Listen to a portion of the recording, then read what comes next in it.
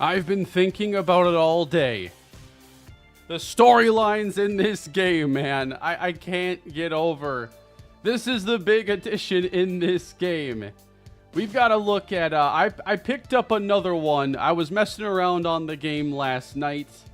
Let me scroll through some screenshots here I've got.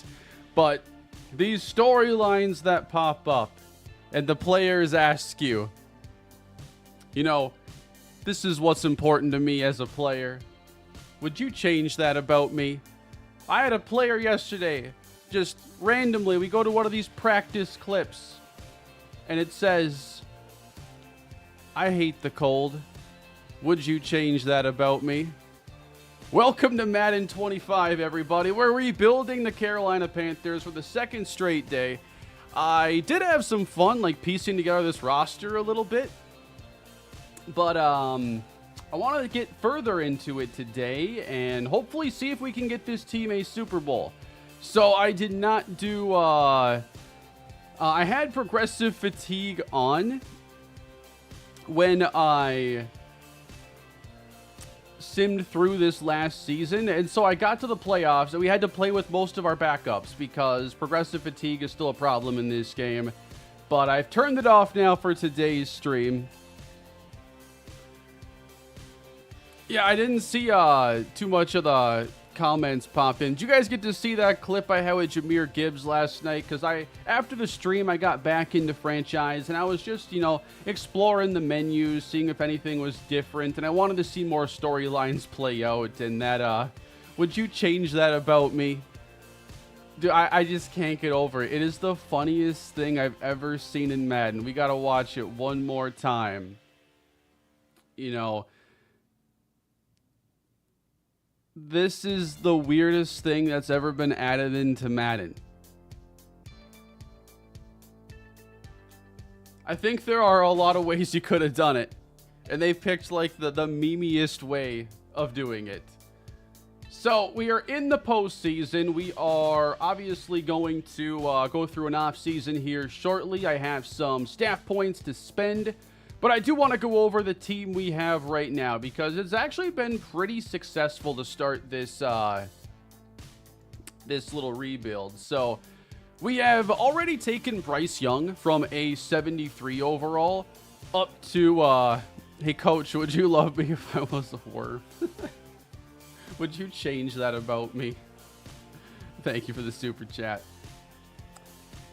Bryce Young.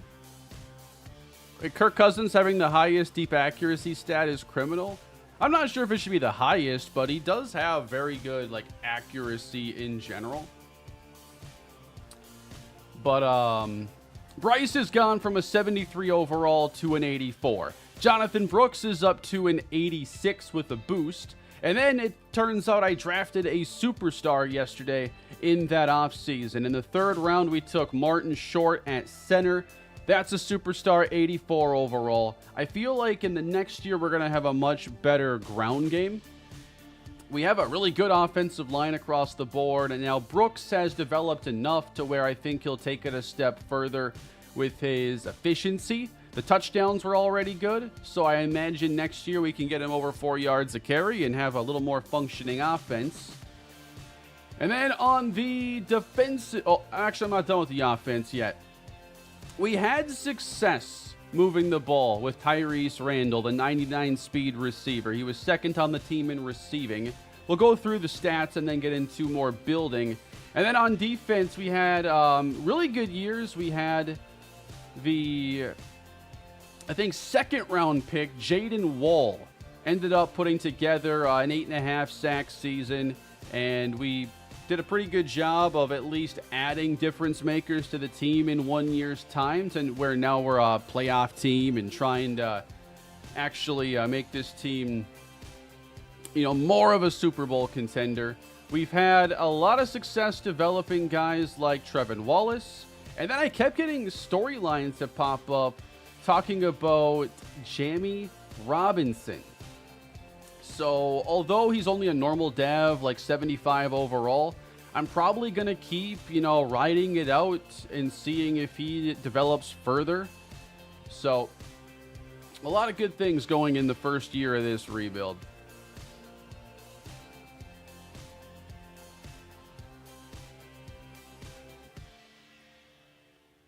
if you don't like any of those storylines, you can always skip them. But if you also play as an owner, you just won't get those at all. But you also won't get breakout opportunities.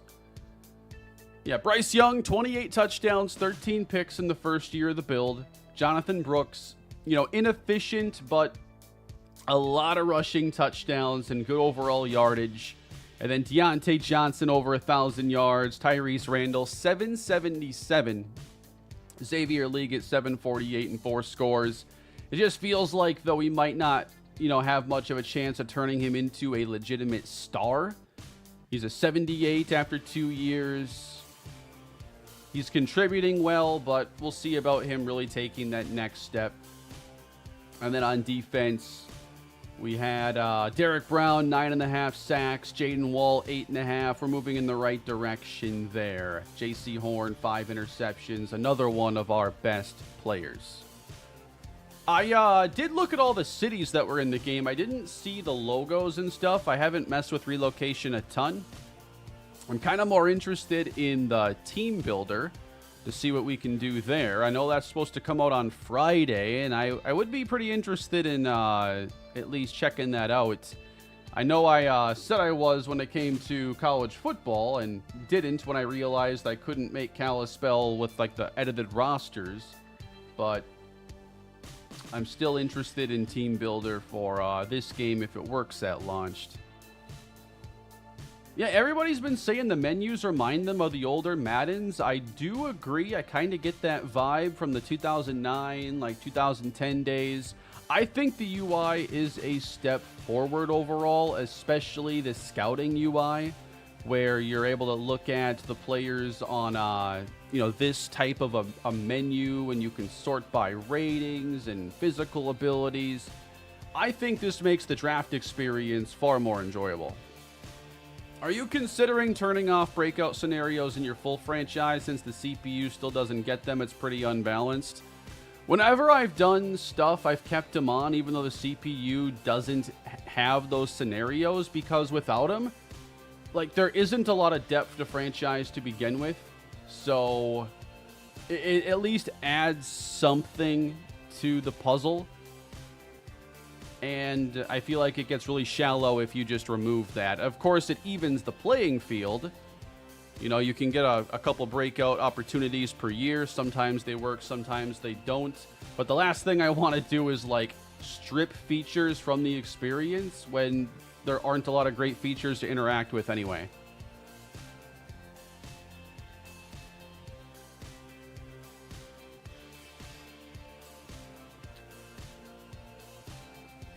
All right, so I know that we may want to look at our staff for this year. I haven't really messed with that a whole lot. Our OC has the open field moves, pocket passing, O-line guru, talent trees. Those are pretty in line with what I'm kind of looking for. So he helps out the running backs moves more than the receivers, and then we can also boost up route running for receivers. So with the pocket passer tree, you can either have that mostly affect your quarterback or your receivers. I think Bryce is on kind of the right trajectory now in this, so I want to develop the receivers more so and give them a boost. So I've got to buy this first one, and then short route running. I think getting 3 there would be nice, and then release is the next one, along with medium route running. So I'm going to go and invest heavily here. We're going to keep our offensive coordinator in that case. Catching traffic and then catching are the other 2 available. And then O-line guru. Maybe I'll go a little bit into the pass blocking. We can work on our interior offensive line that way. Wait, that rookie who broke the 40 record doesn't have 99 speed? What does Worthy have in the game? I'd be shocked. I'd be shocked that they didn't give him 99.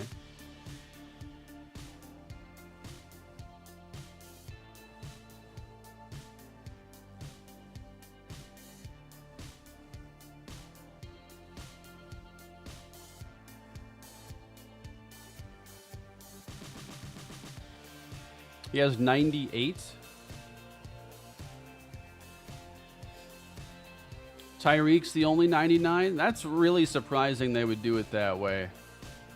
Usually they love to, like, I'm pretty sure when John Ross broke the record, he got a 99 speed a handful of years ago.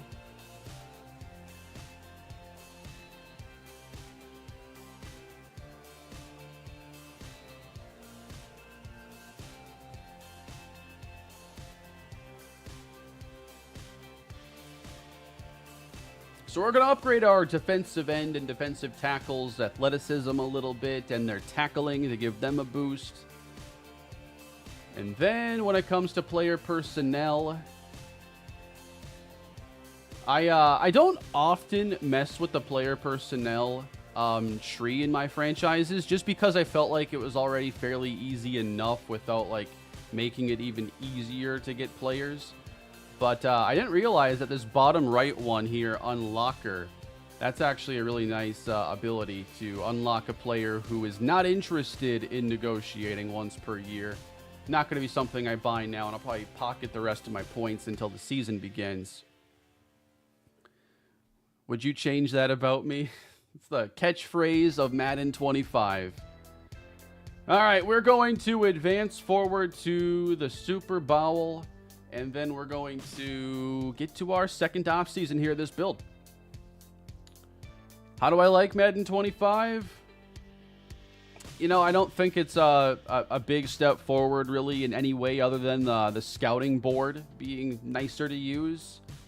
I feel like there are so many things that, like, even if it weren't fixed, I'd just like to see it better. Things like the simulation statistics and, like, the league leaders, how those end up looking, or I'm just reading about different things on Operation Sports. Everybody's saying there's still, like, the CPU wants to just pass it 75+% of the time. And it's just like, why do so many of these things just go untouched? And then so much attention is put on to, like, the storylines now for this year. And I'm sure they're going to have to respond to the bad feedback that's going to get. And so more resources have to go into it. The annoying part is that things don't gradually get better.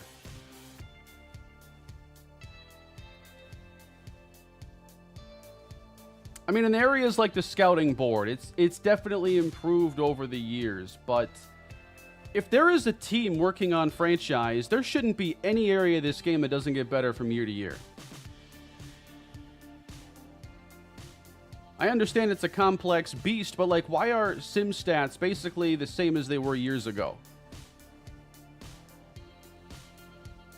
And the playbook dominant simulation style. Oh, you like the song here in the background? Yeah, this is YouTube audio library. It's called Hot Heat.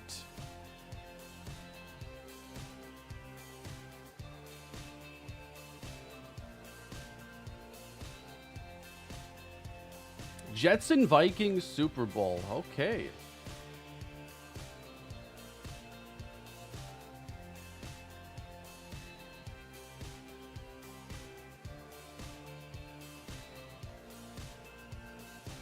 I think what's frustrating is, like, you see what people are doing on PC at times with the mods, and, you know, they'll improve things like the simulation logic, and so people who are not paid to do it end up figuring things out and improving it, at least. Maybe not overhauling, but improving.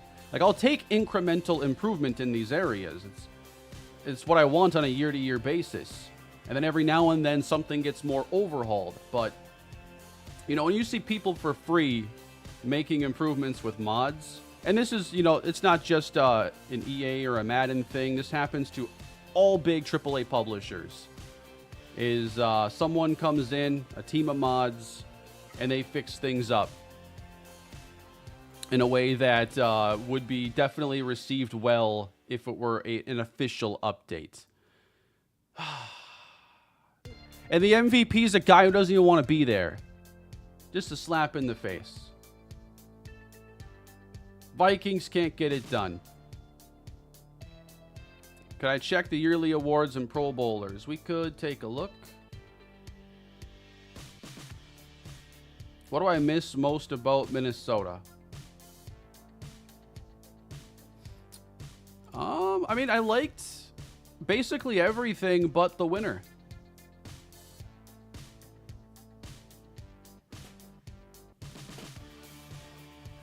I think I miss there being, like, Minnesota's more green and there's a lot more water, and I miss that.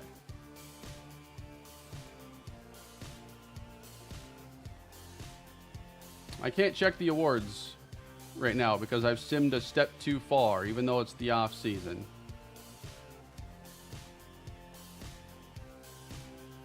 Jets win 13-4. It still baffles me that they traded for Reddick without having a deal done. I know that is that's ridiculous. When you trade a guy who has an ongoing contract dispute or wants a new deal, you work that deal out before you actually execute the trade. And now they're in a situation. So I was reading that the Reddick trade was a conditional 3 that can turn into a 2. So if you think Joe Douglas is about to just trade him away to your favorite team for a 5th round pick, not going to happen, because he's going to have already a cost built into this, and he's not going to just take the L. They're going to fine him, call his bluff, and ride this out long term. Unless they think it's too much of an excuse, then they'll take the L. But right now, no way. You're just going to get him on the cheap. But still, that's a certified Jets moment to trade for a guy who doesn't want to play for you and then not work out a deal.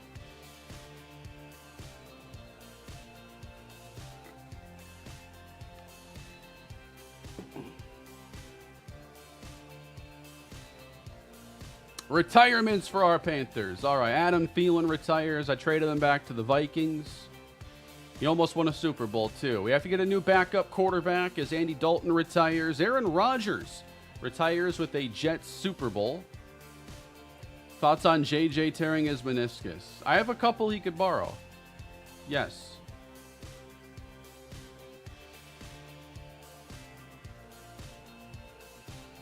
When's the Pittsburgh Ayuk trade going through? I don't know. The longer this drags out, the more I feel like Ayuk is just using the Steelers to get what he wants from San Francisco. Like, it's starting to smell a lot like the college coach negotiating with the NFL thing so that they can get a larger deal at their school. Like, I think the Steelers might be taken for a ride right now.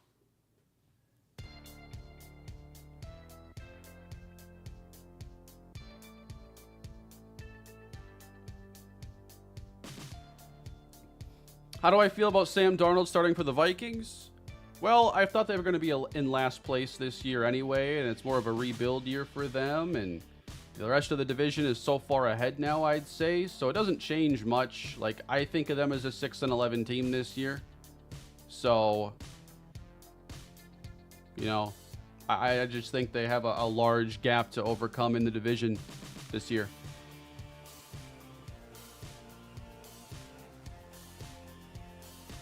All right, let's get to some re-signing and some building.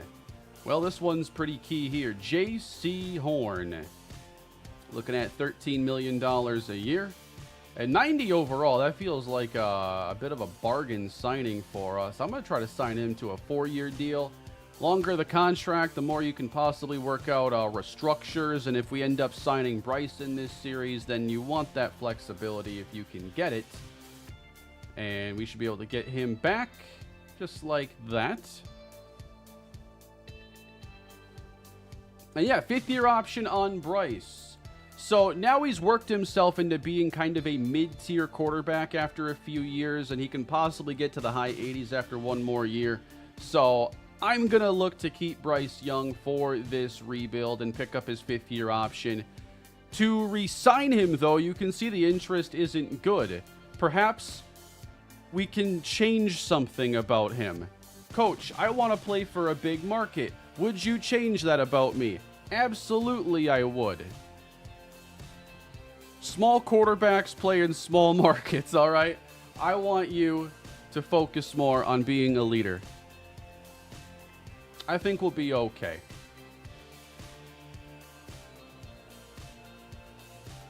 I'm a little surprised his motivation was all the way down, though, considering, like, scheme fit's a positive, warm weather's medium tier. But you know what? If I get a chance to change him in the Madden dating simulator, you bet I will. Coach, I hate this franchise and you. Would you change that about me? Can you imagine a contract holdout playing out like that? My God. I may have to tag Taylor Moton. What don't you like about us, Taylor? What could I change about you? No income tax. You know what? I get it. I get it.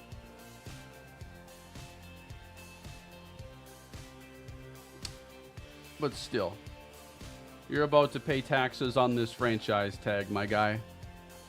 How much is a 5th-year option? So, I forget the actual formula that's used to determine it, but the 5th-year option is usually like the average of the top 5 or top 10. Now I'm getting the franchise tag numbers. Yeah, franchise tag is like the average of the top 5 paid per year at a position, I think. The 5th-year option is something along those lines. It's more of a market value deal, though. So whenever you're picking up a 5th-year option, you're paying that player like they're one of the best at their position. Can you change Bryce to be 6'4"? That's actually going to be part of our off-season training program.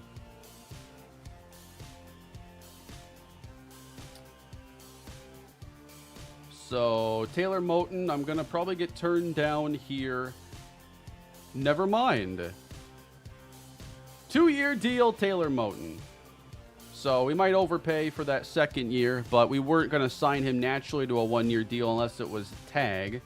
I don't know if the tag would have been more or less, but I'm also spending someone else's money right now. So, this is just, you know, my Madden 25 plan is to do different types of content this year. You know, maybe one-off rebuilds and some more strategic, you know, themed rebuilds.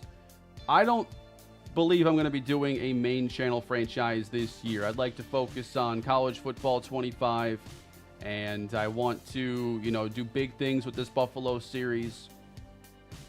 And I just want to experiment a bit more. This is not like a big, exciting year for Madden, but it is a big, exciting year having college football back in the fold. So that's where most of my attention is. Yeah, these UDFAs, free agents after 1 year. I bet you'd love to make $4 million a year after your rookie season. You know how many NFL rookies are going to make $4 million after their rookie year? Like first-round picks, and that's it. And early first-round picks at that. Really wish UDFAs would come in with 3-year deals, at least. I'm not signing you to $4 million, dude.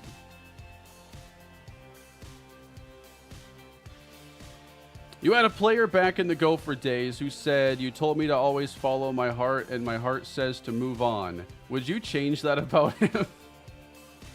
Yes. That was heartbreak I had to experience. I would change that about him.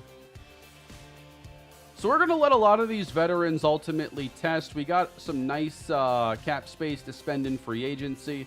And I like what our draft class brought to the team last year. So we're going to look to reload in the offseason and get this team ready to go for an even better year 3. Practice squad rebuild V2. I'd love to return to the practice squad rebuild idea, but I'm more so looking to do things now. Like, I don't want to do the practice squad rebuild and plan on that being, you know, a 50 episode series I work on for the next 5 months. I want to make a lot more content that, you know, is a lot more palatable and doesn't take me that much, you know, real life time commitment.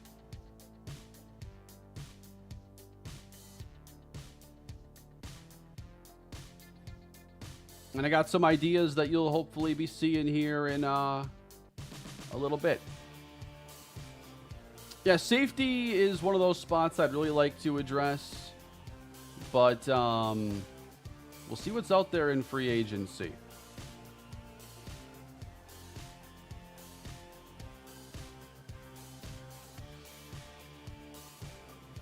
Practice squad rebuild with a team builder team? Ooh. See, if team builder is good, it might open up some possibilities. But we have to see what like rosters look like when those teams are imported. You know I want to play with a cupcake team and do something weird. Let's get to free agency.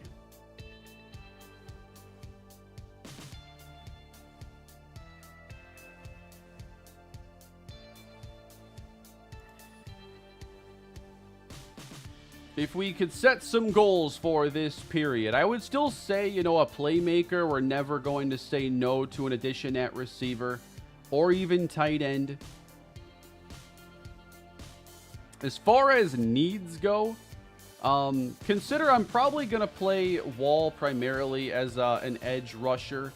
He is a scheme fit here at end, and then our coach, our coordinator, boosts ends more than outside linebackers. So he's essentially one of the edges. We need someone else to be an edge. After moving on from Clowney.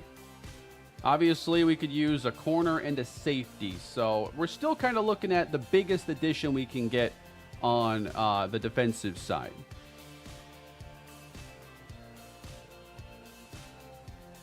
So on to free agency now.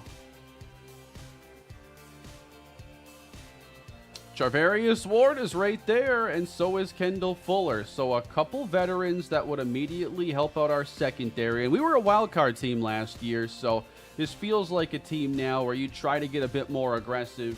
You also got guys who have more multi-year upside in Christian Benford and Kyler Gordon.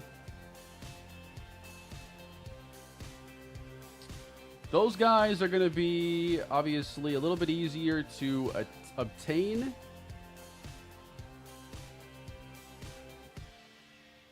But we can try to bring in Charvarius Ward. Going to have to be a sizable deal, though, to make it work. And he's a 90. Like, I'm definitely going to go multi-year on my offer. He'll definitely be good for a couple years.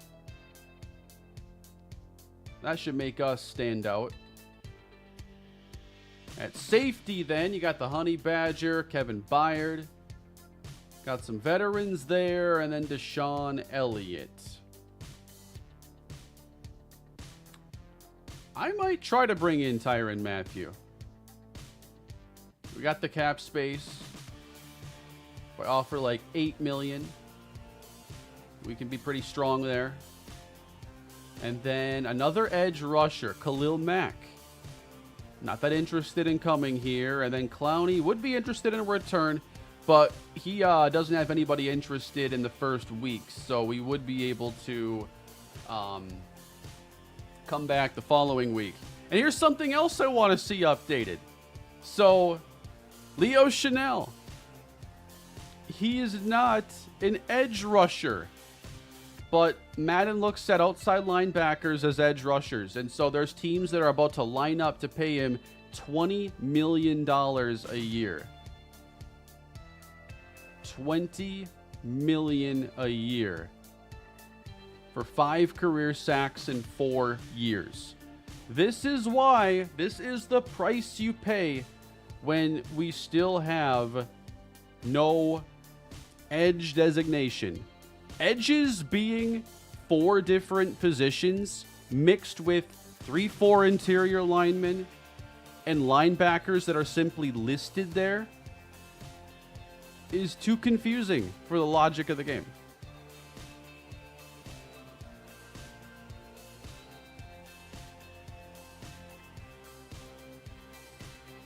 All right, so I'm going to make players like Khalil Mack basically turn us down here initially.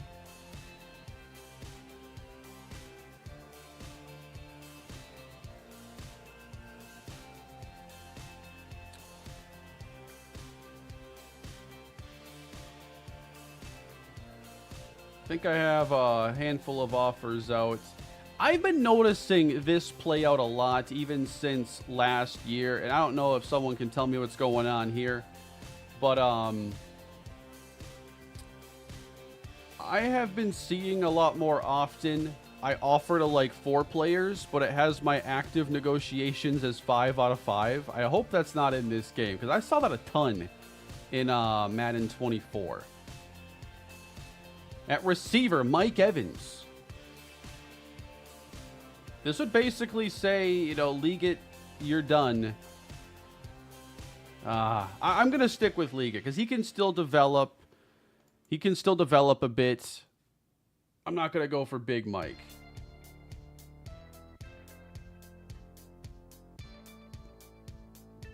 What exactly is going on with the title? Allow me to direct you one more time to what we're seeing here with some of the press conferences and storylines. I know I'm obsessed with social media. Would you change that about me? Or yesterday's classic of, I hate the cold. Would you change that about me?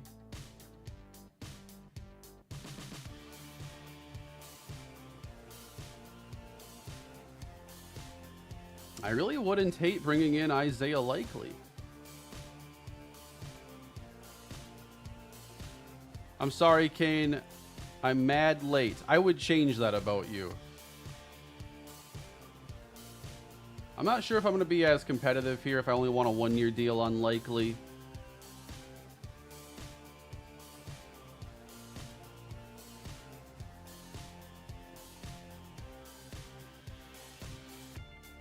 No, you're good. You're good. You don't have any responsibility of being here. I'm just playing around.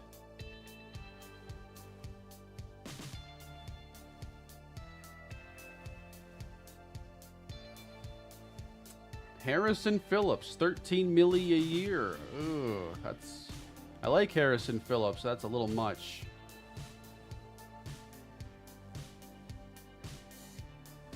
I'm probably going to offer anyway, because I have the cap space and the need. You know what? Maybe not. Because we're playing a 3-4. I have a couple interior guys. Well, actually, I need another interior pass rusher more than a run stopper.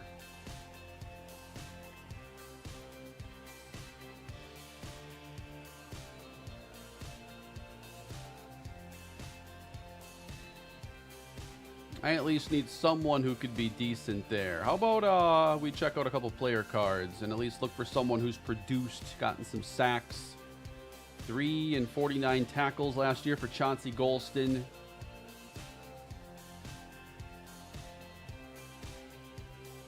BJ Hill has the run stopper archetype. No sacks last year in the franchise.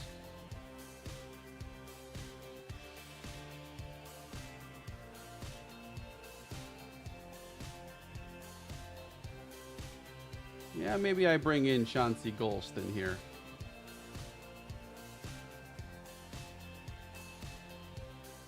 Yeah, D tackles, man. The interior guys are getting a lot of love right now. The guard market, have you seen that? 20+ million for a guard.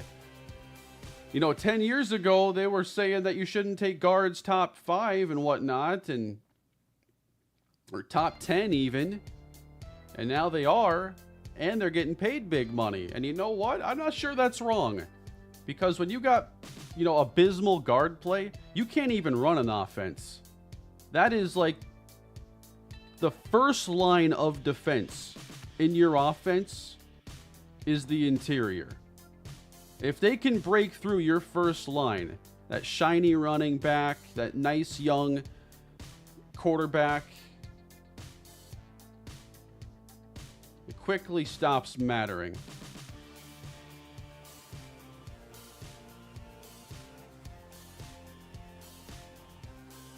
All right, let's see if we got some free agency success. 3 out of 5. Khalil Mack, Isaiah Likely, and Chauncey Golston. So we're still looking for secondary help then.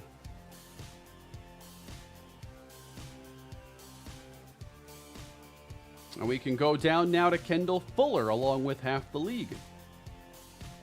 So I'm going to offer 2 years again to have a more competitive offer than anybody else. I'm going to offer 20 a year. He's a mentor as well. So if we can bring in a young corner, that's going to be beneficial. I think that's a very fair offer. And we missed out on the Honey Badgers, so now we are looking for a free safety. I might prioritize Micah Hyde's 81 speed. How much does speed matter here? Well, I'm going to do play the moments on our playoff games, so it will have somewhat of an effect. Khalil Mack is throwing you a bone for rebuilding his alma mater. Are you sure I rebuilt anything yet? I turned him into a 0-star program. My track record recently is not looking great. I have to get a backup quarterback, too.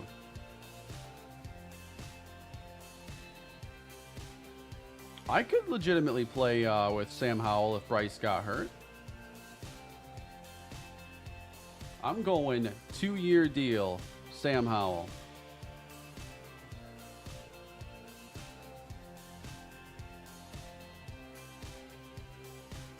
And then an RB2.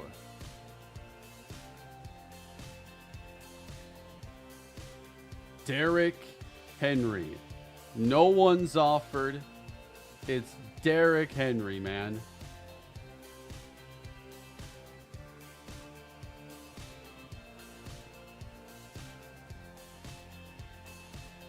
All right, eval those. Fuller, Henry, Sam Howell. Free agency ain't looking too bad.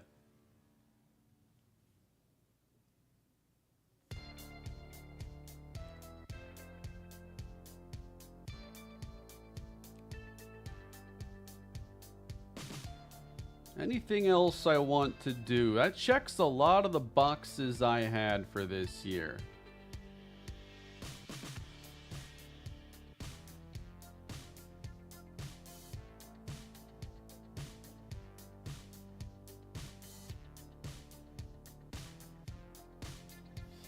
Yeah, that's something, too, that's disappointing, Elite. So, if you didn't know, they actually took a feature out of franchise this year. I'm not sure many of us use it, but you have the option, of course, of playing as a coach, an owner. Most of us play as a coach, but you could also pick an individual player. And that's not an option anymore in franchise. So they're really making you play Superstar if that's the route you want to go. I don't know why it had to be removed. If it's to just funnel people over there.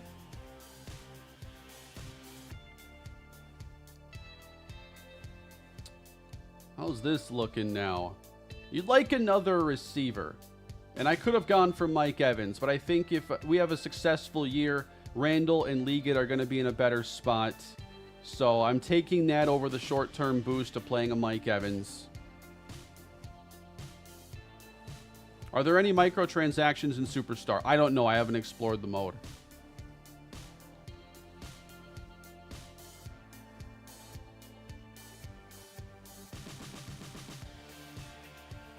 Am I still needing a safety? All right, but let me play any position in Superstar mode then. Right.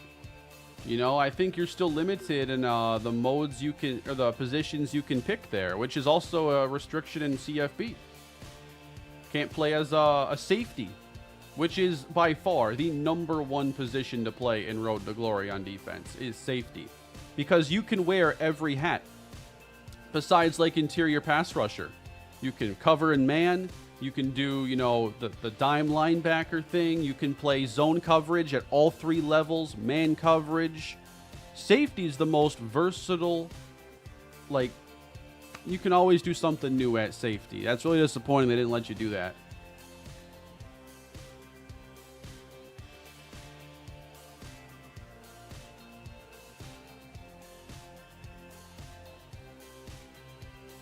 All right, so I still haven't gotten a free safety this offseason. Ryan Cook, he was someone I was, I had him in my Titans series for a little bit. Maybe he's a good kind of second chance candidate here for us. Who's your favorite non-Viking ever and then current? Favorite non-Viking ever. Man.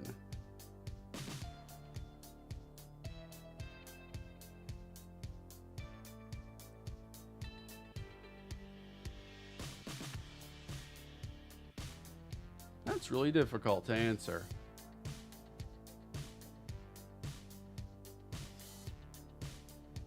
The gears are spinning right now.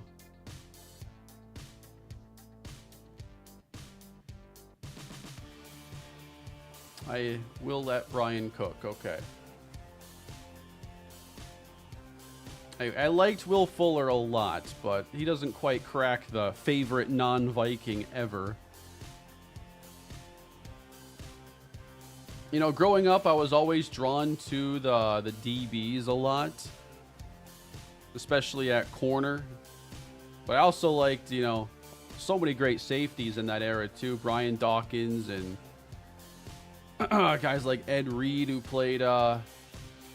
Didn't realize at the time I was watching one of the best ever.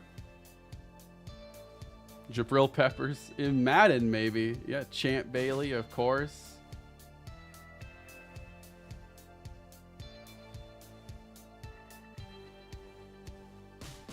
Extra retirement. Zach Ertz. Troy Polamalu is my favorite. That's a great option. I mean, DB has always been such an entertaining position.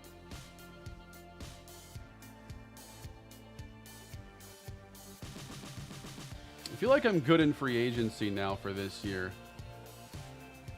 I'm not going to check mock draft 5 because it's just kind of, you know, giving me answers to the test, basically. I was a big Ty Law fan. I was watching, I can't remember what video I was watching, if it was like a Brett Coleman video, but it was one of the classic Patriots playoff games, and they were showing, like Ty Law had 3 picks in this game or something. And just his ability at that position was on another level.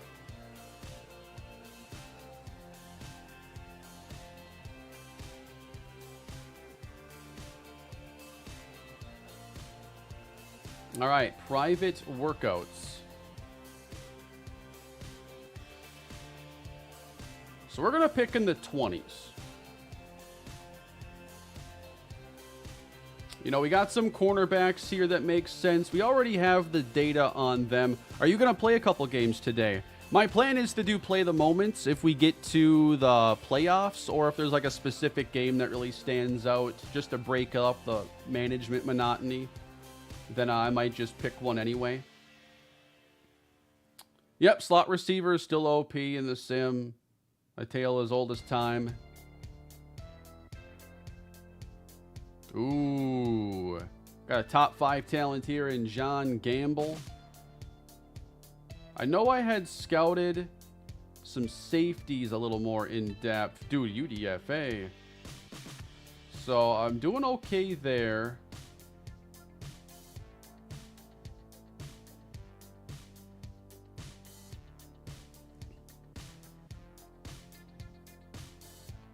I can't help but feel like I still want to, like, see if there's a difference maker at receiver out there. Deontay getting older, and then we have 2 normal dev guys. I think Liggett dropped a normal dev, so hard to be, like, settled there at receiver. But do I really think that I can make something happen with these round 2 to 3 guys?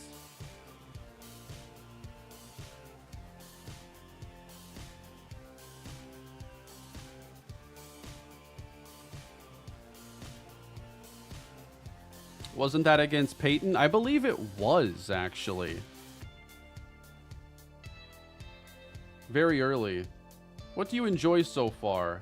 The scouting board. I definitely enjoy that. That's the main thing.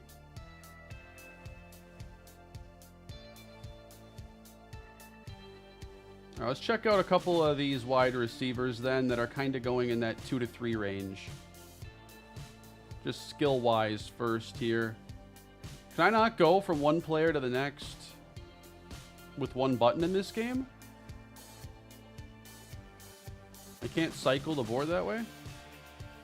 Or am I in like the wrong menu to do that?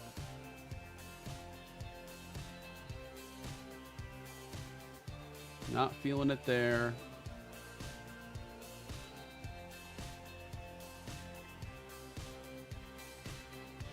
Yeah, honestly, the biggest thing I think that it's improved is just the UI, and a lot of that is only visual. The scouting part is obviously functional.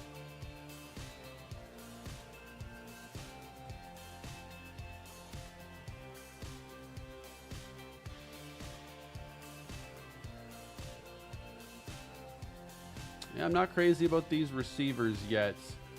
Like, I have a hard time believing anybody with C to F awareness is going to be the guy I'm looking for in this range.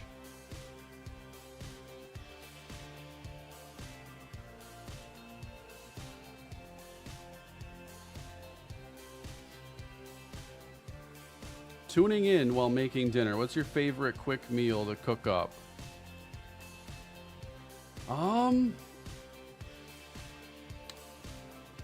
Honestly, if I have at least some like red sauce cooked up or something, I have like ravioli. I buy this frozen ravioli that's pretty decent actually, and then we make homemade meatballs, and I can throw those in the freezer as well, and then just air fry those as I want them. So like whipping up a red sauce or using a jarred sauce doesn't take a lot of time.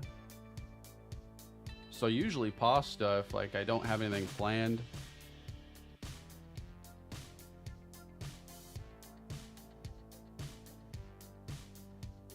Matt Bonner has a little more intrigue than some of the other options here I've seen at receiver. Kicks me back to the top. I don't get that.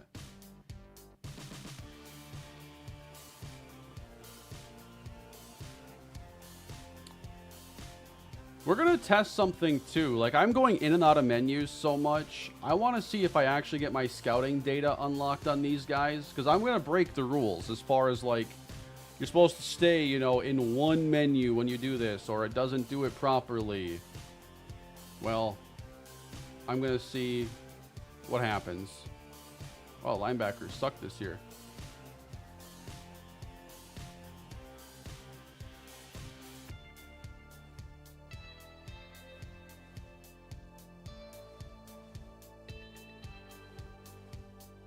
Now I'm going to scout David Sears.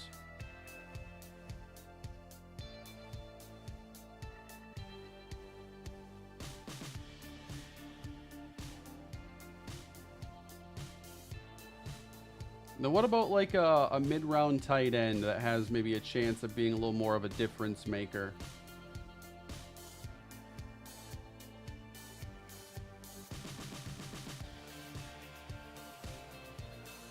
Chris Hackett. All right. One of 3 players chosen. So it already isn't like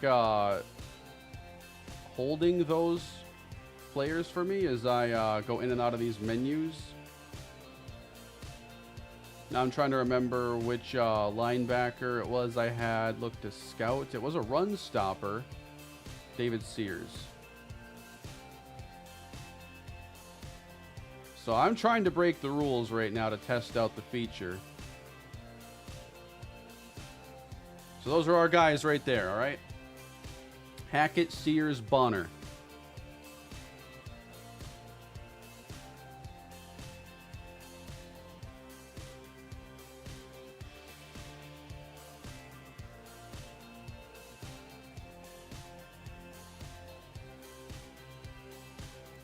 Kane, I'm thinking about doing a custom Texarkana College Dynasty. I'm from the UK, so I'm struggling for places to choose. There aren't any real wrong options there. I think like the more southern you go, the better talent you're likely going to be able to scout. In the north, it might be a little bit tougher, so that's how I always look at it.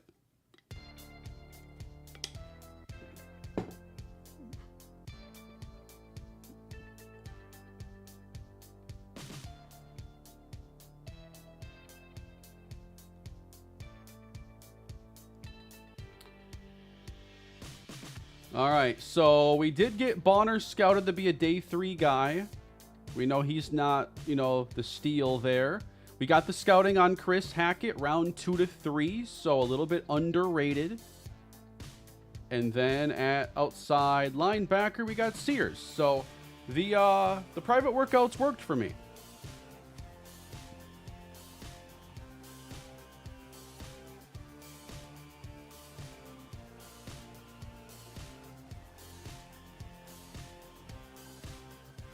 Oh, I know, Kenny. I already know how cursed the Vikings are. It's always... The real battle is not trying to win the Super Bowl and, like, hoping they're that great. It's to manage your expectations and not be caught off guard.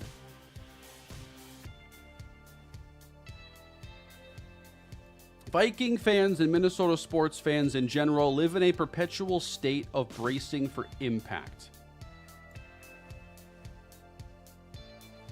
And it's going to stay that way until one of these stupid teams just wins a title.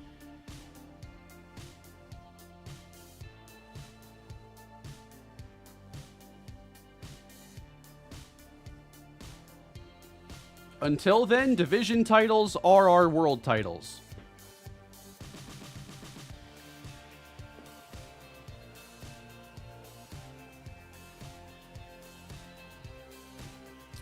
We are picking at 21 overall. In the settings, I turned the draft to always be paused.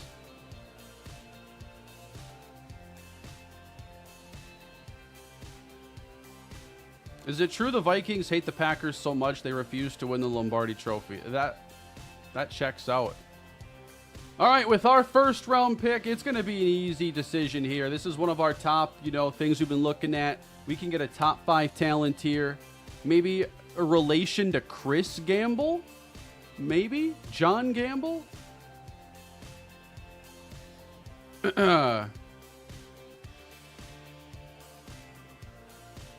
A press, A man, B zone coverage. We better hope he doesn't have a sportsbook account anywhere with that name.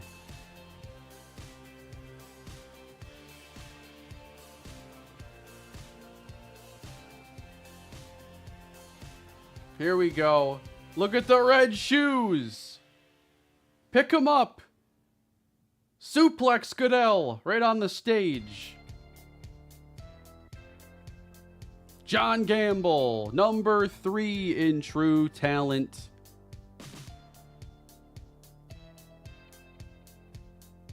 .6'2", 198. We got ourselves a defensive difference maker, I think.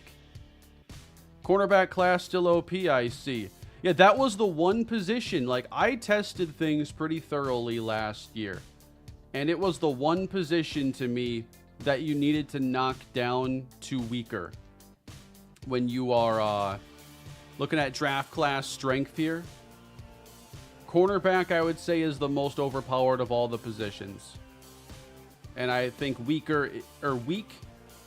is a balanced approach there. But I'm just going default everything. This is not like a super serious franchise. Like, I'm just chilling and not taking it too seriously. I'm not going to trade up and down the draft. I don't want this to take as much time as like a regular franchise would. It's supposed to be a rebuild. So that gives us a really good corner. I am intrigued with the tight end, but I think that there's a possibility of getting him maybe in round 3. That'd be Chris Hackett.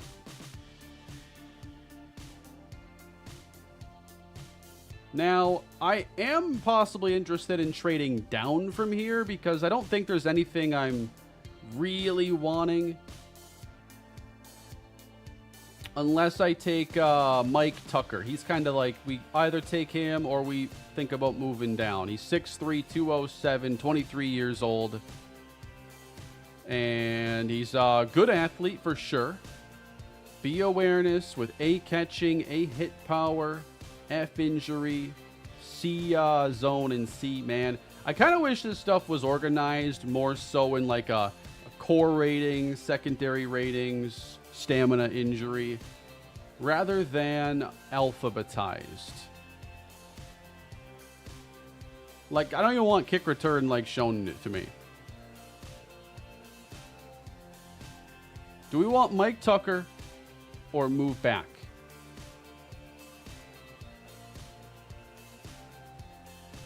He's 60th on the board, but he's one of like the 10 best players available.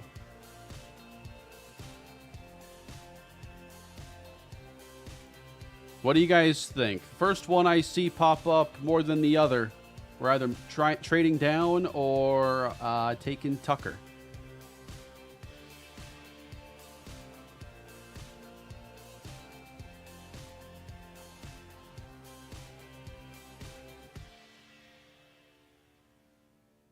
I didn't touch anything. What? It's supposed to be paused. I have it in the settings. I didn't touch anything. What did you do?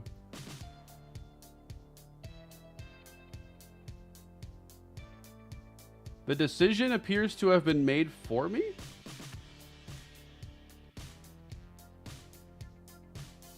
What? Where's the information?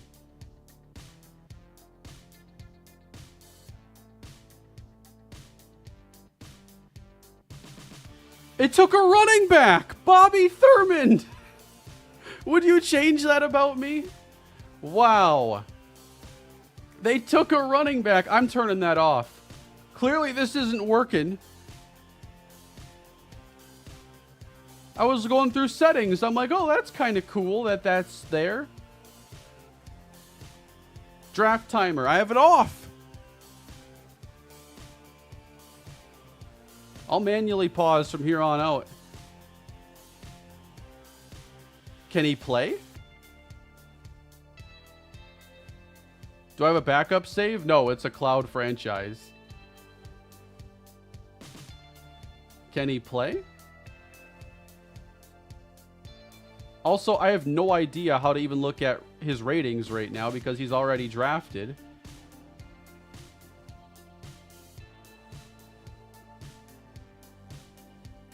Like, I'm just sitting here and suddenly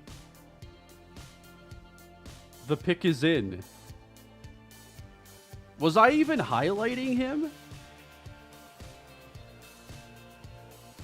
Who is Bobby Thurman?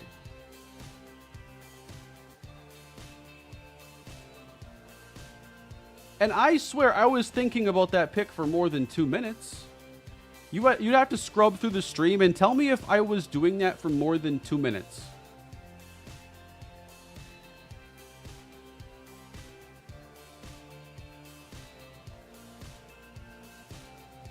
I got the running back mystery box in the second round.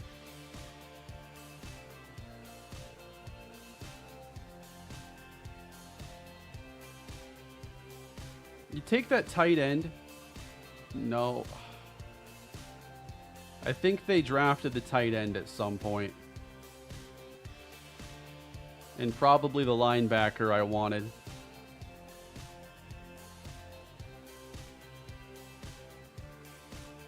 What on earth, man? Oh, wide receivers are kind of the value here. I'm not taking Bonner if he's a day 3 talent. Ricky Thomas, the Buckeye. D short route running. B or A break tackle's kind of cool.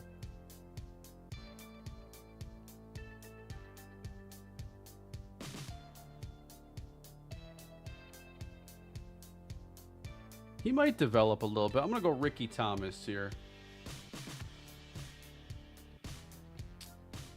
Bobby Thurman.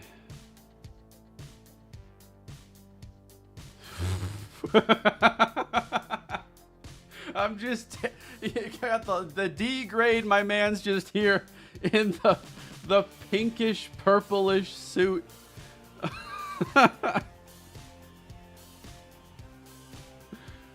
Hidden development, though.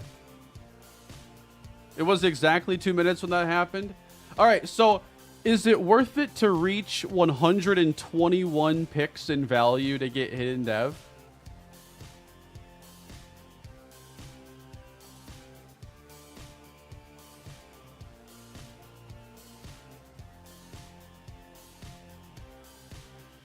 So apparently was the clock running visually? I don't believe it was. But somebody said it was exactly 2 minutes I was on the clock, which means it was running in the background. It wasn't actually turned off.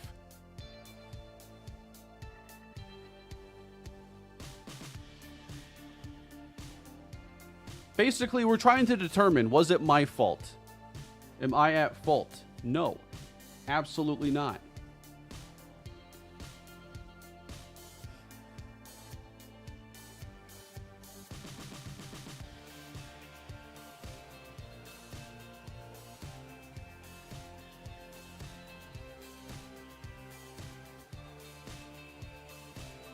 All right.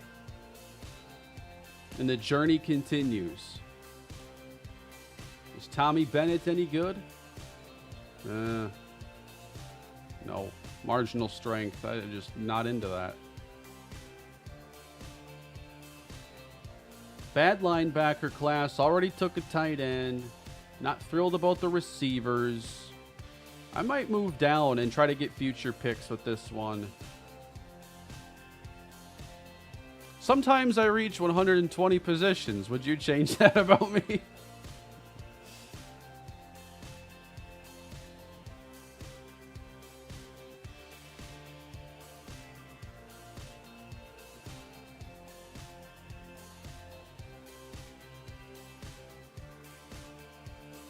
I'm going to take the Eagles offer here and take their future 4 and a couple extra picks.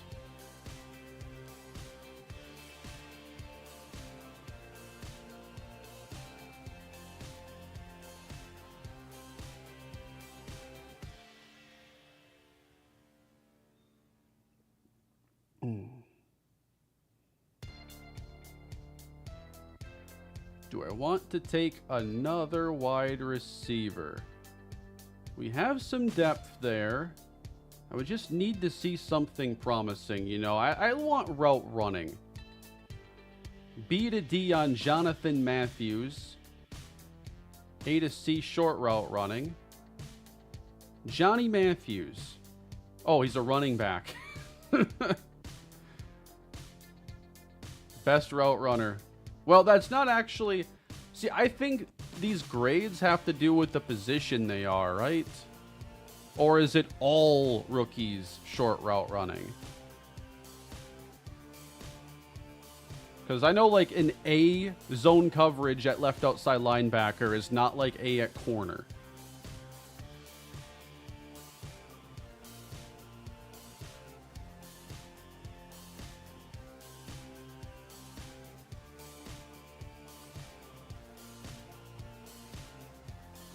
I wouldn't mind taking a receiver. Corin Samuel. Projected to be undrafted. He's a slot guy. You can find an undrafted guy with decent short and medium pretty much every draft. And he's got wheels. Kind of a speedy slot. I might have to get him before the draft is done.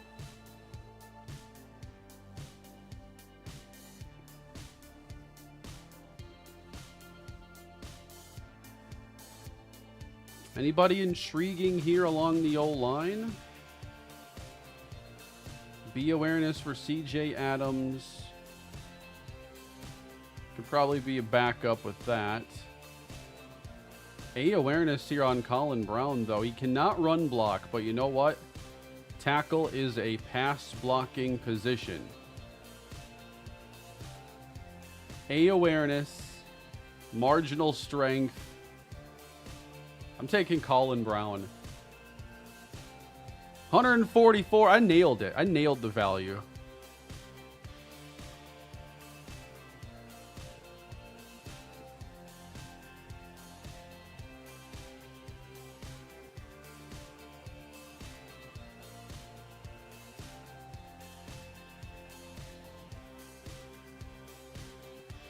I ordered us Chinese food. That sounds pretty good.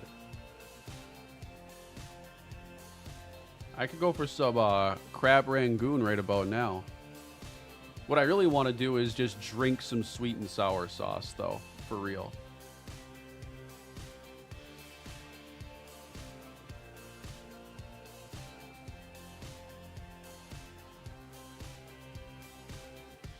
I'm taking Corin Samuel here, the speedy slot from Oregon State. Ooh, Goodell says this is a big pick. I'd change that about you.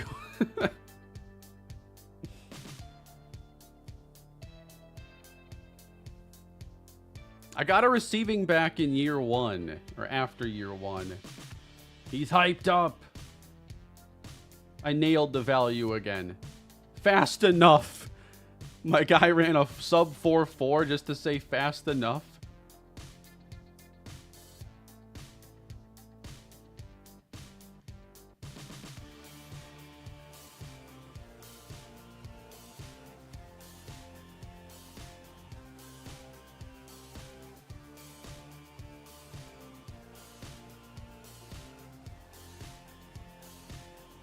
All right. Probably not taking a quarterback. I signed Sam Howell, right? Did he sign with us? I think he did.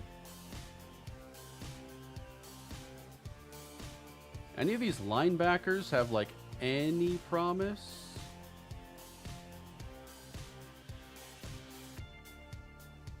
Even as a backup? Maybe Middleton here, who has C awareness and at least a little cover ability. This is why I like the new draft board, because I can just be late round and be like, you know, give me a guy who runs a good short route running, you know, or give me, you know, we need some speed at receiver. Just give me the fastest guy left. You think I want to look through all these profiles on guys who are probably never going to play? Not really.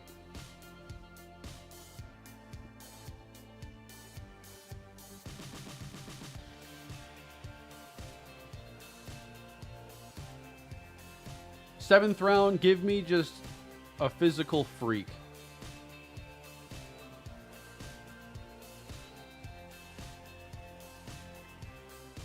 Tyrone Hall. Might be the best athlete available.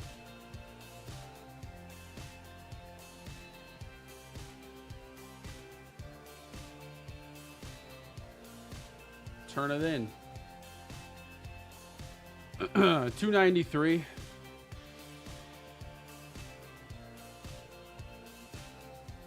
So what I'm most interested in then are the ratings on that running back. Because I don't know if he's going to be any good.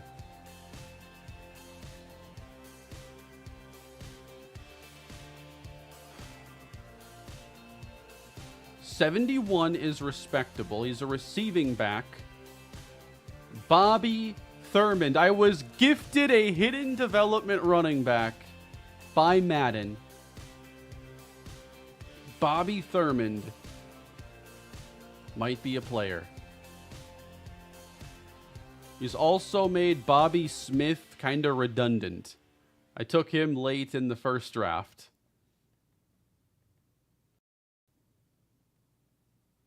Now, I would have wanted to end up with that tight end. I think someone said that he went to the Eagles.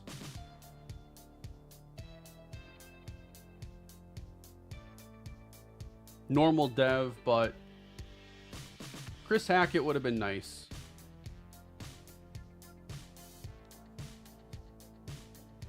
And just to see what the top players look like here, let's see if there was a generational in this class at all. 79 was the best you could do. And that is Nick Kirkland, the Costco pass rusher.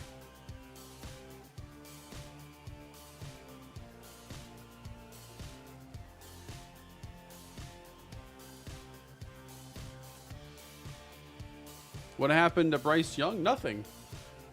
What do you mean what happened to Bryce Young? He's still here.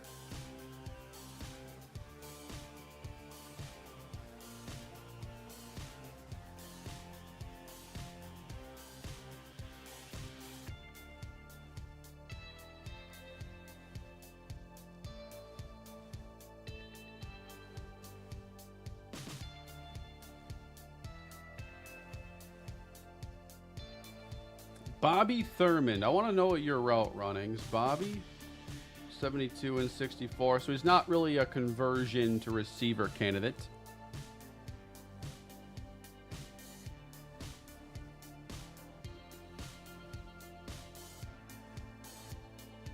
Yeah, this was not a super necessary pick, but one thing I did do to spice up the rebuild a little bit, I put injuries at 50, so maybe there'll be a few more of those this year.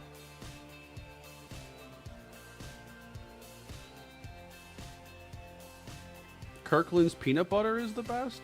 Kirkland has peanut butter? I feel like maybe they do. Is it the kind of peanut butter that has to go in the fridge? Because to be honest, I just want to leave it in the pantry. I don't want cold peanut butter.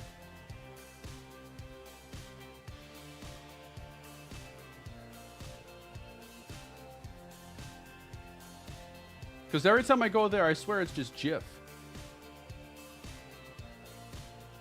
Or is it GIF?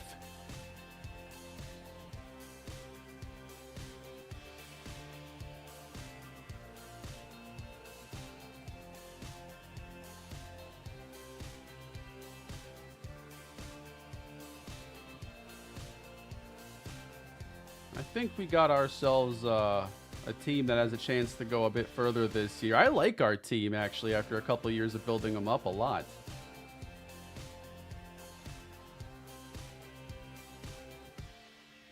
I'll have to look into it. I'm not sure why I've never bought it. Probably because I've just eaten Jif or I've had Jif for years, and the jars they sell them in are massive.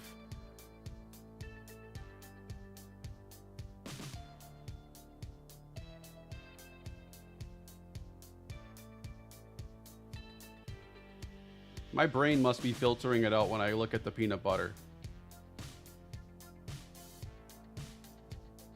All right, let's sim our preseason games and check out the injuries. Source, I work at one and I'm currently there. We have a quality source then.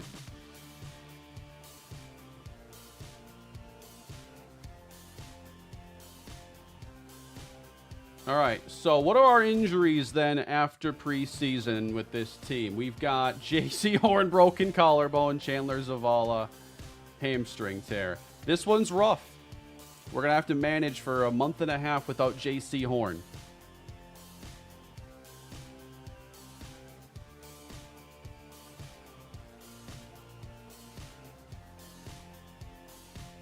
Kirkland has... I've never seen tortilla strips. Huh. Because I would have bought those.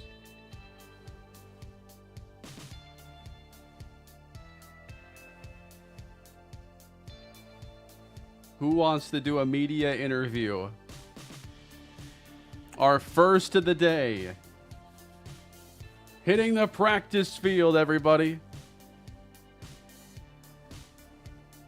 We talk about all the time about a team's identity. What can the fans expect from your offense this season? I think we're going to be a dominant running team. Because we had 20-plus rushing touchdowns last year. Jonathan Brooks is going to be far more efficient. Plus, we have more running back depth than anybody. We are going to go for 20 team rushing touchdowns again. We did it last year. I'm really proud of the title of this stream. Like, I thought about it for a long time. What do I want to do? Yesterday, I did the whole Panther rebuild thing, and then, you know, inspiration shows up in some of the most unlikely of ways. Is it possible to turn off these interviews? You can just skip them. I'm doing it at this point now because it's just funny.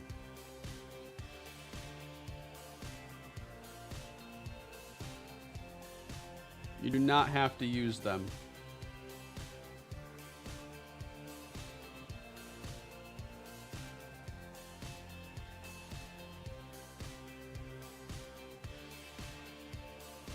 Could they end up being in so bad it's good territory? I think Bobby Smith might be going to the practice squad this year, guys, because Bobby Thurmond is here. Kane, I would not change your tendency to throw in the triple coverage. Thank you.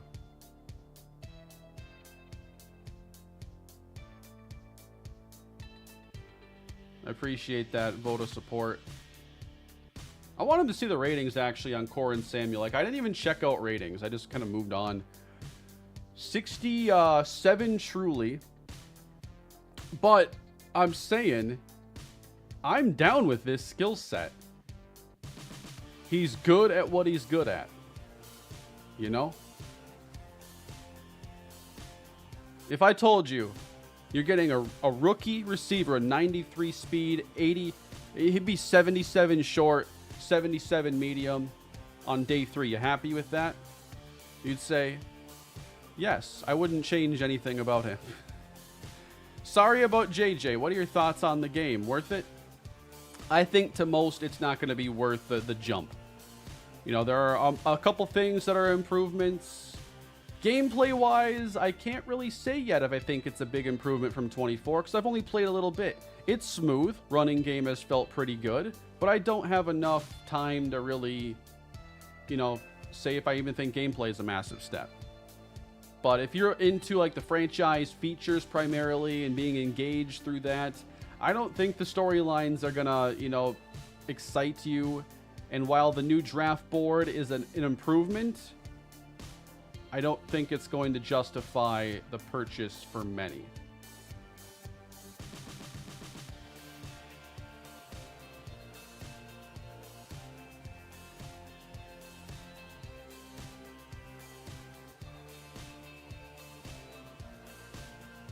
I have enough corners.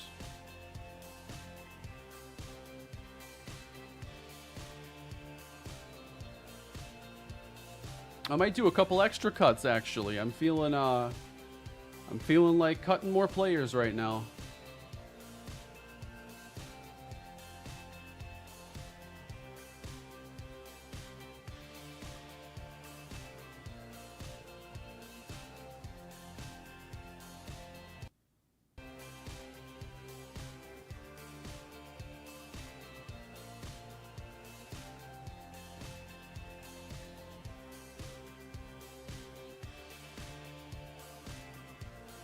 Yeah, 9 corners.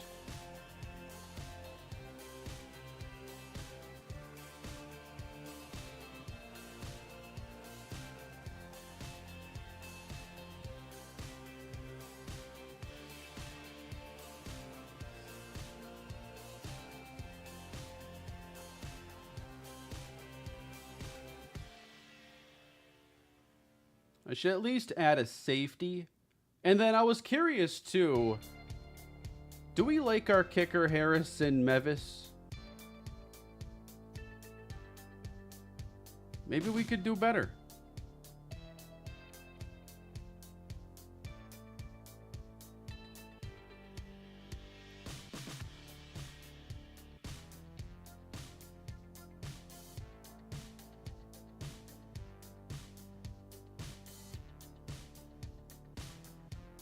Why are there just like good kickers sitting around? Daniel Carlson, welcome to the team. I'm going to assign an extra safety. Antonio Johnson, I'm familiar with his game.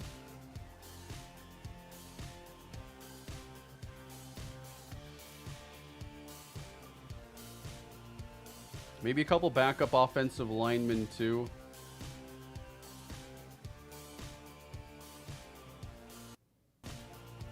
Sign an undrafted quarterback. I have the roster space. Oof.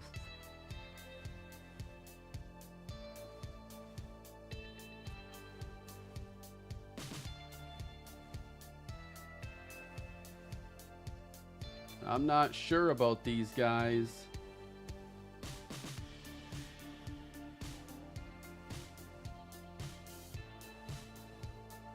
I'll sign Rick Porter to the practice squad.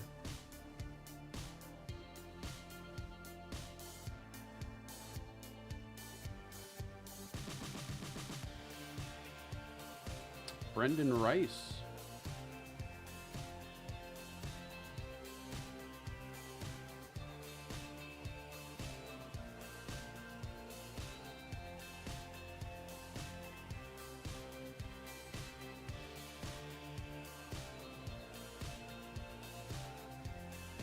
I don't want to sign too many players here. I'm not signing to the active roster.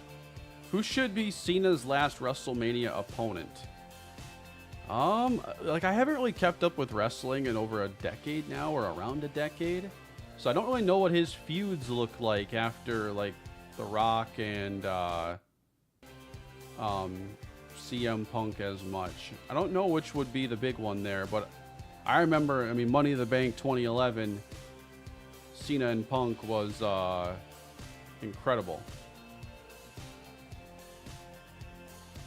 I still make baseball content, but I do it on the second channel now, MrHurriicane LP.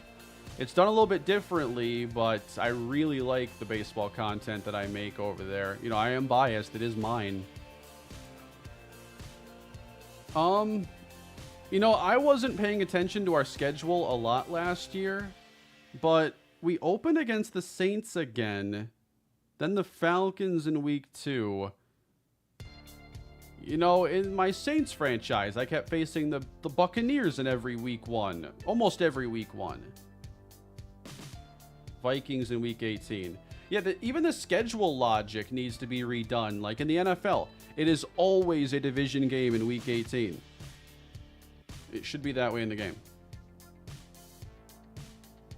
No, you cannot give UDFAs multi-year deals, which is why I'm like not even bothering, because they're going to become free agents right away, and they're going to ask for like $3 to $4 million a year. It ain't how it works.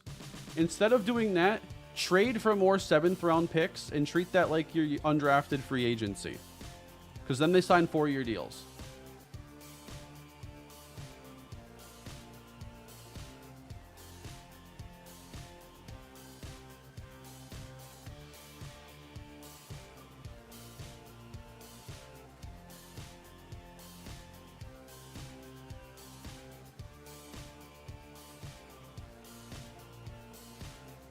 We have a storyline here from the starting cornerback. Let's see what we got. Some of these storylines, I think, have, like, the results and, like, what it's doing, I think I like.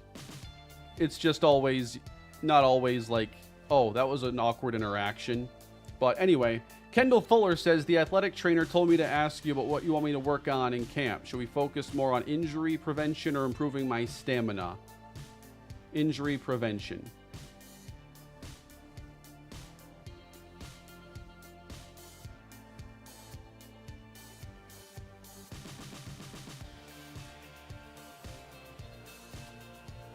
I want to go to our weekly strategy also and make sure we have our focus players set. Obviously, I want John Gamble to get a boost. But I'd also like to see what we can do with Tyrese Randall this year. He had over 700 yards as a rookie.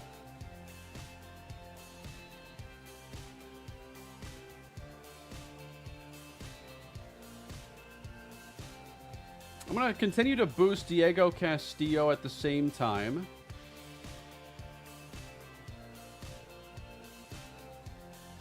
Ricky Thomas, because he might not get on the field a ton immediately, so just extra experience there would be beneficial. And then possibly...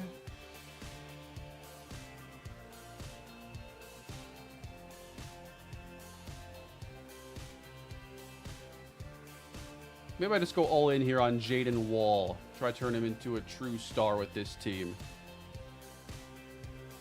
Which season of the rebuild? I've done 2 off seasons, so we're entering the 3rd like season in franchise.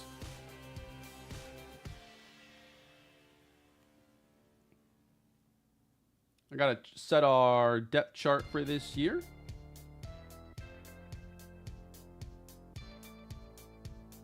Obviously, we got Bryce and Howell, Brooks, Henry, Thurmond. We're going to keep getting Tyrese Randall this playing time. I am really intrigued with him. And I'm actually going to make him our wide receiver, too. Like, when he simulates, he does get, like, larger gains. He led us in yards per reception as a rookie. So we're going to make sure he continues to get that focus.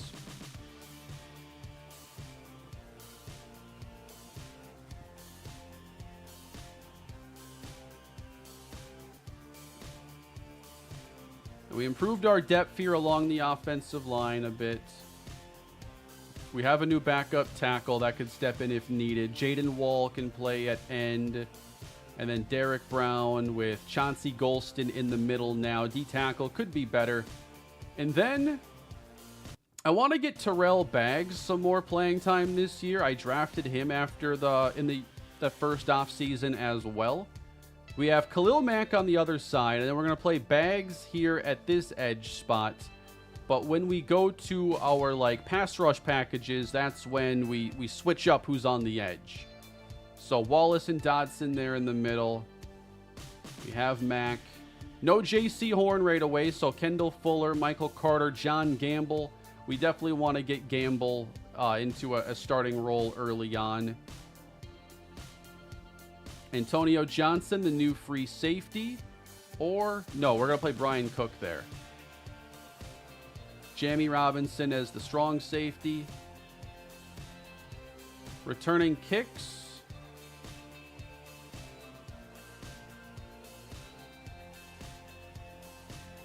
Just because his carrying is low, and if we do play the moments, I don't want that carrying in there. I'm going to go with the running back, Bobby Thurmond. Let's at least give him a role on special teams. He already grades as our best third down back over Jonathan Brooks. All right, let's let him. That way he gets at least a little bit of work there. We can have almost a 3 running back committee. That's my dream. And then Deontay's there in the slot. Corin Samuel, the backup slot.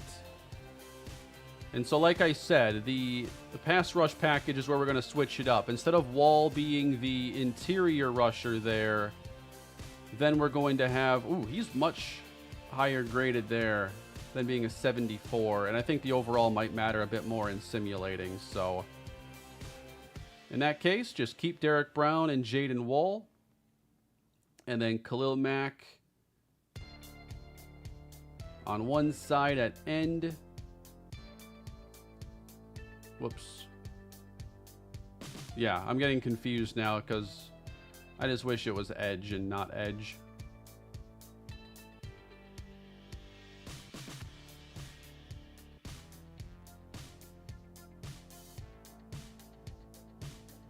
And then sub linebackers, Wallace and Dodson. And your slot corner, I do want to be Kendall Fuller. That way Gamble will always play outside, even when we get JC back. All right. No, I don't plan on leaving Buffalo in that dynasty. And if I did, it would be so far into the future that it's incomprehensible right now as a 0-star program currently. All right, and then we have a few more staff points we could spend on our trees here.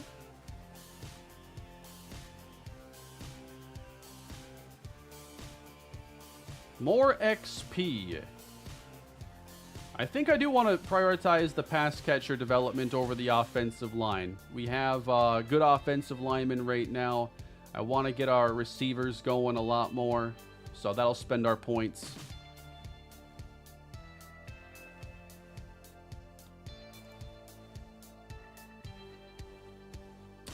All right, let's see how this season unfolds for us then. I really do think we have a pretty solid team for this year to make the playoffs and hopefully have a couple games to play there and play the moments. Let's see how it all unfolds for this team. Panthers and Saints, 21-7 is how it starts.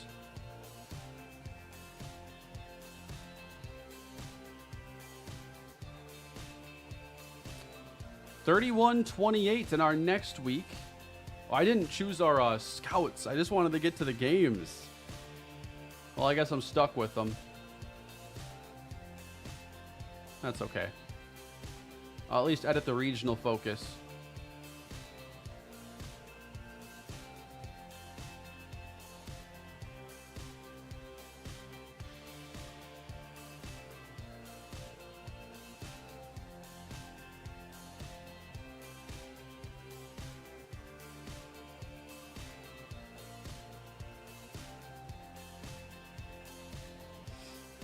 Last season, we were a playoff team, but got bounced in the wild card round, and I had progressive fatigue set to on.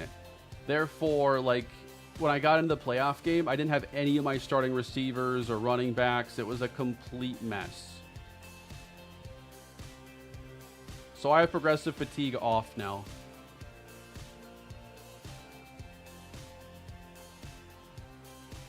We lose our first game, but we get our first breakout opportunity. Let's see what we got here. We're 2-1.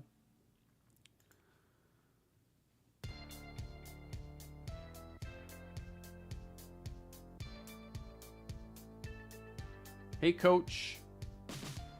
Derek Brown is coming off a strong game. He's the best defensive player in the NFL. Let's see what kind of a goal that's going to give us here.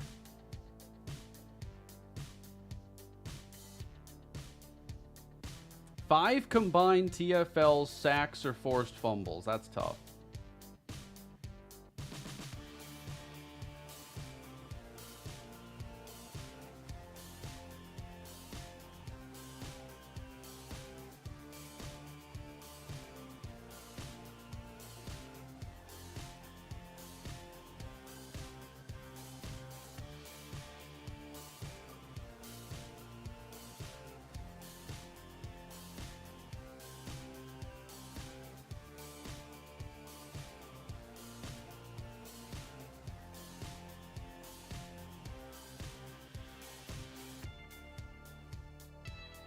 All right, 2-1 start for Carolina. Now we get Tampa Bay. That's a win. Let's see the fallout for Derek Brown.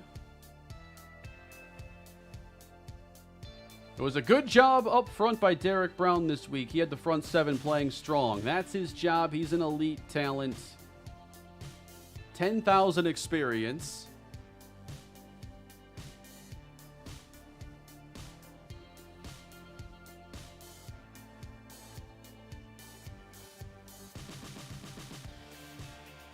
We're also upgrading Bryce Young again. Let's take a look at his stats so far on the year.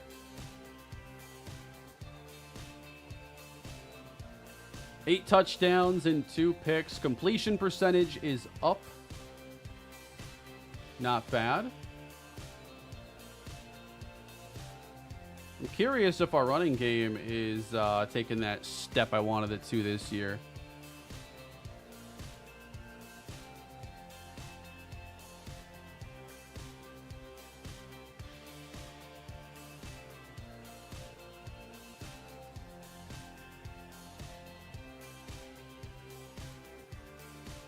Yeah, it's a lot more efficient. We're not getting like the touchdowns necessarily yet, but Jonathan Brooks, 4.4 yards a carry. That's really good. Deontay leading us in receiving, and then Tyrese Randall has 4 touchdowns on the year. And then Xavier Leggett, only 10 catches so far in the first 4 games.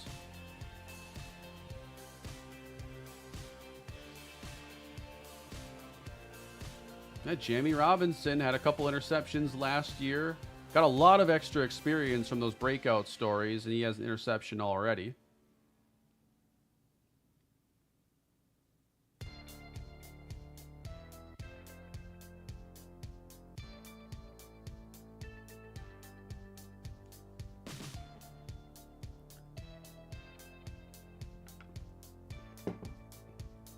We got a new injury to talk about. Terrell Baggs is injured as we get J.C. Horn back. So we do get back one of our best starters at least. I want to see if the depth chart is like putting him in automatically and what it's adjusting. Still has Fuller there. Because I have the depth chart stuff set to just pure manual. It does put Horn back. I'm putting Gamble over Fuller there in 2 wide. So that we can get him as much playing time as possible. I want to see this team meeting.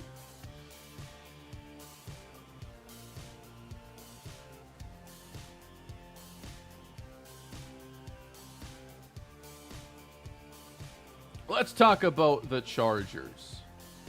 Oh, it's just strategy. Any player specifically? Yeah, left end 1 and DT. You need to put the player names there, or that's never going to feel good.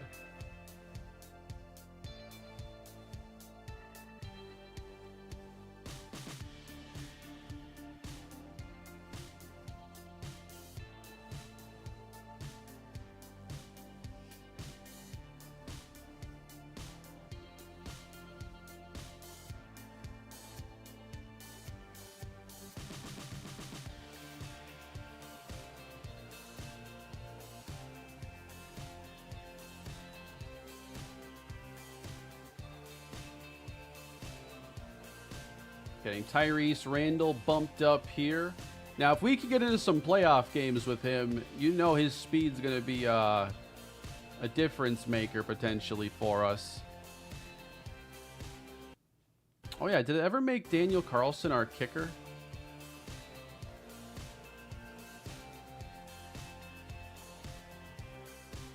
It did.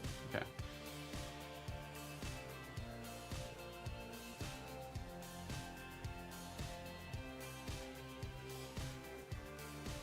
Have I seen enough improvement to warrant a purchase before the winter sale? If you're looking for there to be like a lot of improvement this year, you're not going to get a lot of improvement. The biggest improvements to me are on the UI side of things.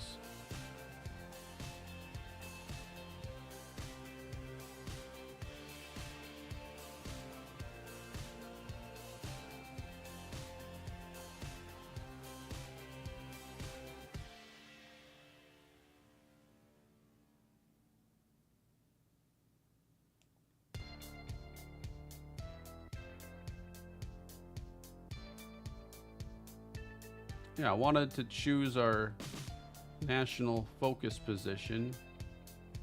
There we go. I'm just going to change it to receiver. Even though it's not a receiver scout.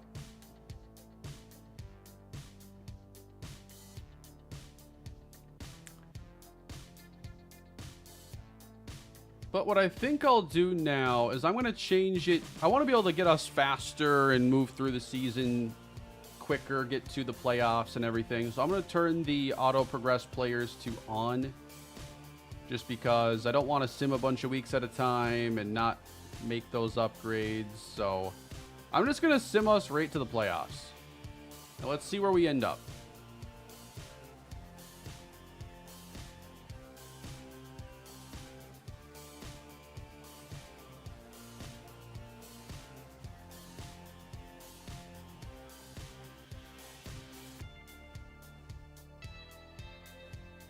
We were a playoff team after the previous season, and this year, the Panthers go 9-8, and we're division champs. So we win a bad division this year. You know, not what I expected, really. I thought we could win like 10 or 11 games. 30 touchdowns and 10 interceptions for Bryce Young. So he's continuing to develop pretty well for us. And now he's an 87 star dev. That's 12th ranked in the league. We had Jonathan Brooks go for 1,000 yards. Bobby Thurman contributed a little bit, and 6 touchdowns for Derrick Henry. And it looks like we did get the 20 rushing touchdowns, as was that goal earlier. Massive year for Deontay Johnson. Similar year to last year. It is a successful season for Tyrese Randall. And I'm curious what that award is that he won. He's an award winner. Was it at kick returner? Offensive Rookie of the Year. I didn't realize he had won Rookie of the Year after year 1. Like 700 yards actually got him that and didn't bump up his dev? That or it knocked it down as soon as it did that. But 2 good years.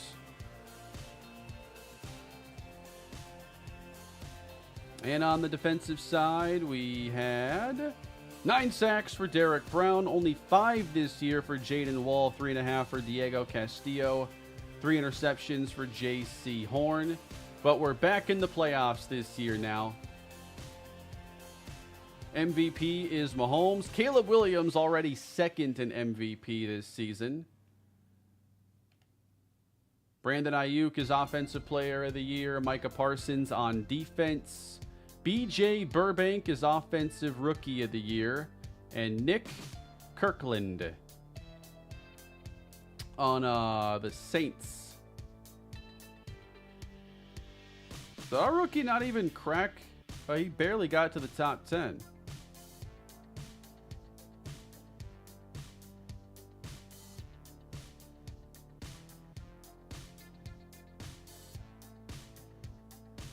I don't think we won too many awards, but we are a playoff team at least.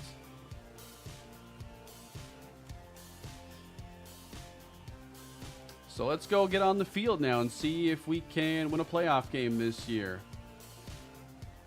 After I gotta get my XP though. I did earn that. Did you see the viral video going around this morning? No. Remember back in camp when you told that reporter we'd have 10 rushing touchdowns as a team? I said 20.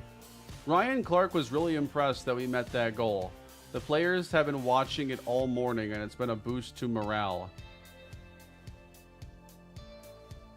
So an XP boost.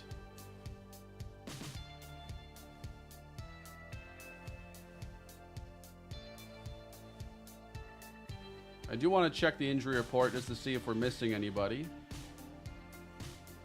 Jamie Robinson, Achilles out for the year, and Trevin Wallace. I bumped up injuries to 50 just to see what would happen. Sure seems like there are plenty of teams that aren't even affected by injuries.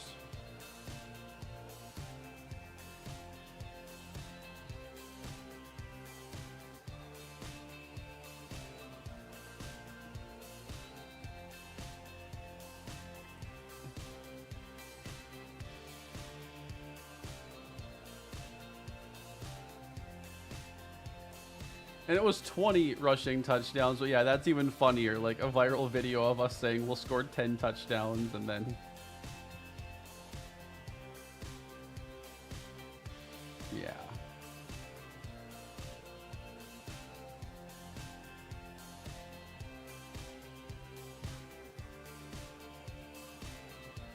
All right, we are getting into the action now. Wild card weekend with our Panthers and Bryce Young up against J.J. McCarthy.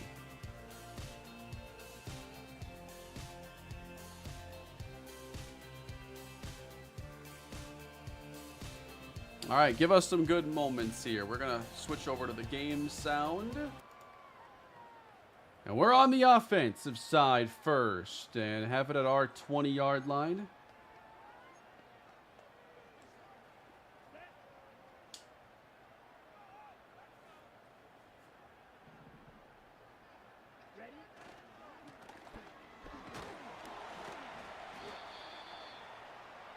Got 5 yards with Jonathan Brooks. Let's get Bryce on the move. I hope JJ, I don't know what the timetable is, I guess. Like, hopefully he has a chance to possibly come, back sometime this year. Isaiah Likely gets us the first down. It's a real buzzkill, though, just to see him play pretty well on in that first preseason game and then come to find out he had a torn meniscus and didn't even really know it. I mean, his knee was bothering him, but I guess I expected, I was not really thinking there was anything to worry about there.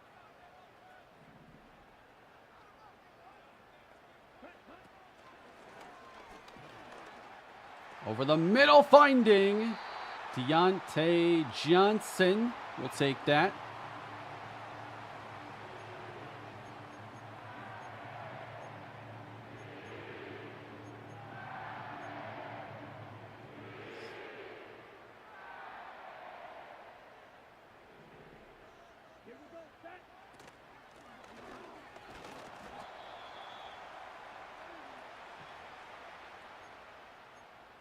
And one thing to remember, too, we got that speedster on the outside, and I'm really wanting to see him unleashed. Tyrese Randall wide left. Has the Vikings secondary been built up enough to contain him? We're going to find out right here, and that is incomplete. Nice play.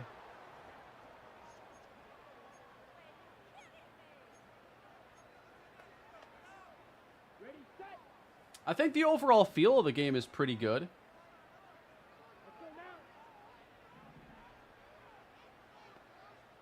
All right, Deontay's coming in motion. And we got him right there, shy of the sticks. I'm okay taking points here.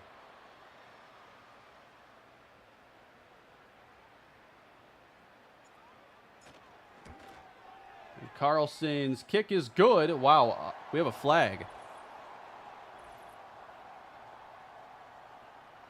So are we going to see a bunch of roughing the kickers in this game as well? That has been really common in the early days of college football 25 to the point where I've just shut it off because I think it, you know, maybe on occasion it happens, but it's been happening, you know, multiple times a game sometimes.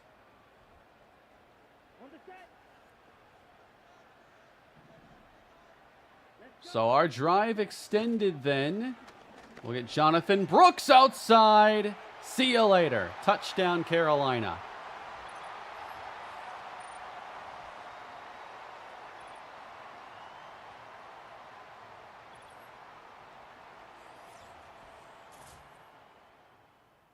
So we succeed there in that moment. And now trying to slow down McCarthy and the Viking offense.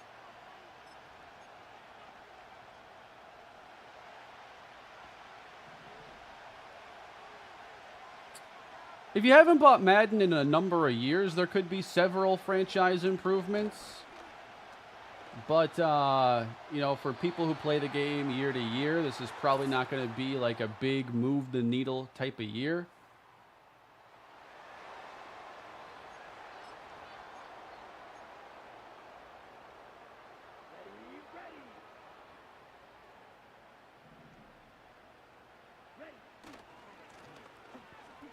Another chance to add some points here in the first half. This is going really well.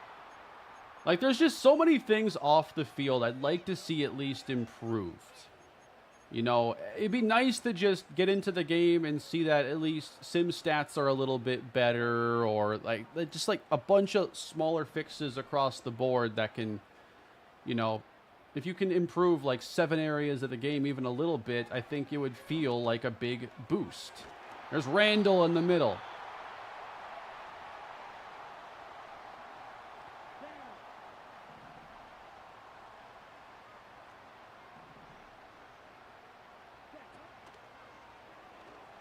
We're going to buy time, and it's going to be Bryce keeping for the touchdown as we go up 2 touchdowns on the Vikings.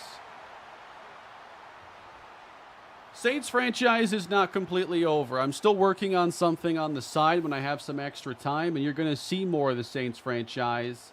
I don't have a timetable yet, but know that I am working on it, and I'm pretty excited about what I'm working on. And I'll update you when I have some more.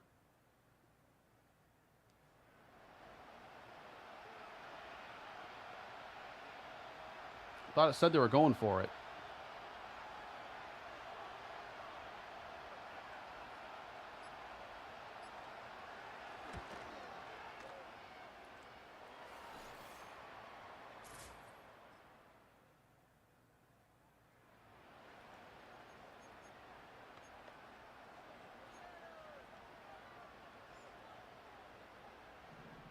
All right, 14-3 in the second half. We're in really good shape right now.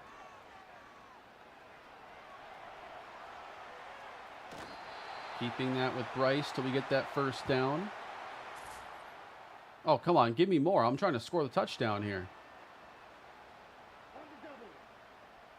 How much pain am I in with the JJ injury? Like 5? Because, I mean, it didn't look like he was going to be starting right away. And I'm okay if they wanted to, like, I think it's probably a good thing for some of these guys to sit a little bit, especially he's not a guy who has a lot of overall experience. He could probably benefit from it.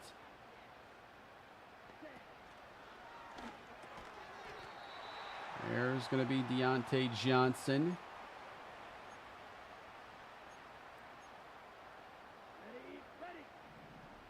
I guess it really depends if it's a season ender or not.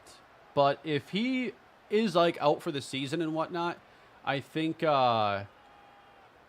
this makes it a lot more likely that Nick Mullins makes the team over Jaren Hall.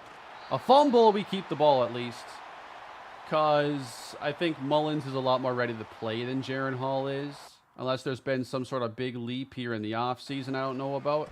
Didn't see one in the preseason game. I'm a member. Would you change that about me? Not at all, Breezy. Thank you for the super chat. And continuing on with the greatest meme Madden has given us.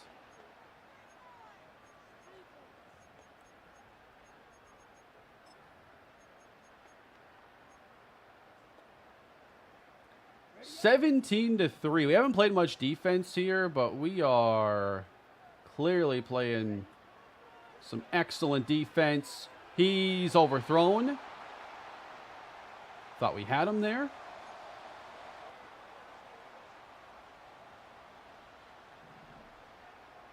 I do think that one more area of the game that has been improved, like the playbooks have been refreshed. There are a lot of new plays. Like, I have not seen plays like this in Madden. And there's just more combinations, and I think the playbooks have been a big plus. Deontay.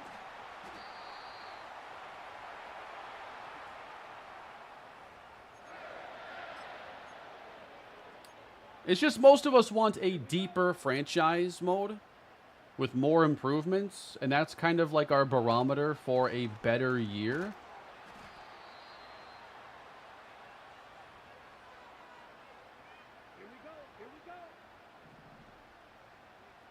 All right, Bryce. Rolling left. I should have thrown that earlier. I might have had a chance to actually run with it, but why did he stop there? Maybe the way I threw it or something. Field goal gives us a 3-score lead, though, so... Well, going for the touchdown. We're going to do it that way. Randall makes the catch. A leaping grab in the end zone. I love that pick by Isaiah Likely. Tyrese Randall with the touchdown, and it looks like we're going to go on to beat Minnesota.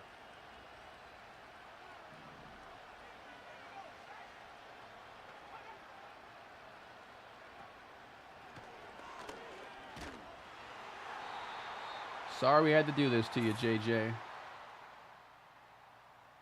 I'm going to skip some moments here because the game isn't close. We're going to blow them out. 31-3. That's what we got here. Dominant wild card playoff win. Already, we've made some big steps with this Panthers team in a couple years.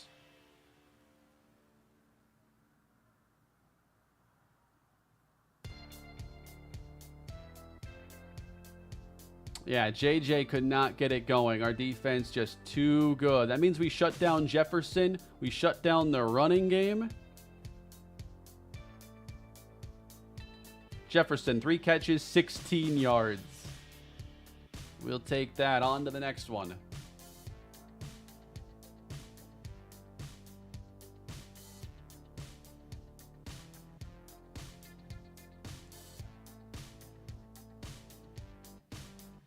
Oh, yeah, the conference championship trophies aren't in the game either, yeah. And those are, you know, they have ceremonies for that, obviously. Ooh, this one is going to be interesting. San Francisco. We're probably going to be seeing CMC in this game. Shifting our focus to the 49ers. Their tight end will cause problems when he's matched up with DJ Johnson.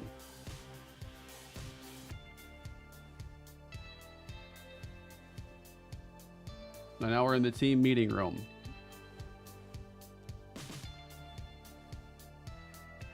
We're facing the 49ers. Well, DJ Johnson probably won't be doing a lot of coverage anyway.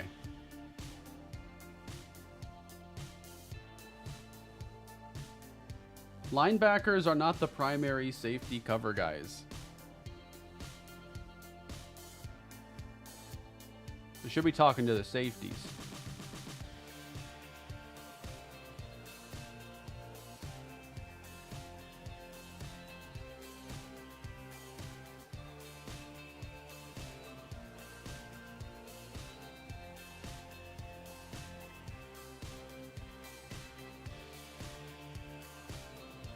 Division round playoffs are next.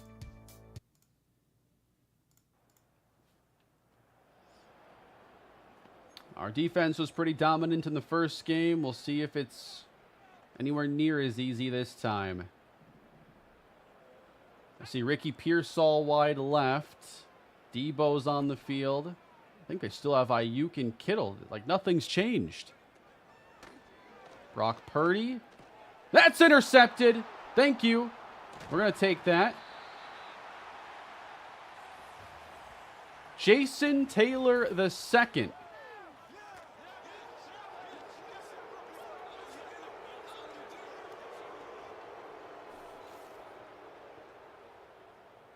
Where's he on the depth charts? And that was intended for McCaffrey, too. That's huge.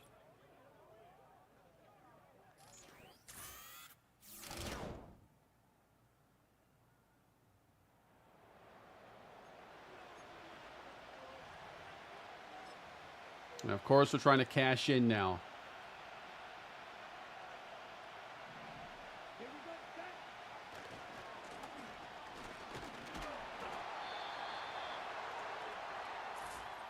Oh, come on.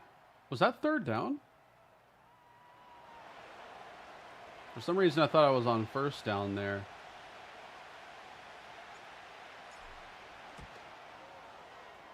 Field goals are a lot easier than college football, 25 from what I've seen so far.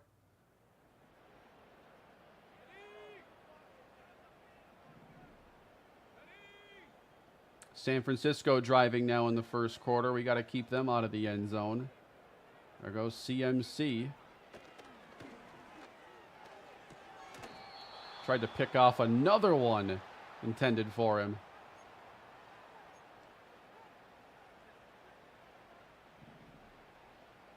I actually switched on there. I haven't done that in ages.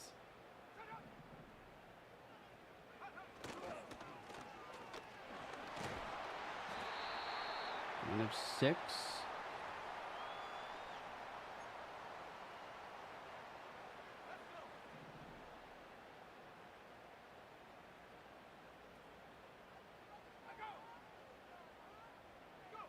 Third and 4. Purdy. Touchdown. And that time it worked. And who do we got here on the score? Randy Stratton.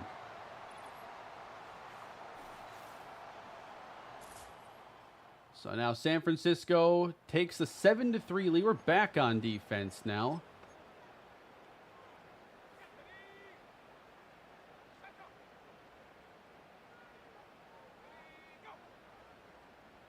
A lot of motioning CMC out wide.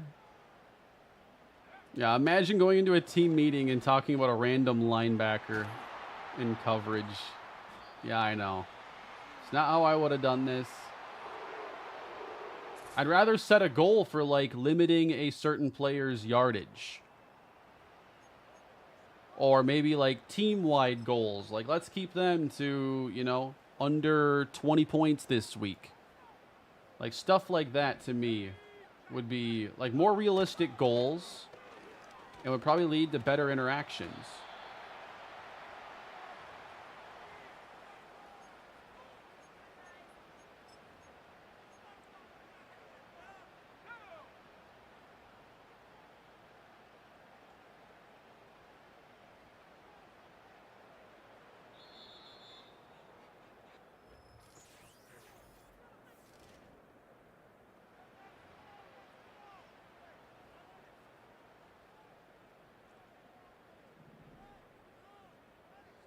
All right, 2nd down and 7.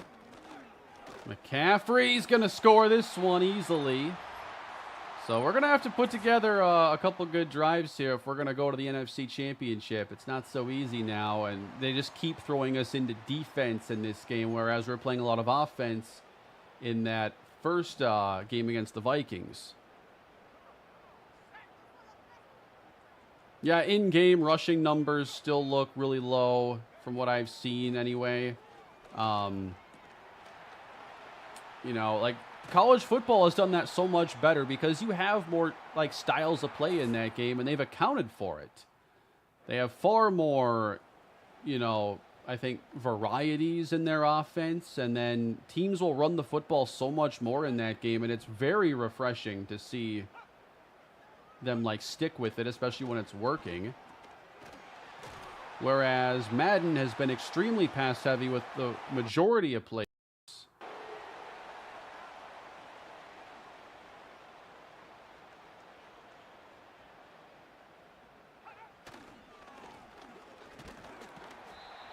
Got to somehow keep him out of the end zone here.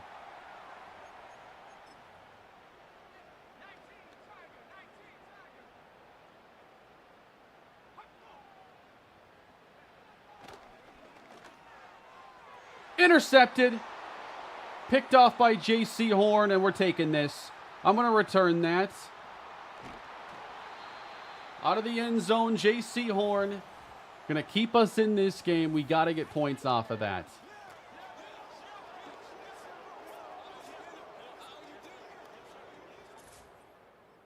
Got the defensive turnover celebration now. Why am I back on defense? And the celebration's already over.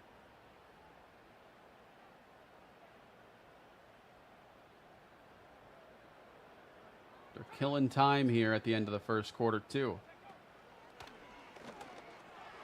Debo, touchdown. Might be our turn to get blown out in the playoffs.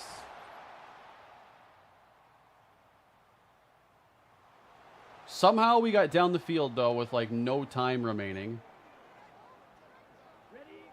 We need a touchdown here.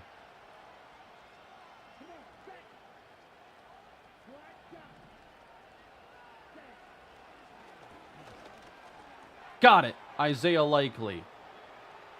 All right, that works. 2-score game going into the second half then. It always comes down to these third down stops, but this one is a little more favorable.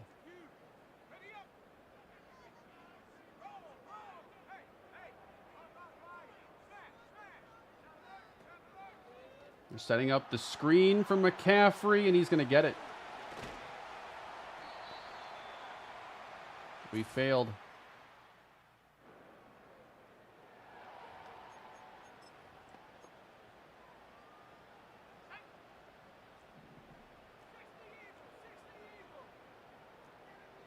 So then we got another third down.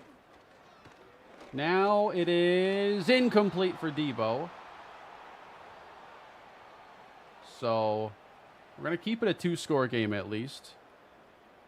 I mean, if you like franchise mode the way it's been and you don't really need a whole lot more, then maybe you'll have, if you've enjoyed recent games, you know, I would imagine you'd probably have fun with this. And like, if I spent a bunch of time in franchise, you know, I'm not going to tell you I don't have fun with the series and stuff that I do. Otherwise, I wouldn't be doing them. I really enjoy playing the Saints, and I'm still playing Saints and working on something on the side.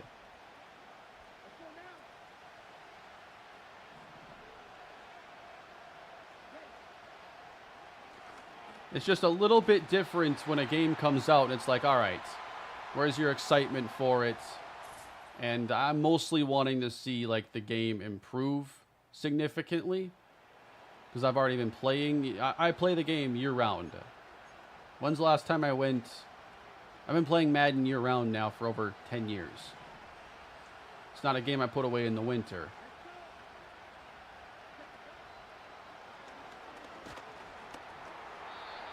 Yeah, they're getting to us too quickly here. I've not been very good on these third downs at all.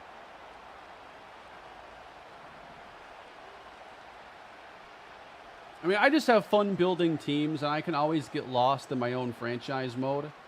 Just like a little bit more to potentially work with. So we're going to get stomped here. Looks like in the division round, so it's a little bit of a step forward from the previous year we went through. What do you think we're missing then? Ooh, got him downfield. It's going to be a little bit underthrown and incomplete.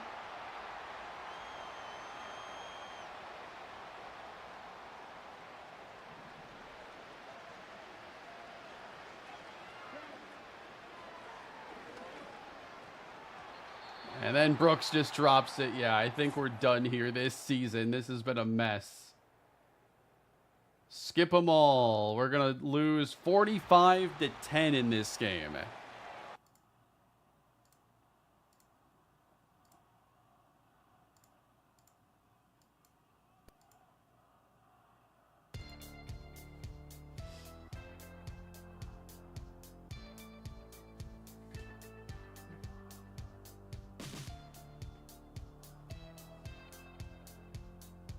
Yeah, that one was ugly. I thought we'd be in pretty good shape after how easily we won that Viking game. Man, 7 carries, 11 yards for Jonathan Brooks.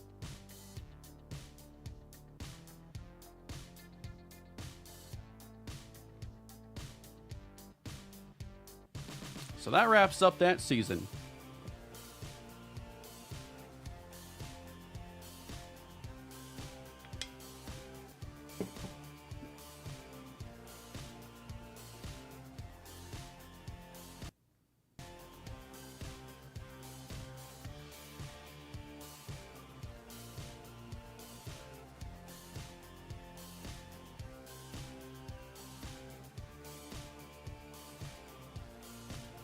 All right, so every year so far has been a small step forward, and I didn't do any in-season re-signings, so that's going to be what we obviously get to next.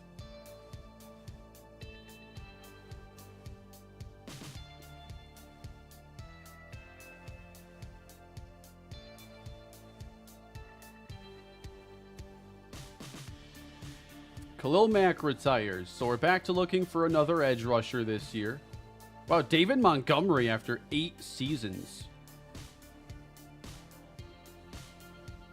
I feel like in general, players are retiring a bit earlier now in franchise.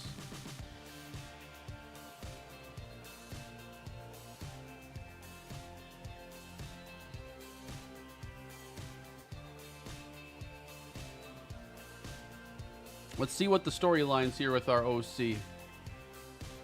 Wanted to touch base with you about off-season workouts. Who do you want to talk to? How about Bryce Young?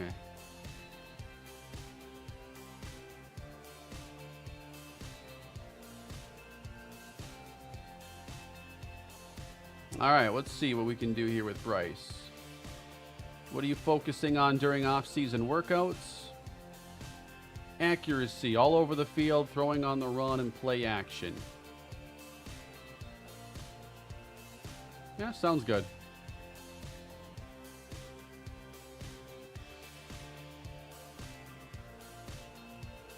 And then another one from the offensive coordinator. We'll see what this one's for.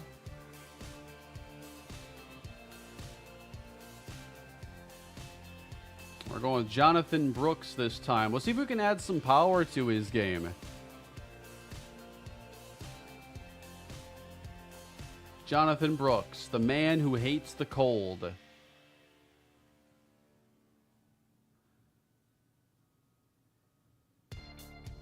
Work on speed, agility, and acceleration instead. Yeah, let's go with that. Let's see if we can get even faster. A little more burst. Ooh. I don't know his personality.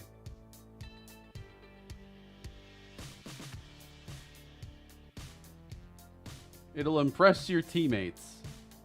Okay, you know me. I'm convinced. I'll let you know how much progress I make next season.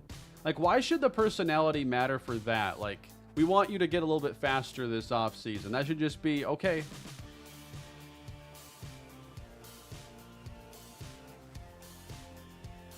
I shouldn't have to play a mini game for that.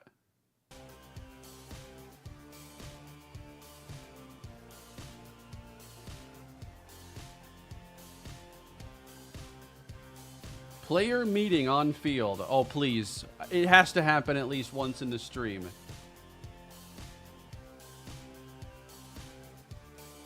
Give us what the fans want. Coach, my agent's been telling me that my #1 motivation should be more meaningful. What's your motivation? I really care about being close to home. Would you change that about me? I don't know where JC's from, to be honest. I want you to care more about winning championships. Okay, Coach, I feel like I trust you enough to take your advice. We changed his motivation. He said it. Would you change that about me?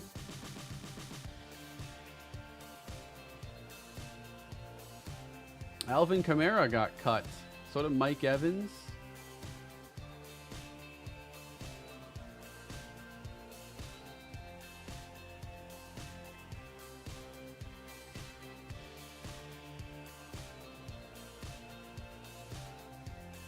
All right, so I got 77 in cap space right now. A lot of that would go to Ike Ekwonu if we can get a deal done. If not, I'm probably going to franchise tag him, and he just signs. Oh, no, he didn't. Never mind. I thought he said thanks because he's signing. The tag is 26.5. I'll give him the franchise tag. Isaiah Likely. 520 yards, 3 touchdowns. I wonder how our tight end ended up developing this year, and if he still got that hidden dev, even though he didn't really play. Yeah, I think we start to move Ricky Thomas into a more prominent role and move on from Isaiah Likely.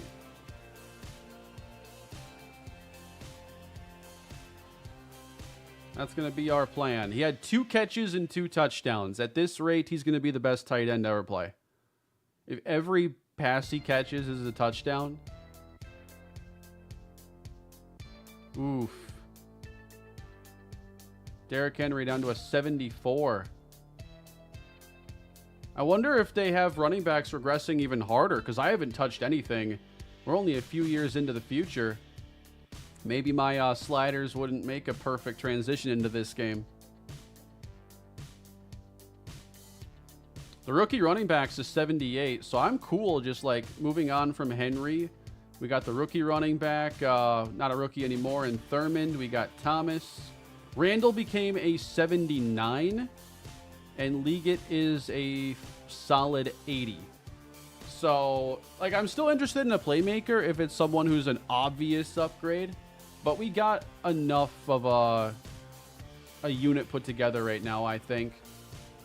And then on defense, Castillo's a 78. He'll probably, plateau in the low 80s.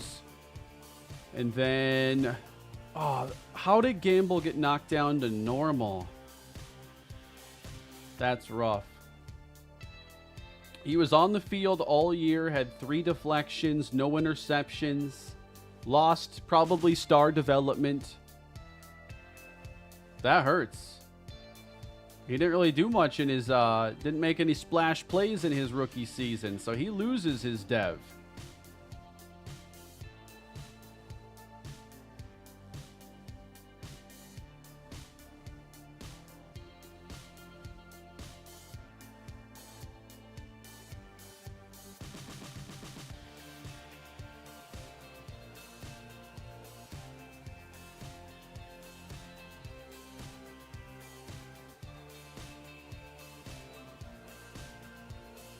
He never had it? Did he? I guess I never checked that. He had top 5 talent. Okay, that's my bad. He had top 5 talent. I took him. Had normal dev. So you win some, you lose some. I guess I just assumed that he would have hidden dev.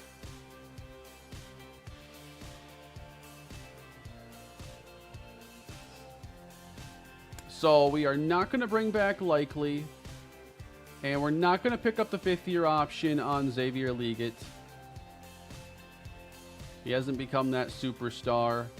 We'll let Mingo go in free agency. Jimmy, 73. At least good depth. So I'll bring him back.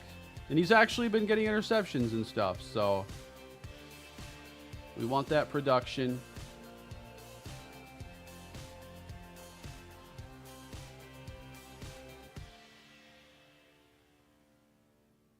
Maybe we get a little more serious about edge rush.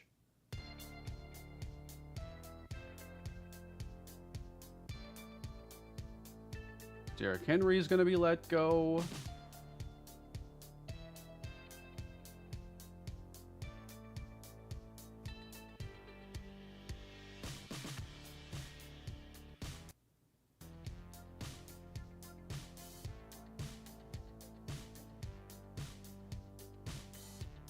Ashawn Robinson's down a good bit, so he's not going to be playable anymore.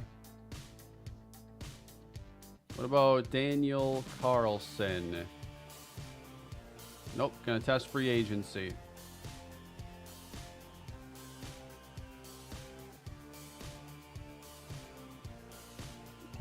Or I could franchise tag him.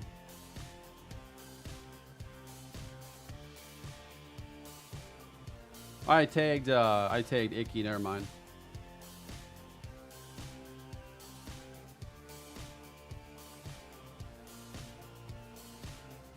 So we should be good at running back.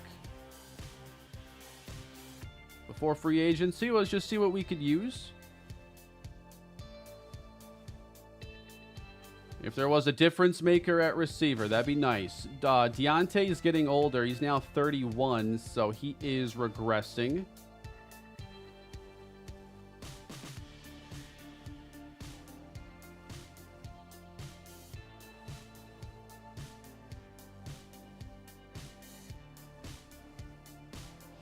O-line is solid.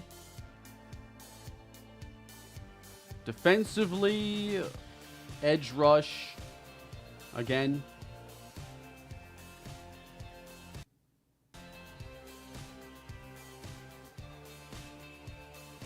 Is the offseason a big step up from last year? No. The biggest improvement is that we have this scouting board and you're able to like sort by all the skills, and it's a lot nicer looking at the board this way, especially for comparing players at multiple positions. Like, okay, I want to look at receivers. Give me the best route runners. And I can get that information, you know, pretty much instantly. That is a big improvement for me.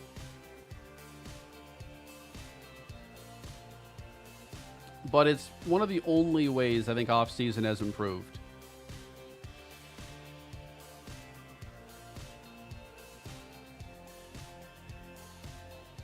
Fred Warner's out there. I might have to just try. Oh, that's the one right there. Kyle Hamilton. Way more realistic for us to go after him.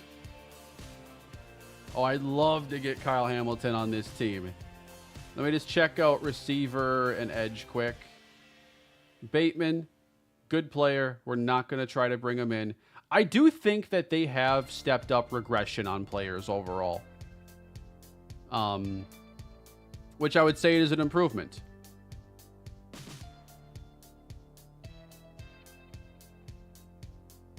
I'm actually curious, now that we're a few years into franchise, like, what do the best players at the positions look like? These are all default settings, by the way. So Lamar and Mahomes are 99s. Then you got Joey Burrow, and Purdy has 97 with Josh Allen. Hurts, Caleb Williams, Stroud, McCarthy. So you definitely have a fair amount of guys in this 90 range, and then you get to Bryce.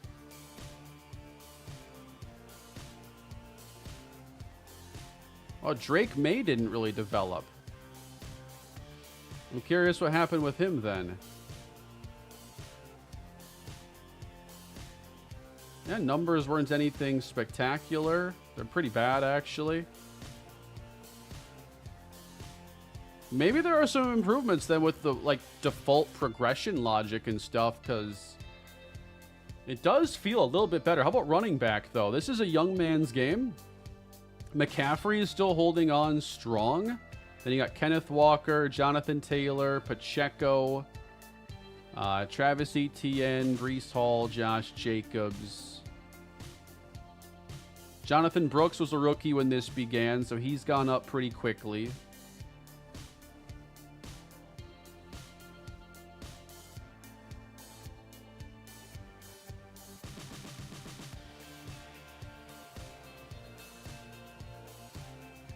At receiver, it's St. Brown, the Sun God. You've got Jefferson, CD, Ayuk, and Chase. Rashee Rice up a ton. I'm looking primarily for like new players that would have broken out here in the franchise itself. Like Roma Dunze up to an 87, but I don't know if anyone is higher. Where's Marv?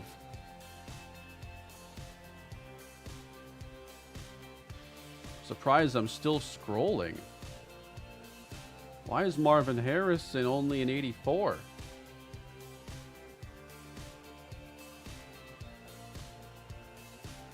I'm at Star Dev. I would be thinking X Factor on him, and his seasons haven't been anything too spectacular.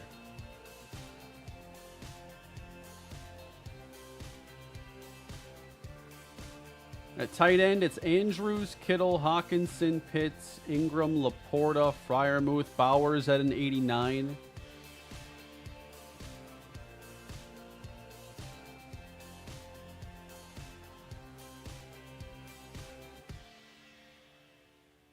Sounds like you need to make a move for Marv.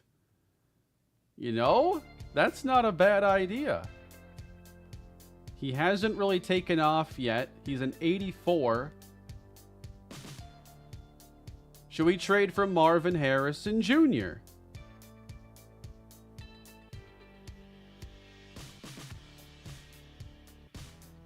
I'm interested in what it would take.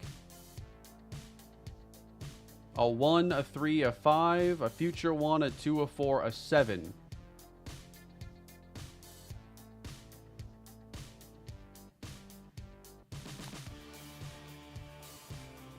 All right. What if I make a deal then that includes maybe someone like Michael Carter, who's not playing a lot, but he's starting caliber. And then my second round pick. How far does that get us? In the neighborhood. All right, let's see if they like Fuller more, because I don't know yet how much of a difference Carter's making.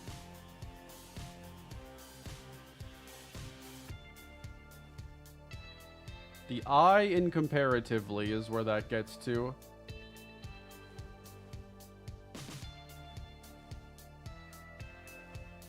They like Carter a little bit more.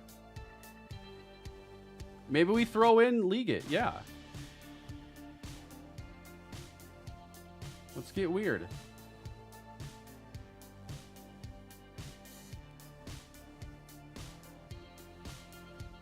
And maybe Michael Carter in there. We can keep our first round pick. Yeah, we just got to tack on an extra late rounder, and that's going to get done. So shout out to Remy there, our moderator for tonight, who gave us the suggestion of trading for Marvin Harrison Jr., who has not developed into a star yet in this franchise, but may still have the opportunity. For Xavier Liggett, Michael Carter, a 2 and a 5, we get Marvin Harrison Jr. Bang.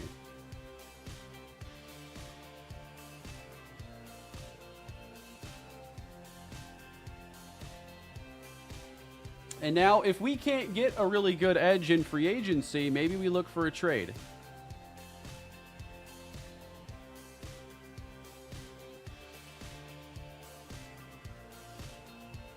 As an OSU and Panthers fan, this is amazing. All right, for edge rushers out here, nothing at left end, nothing at right end. Are you going to import Tim Cannon from Road to Glory to Madden and continue his story via live stream? We'll see if I finish that.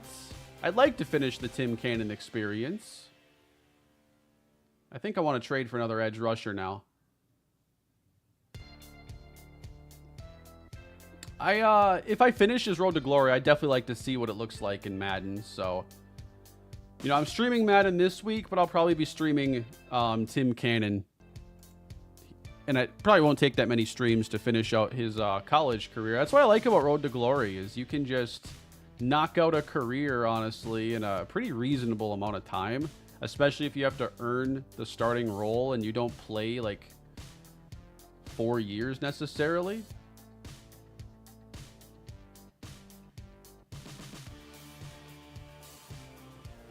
All right, so what if we bring back Brian Burns now that the team is actually good?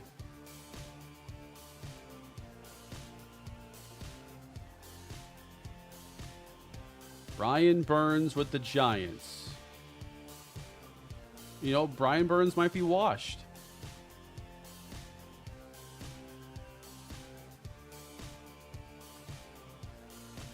Or maybe the sack production in this game isn't very good.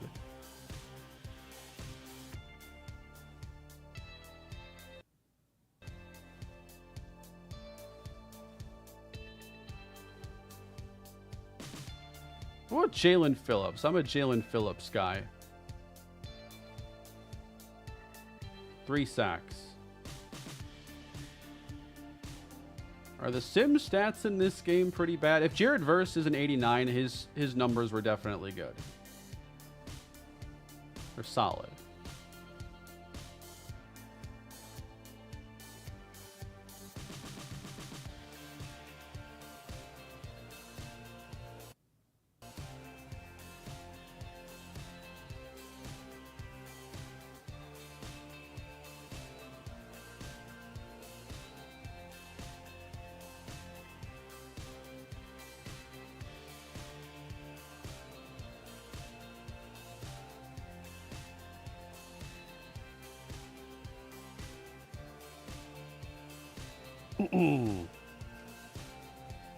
Hold out for a rookie edge. We could see how good the class is and if maybe we can make a move there.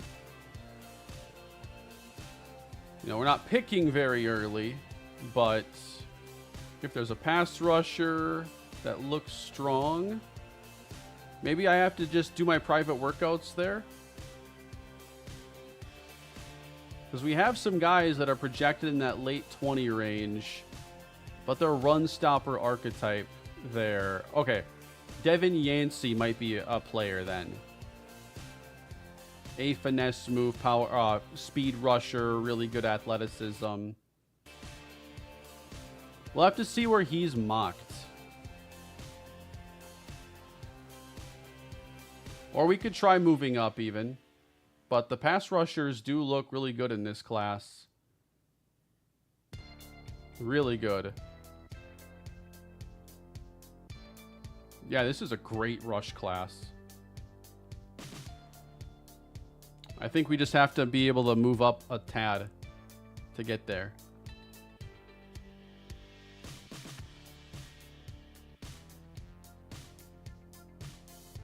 All right, let's go try to sign Kyle Hamilton now.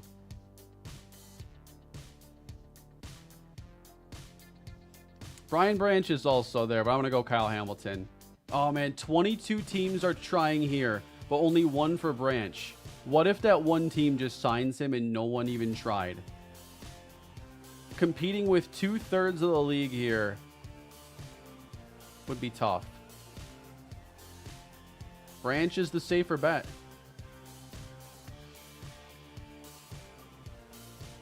I think that's going to be too good to pass on here. Really going to have to give up some money, though, to make it work.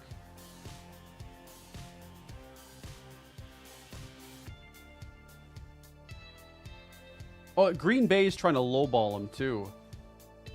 So I don't think he'd take Green Bay's first offer. Maybe I can try for Hamilton. And if that doesn't work, then go to Branch. But what would it take here? It's hard to say.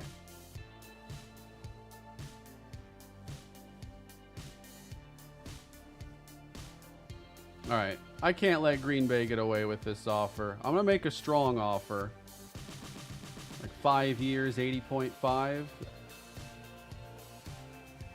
I got to be at least 4 bars on my offer. Maybe like 86. I like that. And then we like our quarterback, halfback, receiver, tight end situation. Maybe a defensive lineman? If there is anybody noteworthy.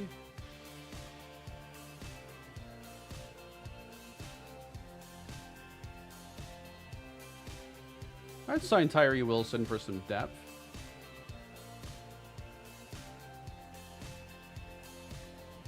Not a big multi-year deal.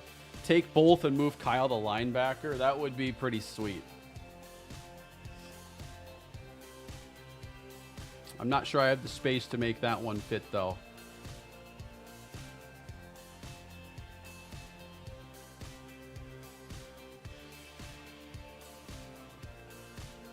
All right, I'm mostly curious now what happens with Branch. All right, he didn't pick after 1 week, and now he has more of a market. So, looks like Hamilton went to Seattle.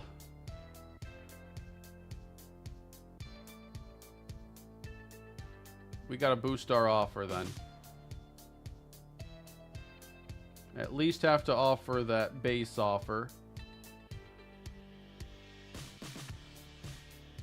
We'll do the base offer plus a few extra. We'll go 95 over 5 for Brian Branch. And then see if there's anybody else I wanted to offer to. I'll offer to Matt Milano because I could play him as our second linebacker too. But I'm looking for more of a 1 year. I'll go to like 12.5 million.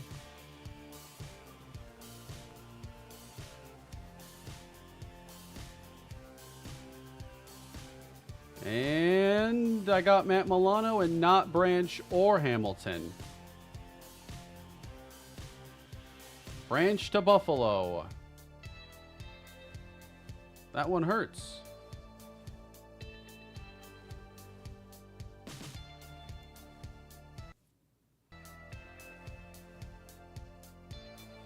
That would have been fun.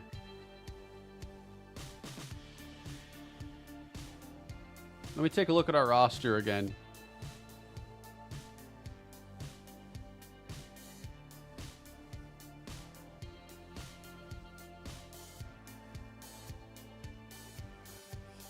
Marvin Harrison, Deontay Johnson, Tyrese Randall.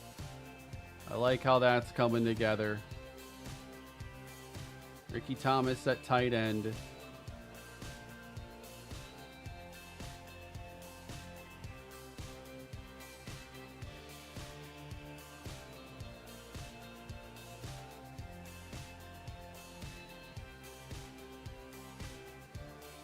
Now, I don't actually want Milano to be an edge guy. So it's kind of an awkward fit there, but I wouldn't have him listed as an edge rusher.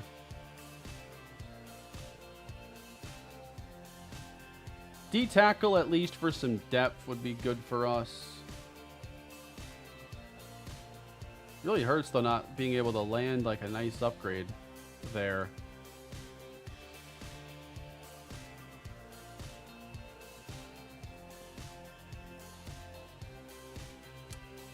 Yeah, okay.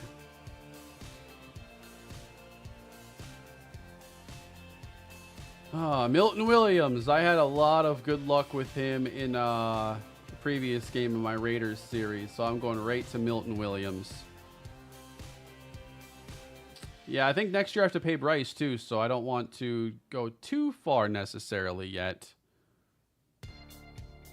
with those multi-year contracts.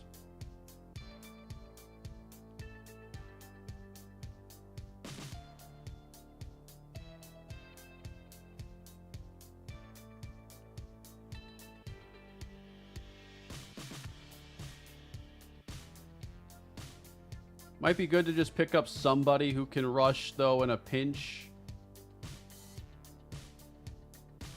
Jonathan Cooper hasn't been a full-time player.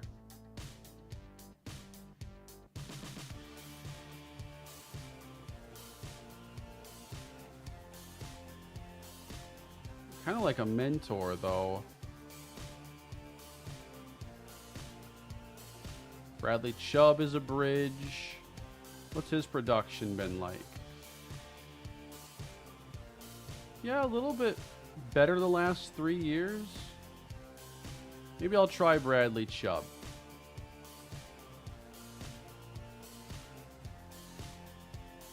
No, you cannot extend before contract year. That's still a restriction in the game.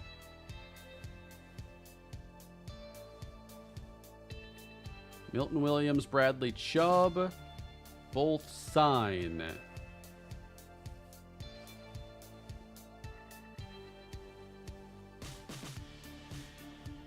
So I think I'm pretty much done that in free agency. I mostly want to prepare for the draft and see if there's a move up for us.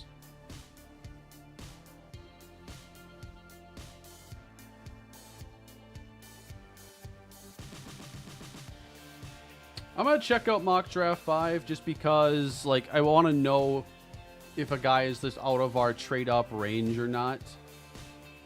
But, we're picking at 26. So, somebody like Devin Yancey, Max Spencer would be more realistic to move up for.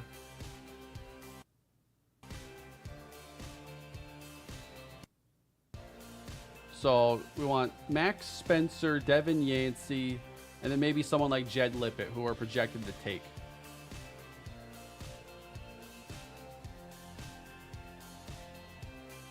You know, as I've gone through this so far, progression and regression feel better by default, but it's hard to say without spending more time in it and going through, you know, more multi-year sims. But I feel like I'm seeing players fall off faster, the older players, which is a plus.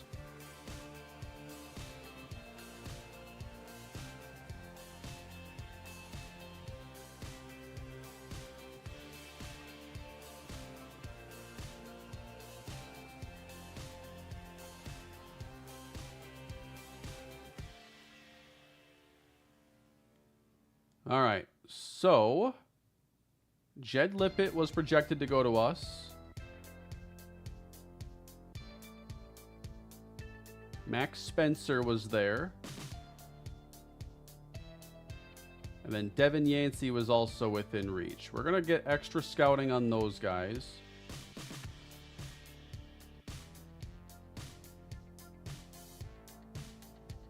And move on to the draft.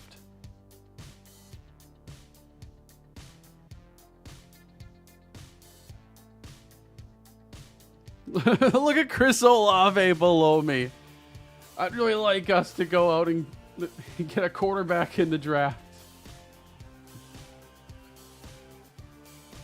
Let's see the Saints quarterback situation. It's just Desmond Ridder and Spencer Rattler.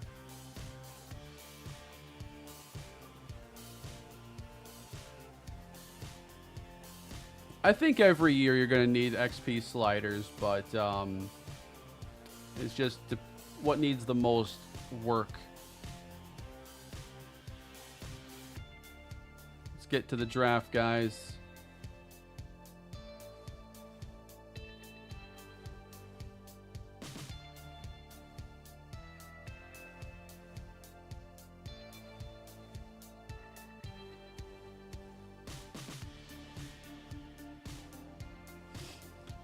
Sup, Kane? Just hopping back to say I just beat my friend in online CFB Dynasty for the first time. We had an online league back in the day. I never beat him in 8 seasons. Feeling good right now. Congrats. Who's your team in there? Thank you for the super chat.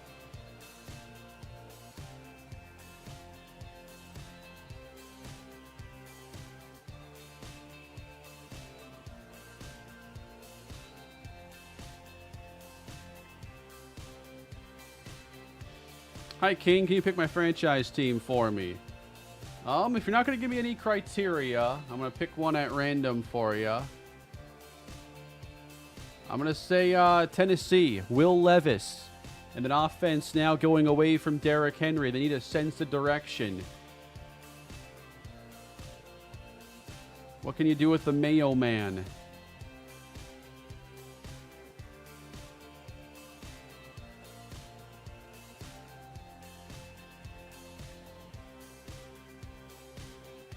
Now, one option you have here I want to try out is you can go into franchise settings. You're Arizona State, he's West Virginia. Nice work. You can go to the draft presentation and you can turn that stuff off, it looks like. And like right now, I'm trying to simulate picks and I don't really want to see this play out all the time, so Kurt Holcomb is the selection. I do like that as you do that in the upper portion, it shows like a couple grades. I think that's a nice little draft quality of life improvement.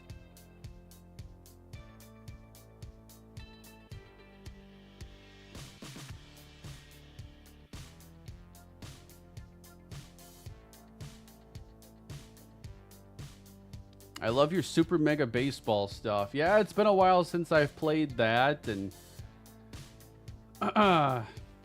I don't know if I'd do like a full-on franchise again, but I'd really like to, like, I had this idea of creating a team and then like all of the best drafted players from my MLB content that I've done over the years. So you'd have like Joe Michael on there from the A's series, but also throw in like Maxwell Fowler from the Twins series, David Geronimo. That'd be really fun to make and just do like a one season run with them, recreated in another game. Because Super Mega Baseball is really good and their customization suite has always been very impressive. Unfortunately, I think that game kind of came and went without anybody really paying attention to it, and that includes me. It was hard to put away MLB, though, to play another baseball game at that time for me.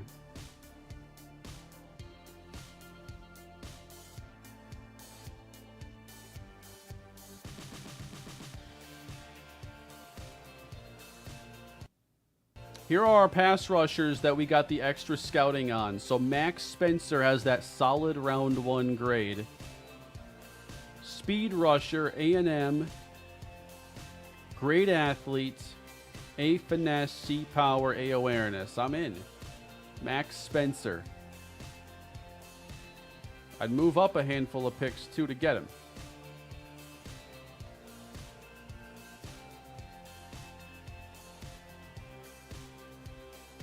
I haven't seen the CPU make trades in the draft in like 10 years.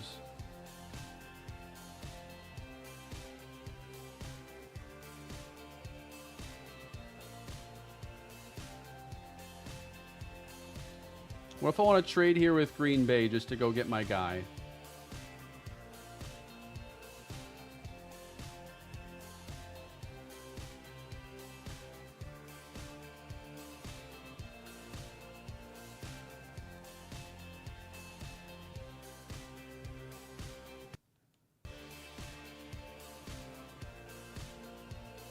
Gonna take a little bit more than that. We're kind of going aggressive this year.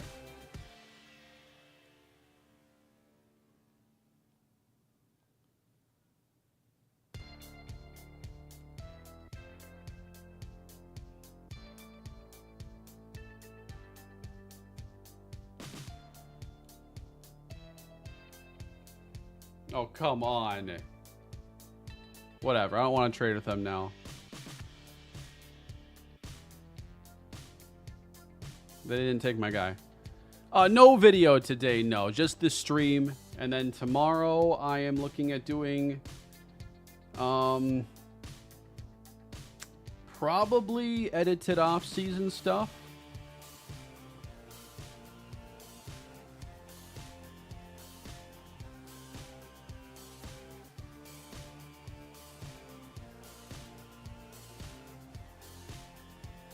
for the Buffalo series.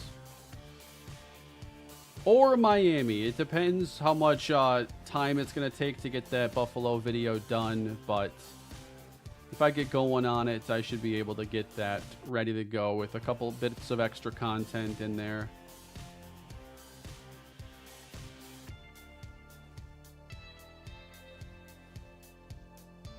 See, look how much nicer it is talking to the Raiders over the Packers.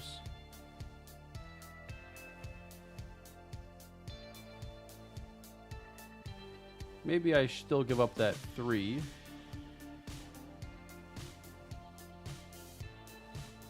But I don't think I have to give up as much.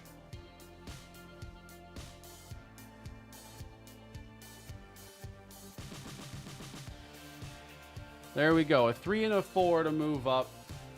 Just to make sure we can get our guy. I didn't have a lot of stuff I wanted to address in this offseason.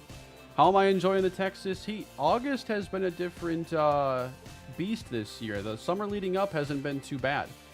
But the turn to August, I mean, you're never going to avoid the Heat for long.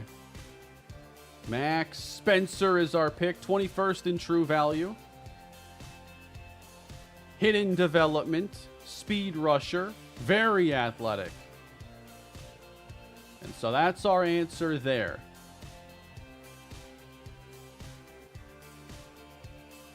And we don't pick again for a while.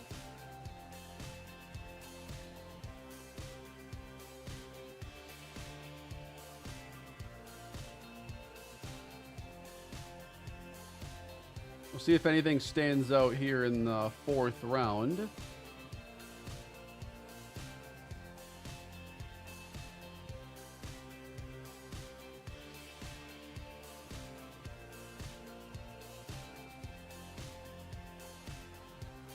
I guess if there was like a D tackle that showed some upside, that's one thing I'm still kind of curious on.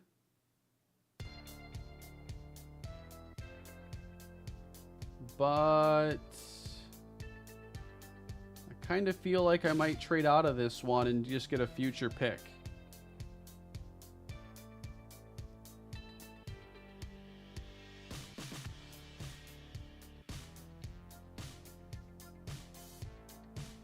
I'll take the Falcons future 4. We're going to beat them twice to make that pick even better.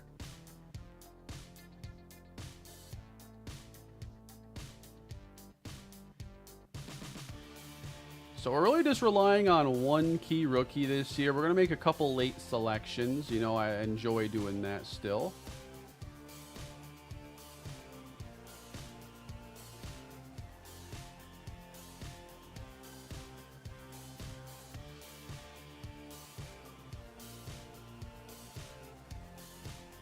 Sheldon Carson, that's going to be my guy here. C awareness, B power, C finesse, just as extra D tackle depth. And it's a reach. Yeah, not a great athlete. That's the tough part there. Yeah, I'm spending more time on college football this year. I'm not going to do a massive Madden series at the same time.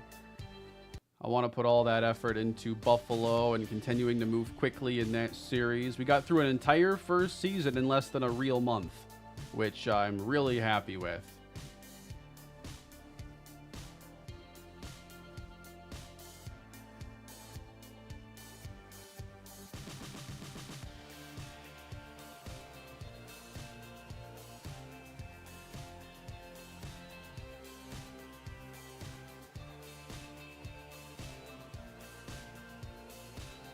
Do we consider taking a power back here? We don't have a power back on the roster now. Could I find somebody that makes some sense? Malik Donald. I mean, that's a lot of A grades in the right areas. Malik Donald is our pick. 99 in true value.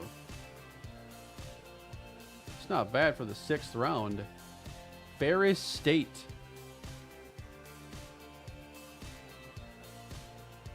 You can't look at your favorites for individual positions? Really? I know they still have a favorites toggle. I haven't been using it, just the way I'm doing this little rebuild.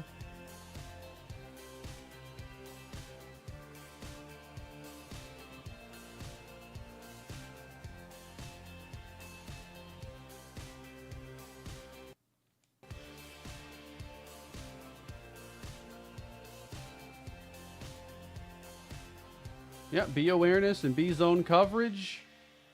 As long as he has some athleticism.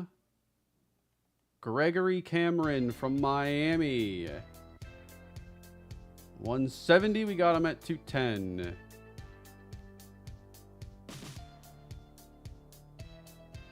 Building depth here late. I still have another pick.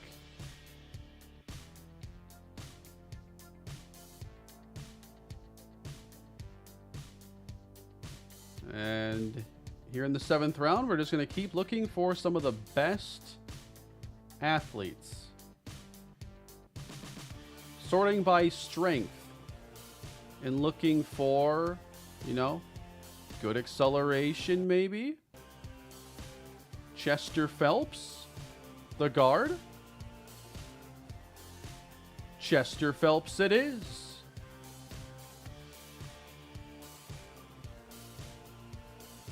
Our Chandler Zavala replacement.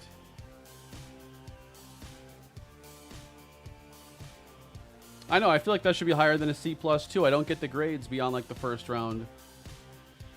Like, if I made one of the best picks I possibly could there, how do I get a C?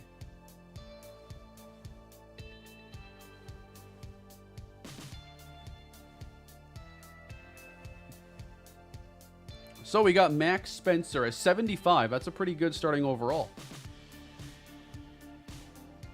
Feel very good about that.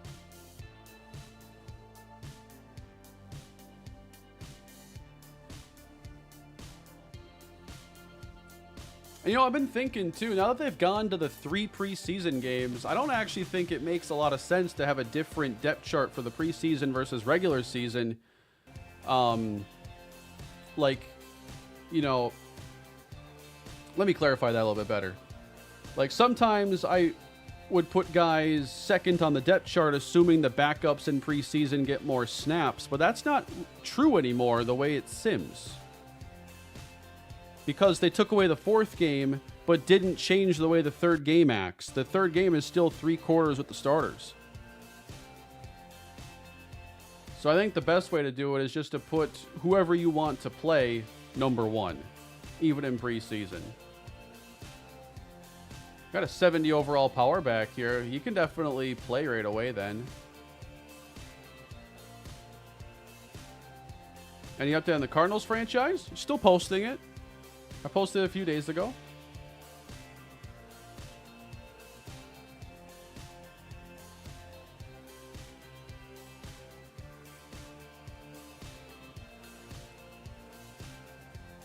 All right, getting on to the new year once again. Off-season workouts. All right, let's see the progress we made here. Back from off-season workouts, coach. I worked on position-specific drills. And the trainer said my morale had a lot to do with my progress. I'm assuming your personality type did too. I'm a leader, so I made decent progress. Not as good as I would have liked.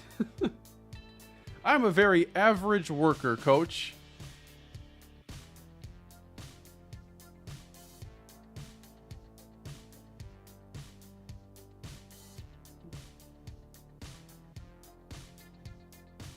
Back from off-season workouts, coach.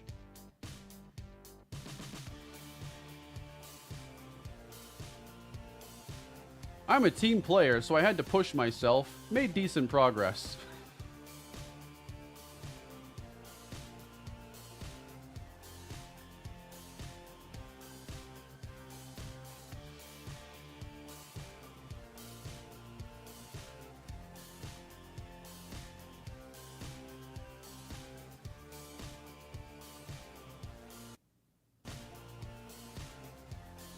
So let's set our depth chart then.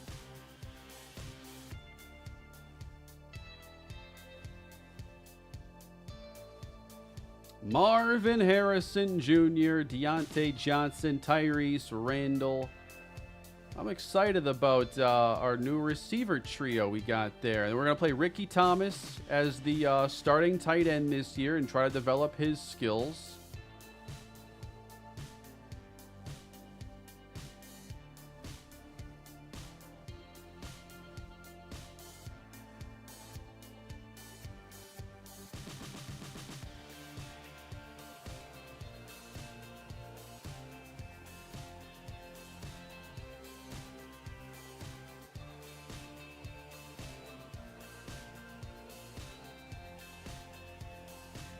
J.C. Horn, John Gamble. No, he's not the starting strong safety. We are not doing that. Oh, I didn't sign a safety. That's my bad. How do you get Marvin Harrison Jr.? We saw he was underperforming and wasn't like a super high overall, so I traded for him to see if we can take him up a notch.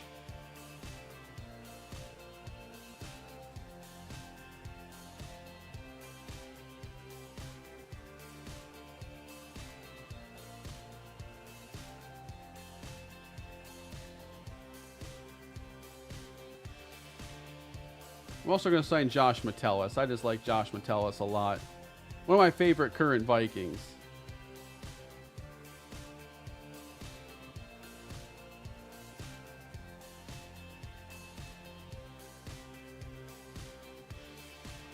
Not sure if there's another spot that I need to address.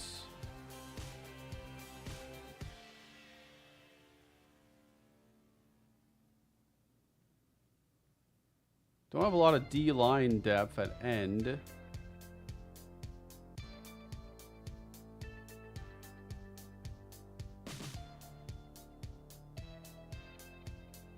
Don't have a kicker right now.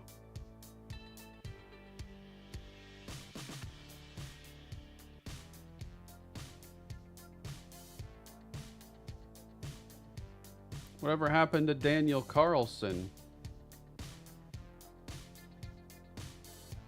Got 97 and 94 here. Brandon Aubrey. Why are all the good kickers available?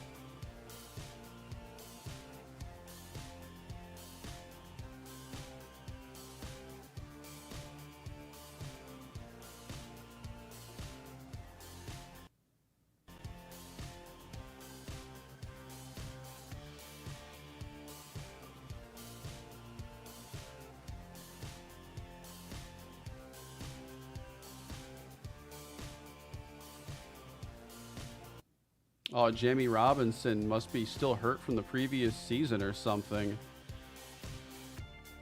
I gave up Leggett, a 2. It was like a second round pick. Xavier Leggett, Michael Carter, a cornerback, and then maybe a late pick thrown in, or maybe I didn't even have that late pick. I forget now. We just kind of swapped underperforming receivers. It's a step up from the A.J. Jenkins, Jonathan Baldwin trade. Who remembers that one?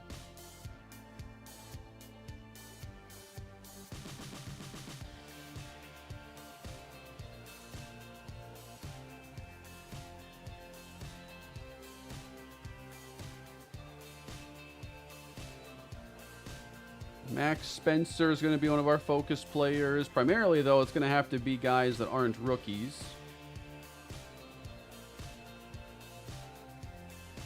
I'm cool developing Thurmond further. Let's also make an effort to boost up Marvin Harrison as much as possible, and Ricky Thomas.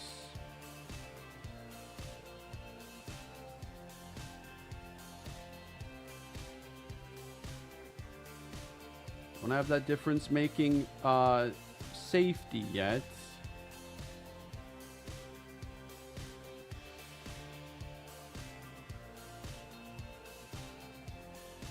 When y'all took A.J. Jenkins in the first round, my brain melted in that moment. I'm like, what are you talking about? A.J. Jenkins in the first round.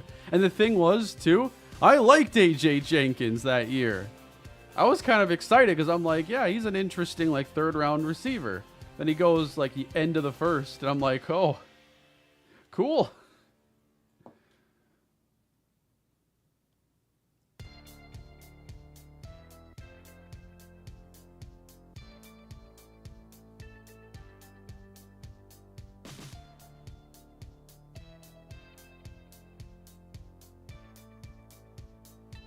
Let's check on a little storyline, our favorite feature inside of Madden 25.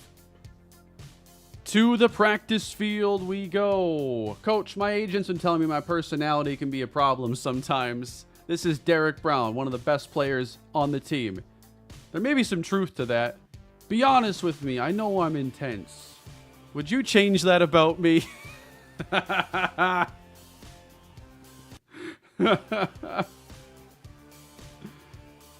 Save. I don't want you to change.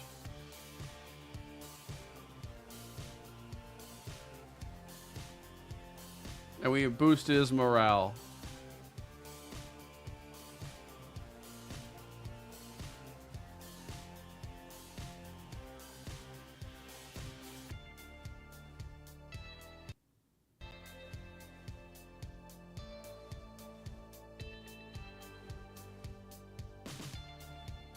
I'm really proud of my stream title tonight. I really think that's some of my best work of the day.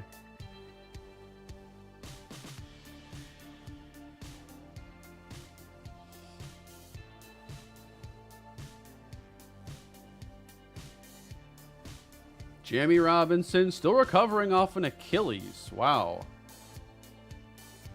I did boost injuries to 50 to see like if there'd be more to do with injury replacements and stuff. It's still not that common.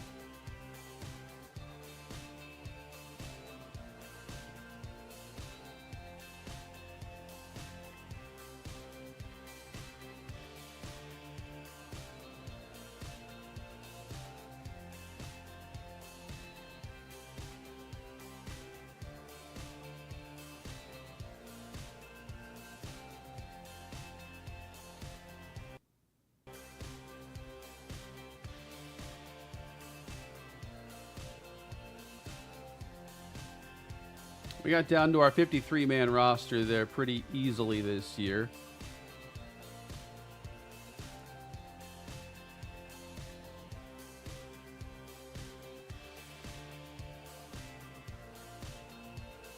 You know, maybe I'll actually get some scouts this time. I mean, ideally, we just win a Super Bowl this year and, like, win the game, right? I think maybe the tackle position this year, that looks super strong. And I know that we got Taylor Moton and Icky's on the tags. So I'm thinking the offensive line and then safety is more of the target now. Left tackle. And then let's go with safeties for our scouts. I think I'm in like year 4 now. Yeah, I'll have a 2-star safety scout, but a 3-star tackle scout.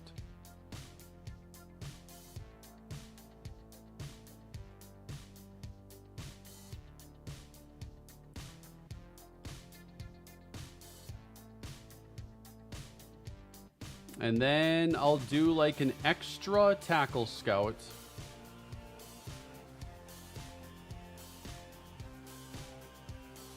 Or do I really need to if my 3 is the tackle scout already? I think I'll get all the information that way. I'm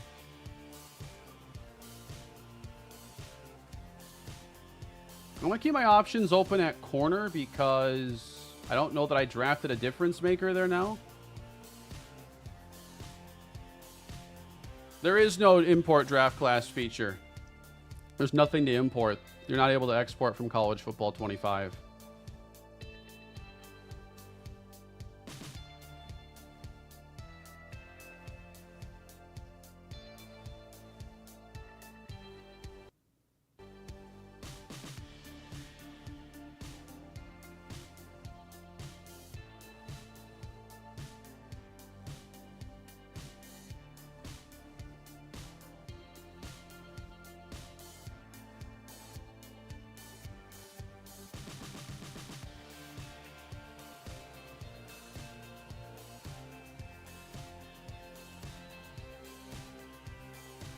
All right, let's see where the safeties are strongest and then assign that.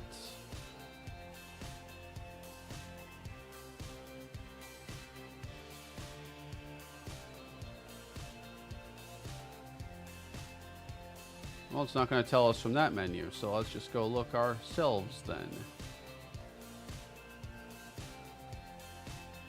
3 early options in the West.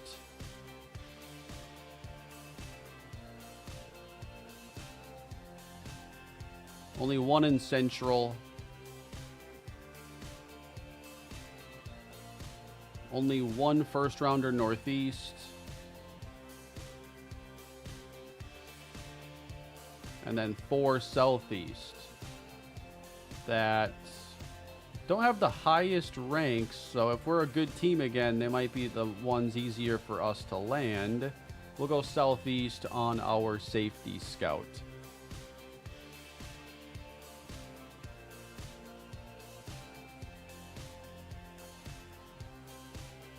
And then did D tackle stand out anywhere? No. Cornerback is in Central.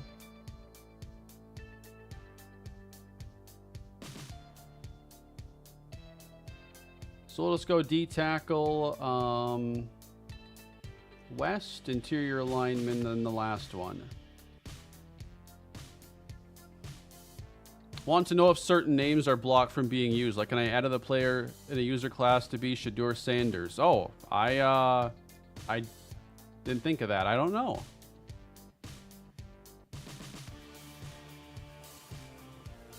It's a good question.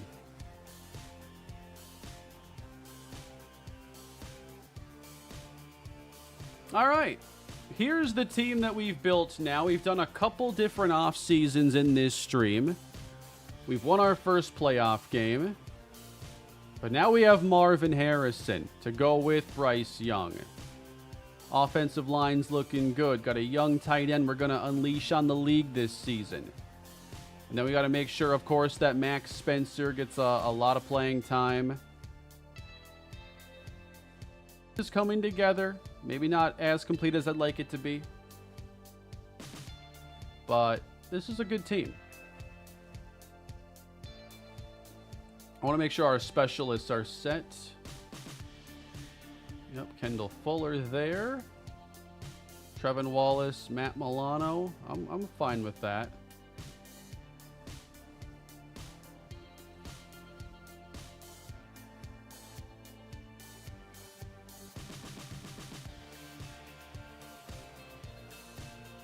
And then I want to make sure we have Max Spencer as one of our top pass rushing outside linebackers. Bradley Chubb can go on the opposite side.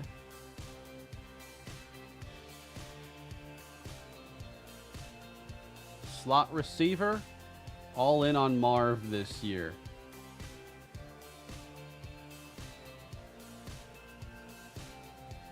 Trying to turn his career around after it didn't take off the way we expected here in this series.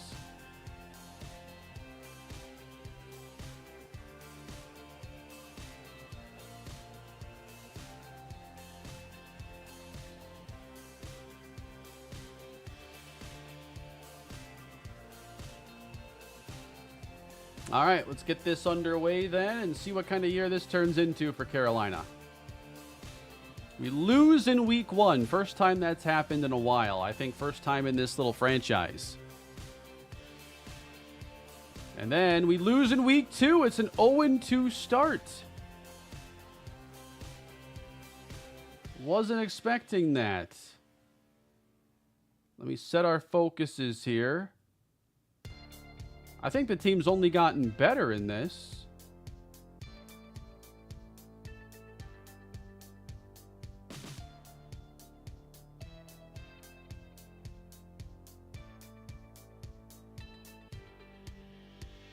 My team's going backwards is a little bit of a trend lately.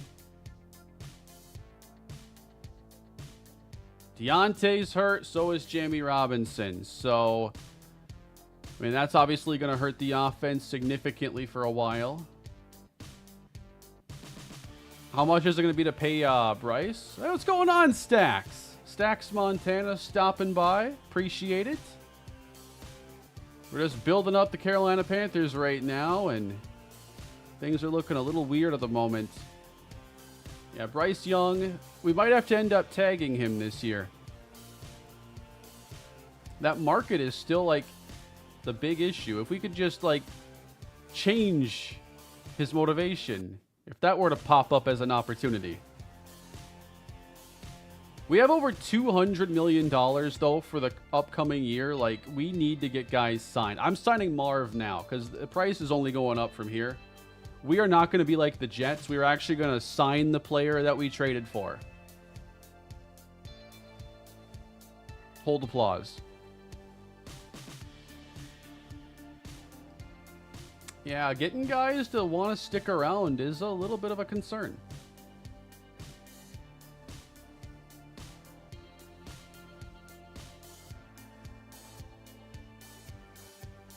Yeah, I've known Stacks for a very long time.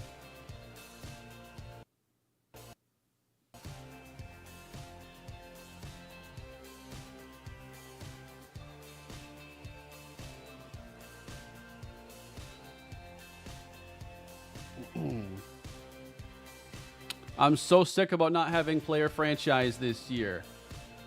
Yeah, I saw that was removed, and I wasn't sure how many people like played that version of it, but I didn't see why it would get taken out.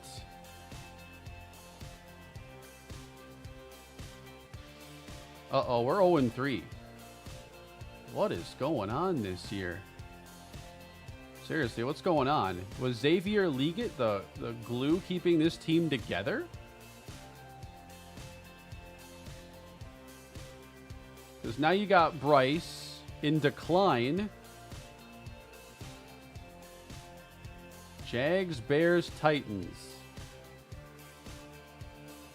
What's going on here in this Titans game, man? 15 pass attempts, 7 completions.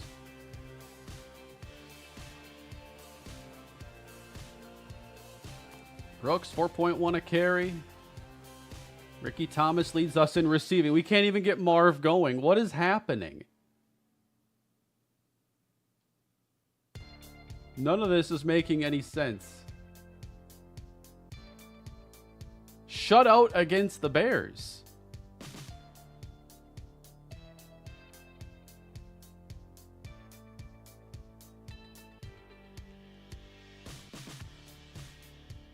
I mean, our scheme has been just fine lately.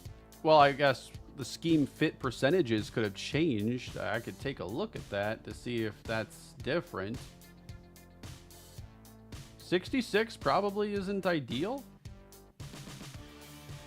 If we change to West Coast zone run, gets us to an 80.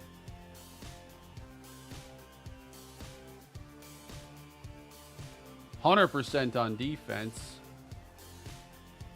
Yeah, and I think with the injury to Deontay now, the slot might have been... Well, I already had it as Marv. It should still be Marv. It is. So there's nothing left for me to do. You know, just you got to give him the ball.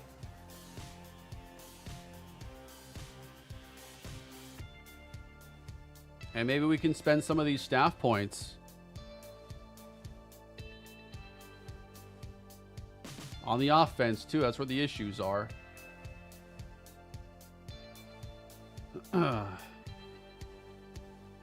Release for receivers. We'll go with that. We'll go with the medium route running boost.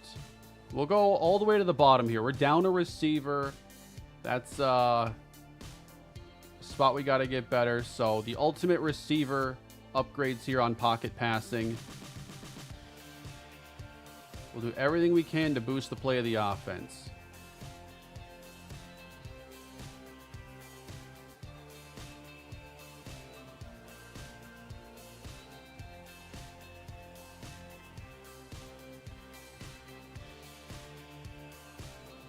Huge pass block boost there. So that's a bunch as we try to save the season. And we got to do it against the team that knocked us out of the postseason last year. We did not win. We put up more points. We had our best game of the year. And Bryce Young was player of the week, and we still lose. So now we're trying to fix an 0-4 Panther team.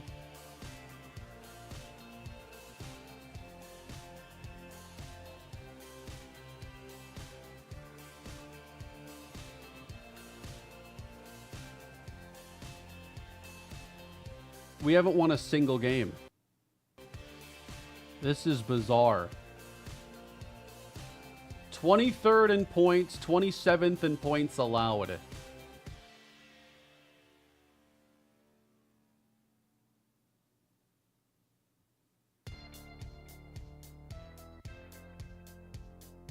Bryce has his morale down. Jonathan Brooks has his morale down. Stop changing my depth chart.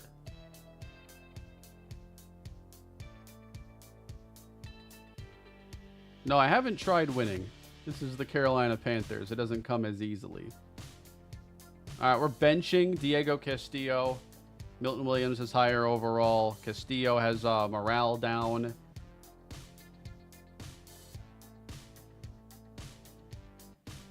Our rookie here, Spencer, has star development.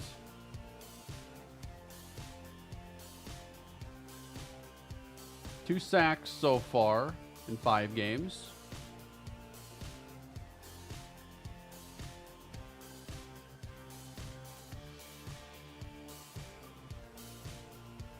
You guys got to be able to win. 0-5 starts. We are 0-6. This season's toast.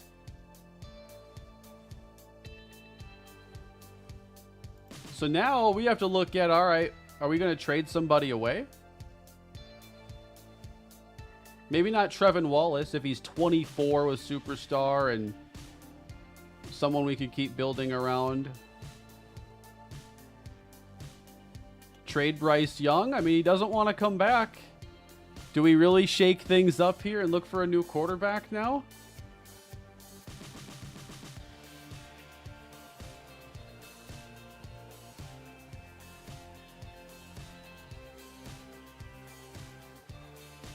If we're going to be in position to draft a really good quarterback, then maybe we need to think about that possibility. We could tag and trade in the offseason, yes. How does the quarterback draft look?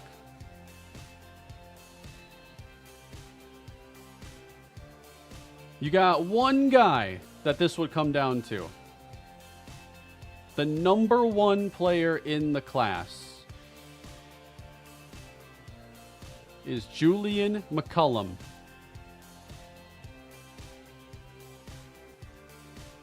We're obviously the worst team right now.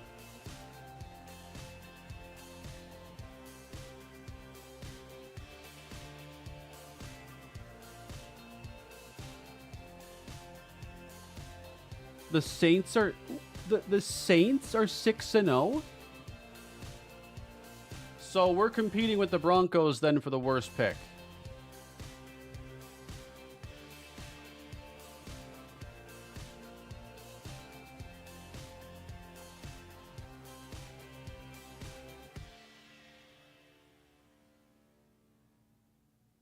Wow. Let me sim past our bye. I want to see if we can maybe have the worst overall record going into the trade deadline week 8.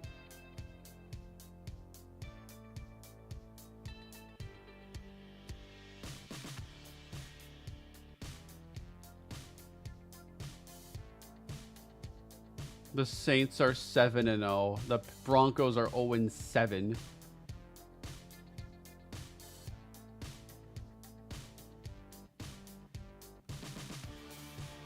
What does Denver think of Bo Nix right now?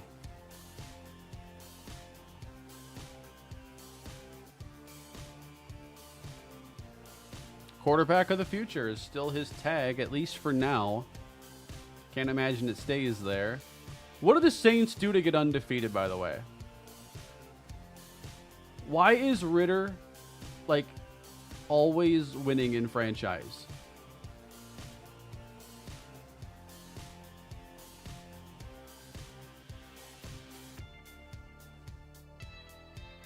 Is Kirkland that good? He's their biggest addition.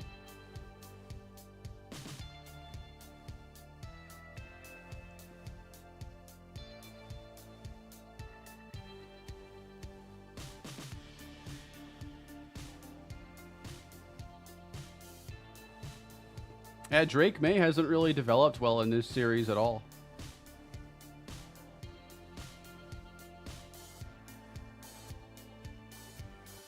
He's not even playing. He only has 8 pass attempts. Are they playing Fields over him now? They are. So what happened in this franchise is the Patriots, they viewed quarterback as a need apparently, so they signed Justin Fields to a mega deal. But Drake May had the day 1 starter tag, so he started over Justin Fields, and Fields was just making like $25 million to be their backup. Now he's finally starting, and he's terrible.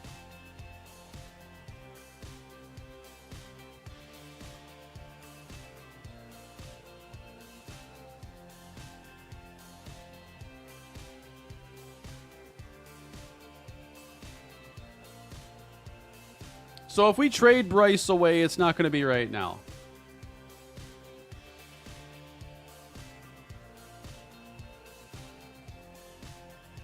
We'll sign Trevin Wallace. I'd like to bring back Jonathan Brooks. And I have plenty of cap space. So he's going to come back. I'm trying to see right now who should get traded away. Deontay. Even though he likes it here. We're going to trade away Deontay Johnson. Oh, he's hurt. I can't. He's hurt. By 1 week, I can't trade him.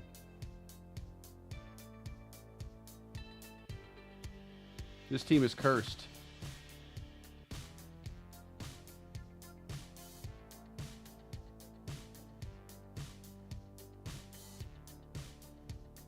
Anybody want Jatavian Sanders? No.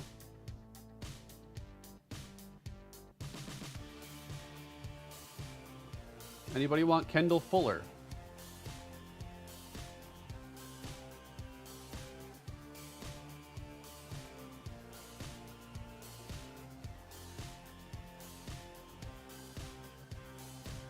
I'm a Marshawn Lloyd guy. That's tough to not take.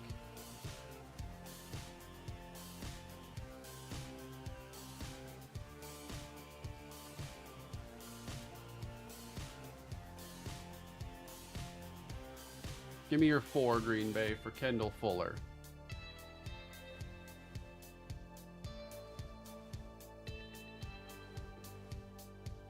Can I get a deal done with Ike Ekwonu right here?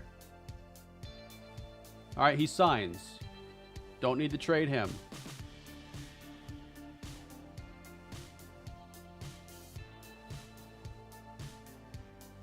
And I think we should probably look into trading away Taylor Moton.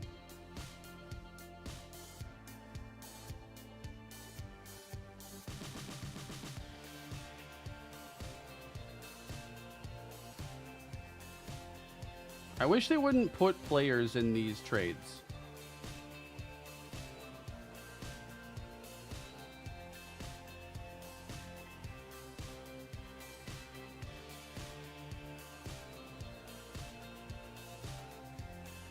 Right tackle's top need here. Wow, the Rams have $83 million in cap space.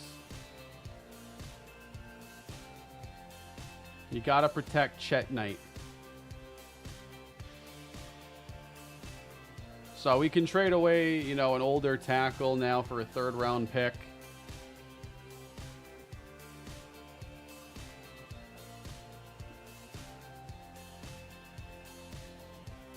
Let's trade away Matt Milano while we're at it.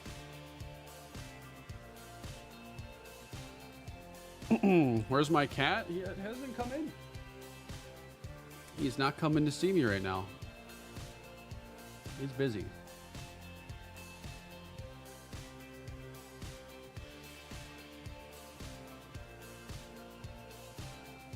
The Bills do need an outside linebacker. Would you like Matt Milano back?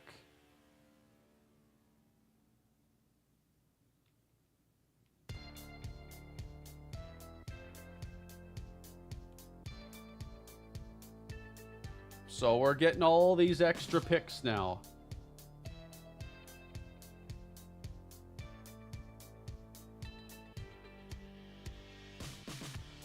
And there's still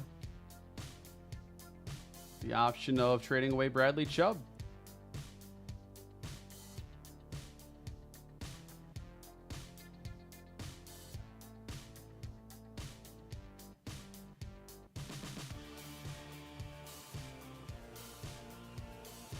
We'll trade him to a division rival even.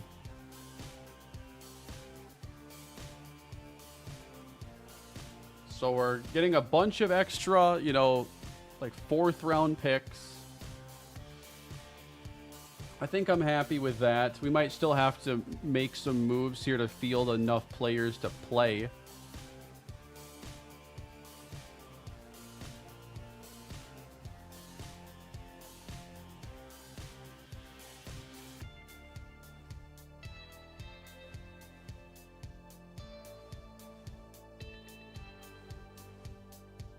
Maybe we can sign somebody who will surprise us.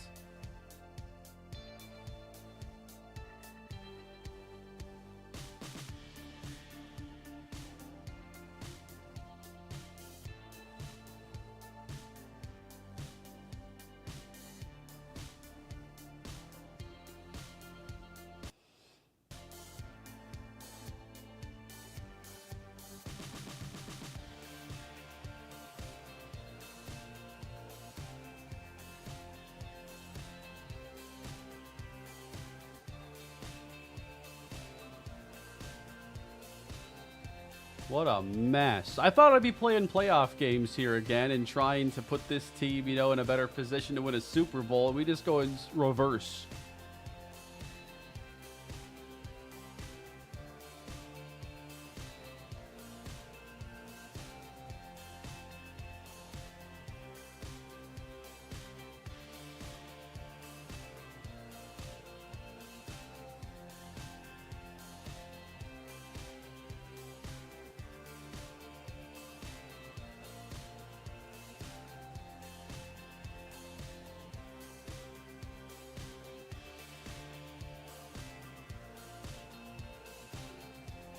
We're going to let Malik Donald maybe get some more touchdowns here late. What a bizarre season.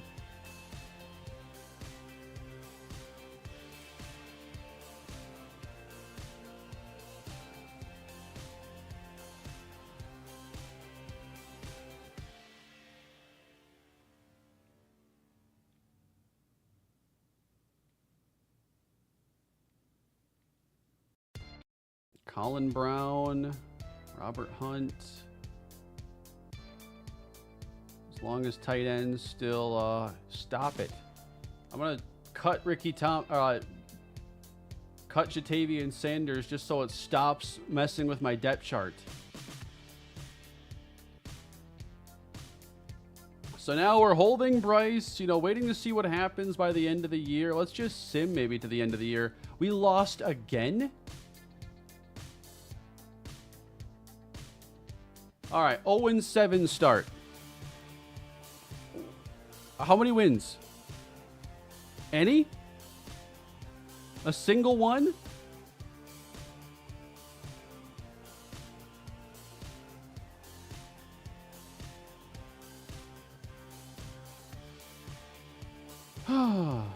We end up this year with the Carolina Panthers finishing the season with 8-9. So we played ourselves out of the #1 pick.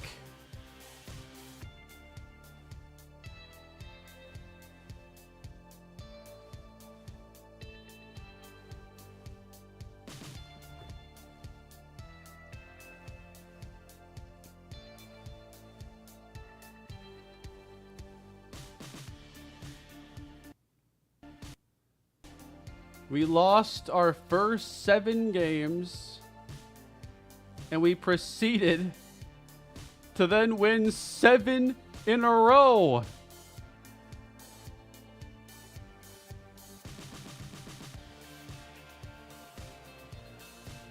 What is wrong with this franchise?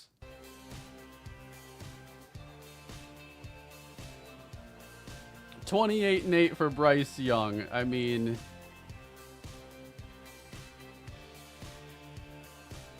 I guess he helped turn the team around. This doesn't make any sense. Jonathan Brooks, regression. I also made the offensive line worse. Hey, this is the key, though. This is the key, right? Marvin Harrison, Ricky Thomas.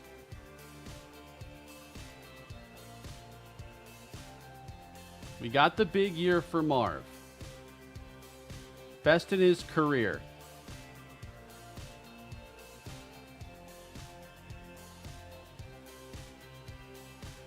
And a good start for Ricky Thomas then. He's up to a 74 truly.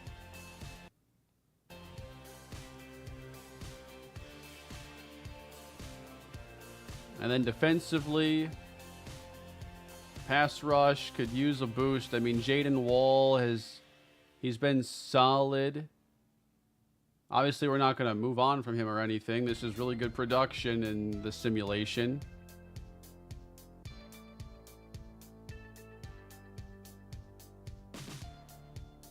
John Gamble, though, I don't think has been the huge difference maker that I was looking for.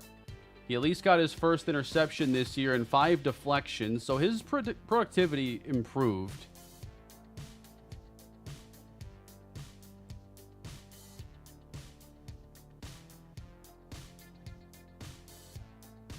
And then rookie Max Spencer, only 4 sacks.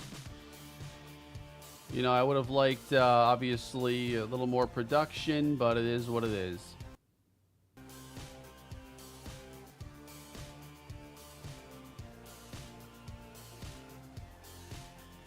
We were that close to the playoffs.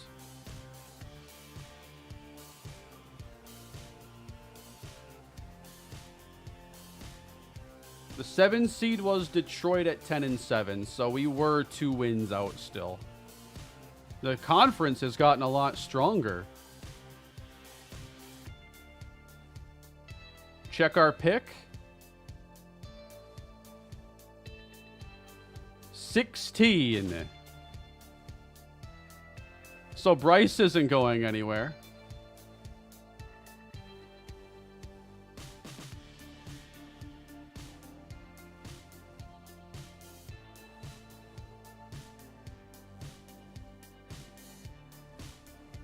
There's only one good quarterback in the draft.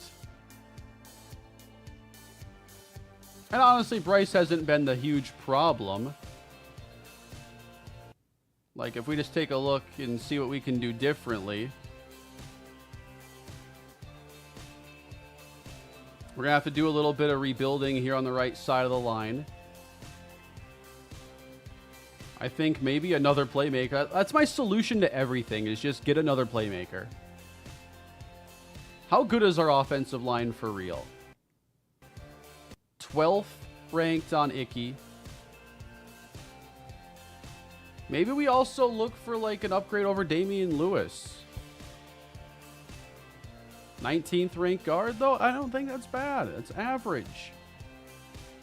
The O-line seems fine.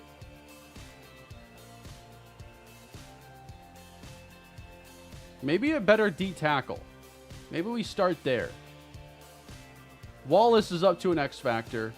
Like, if we get a D tackle, a right tackle, and a safety, we run this core back, shoring up those spots better.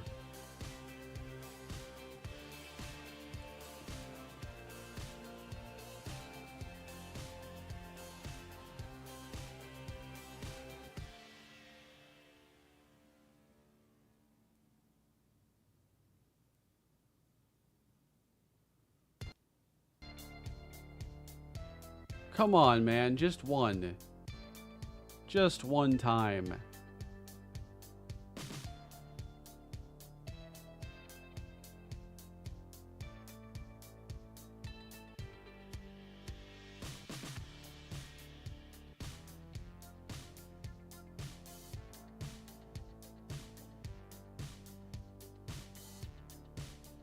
No Panther retirements.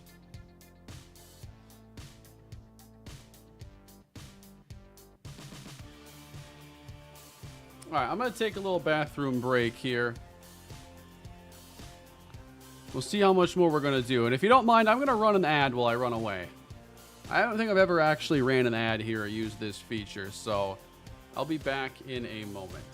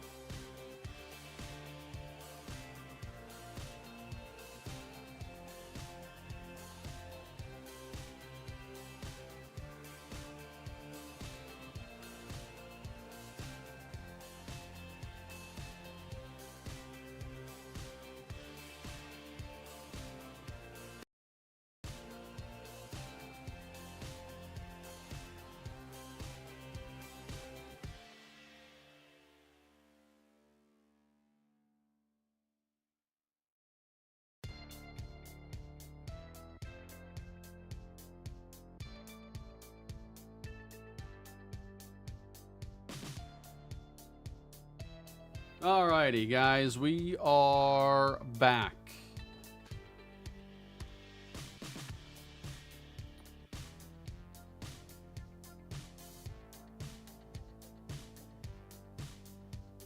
So it's the off season again. Let's see who pops up here in our storyline.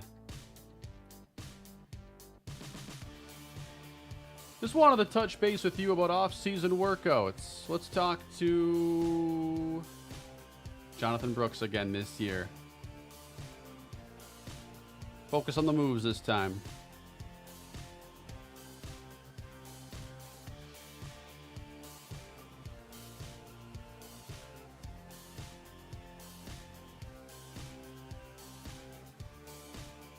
That works for me.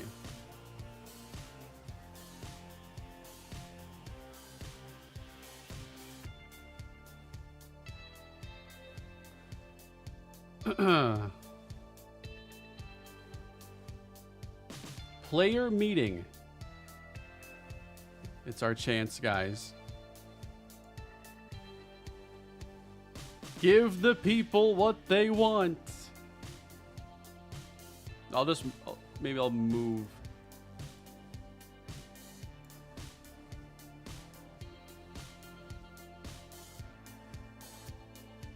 Yes! Here we go! We got it again!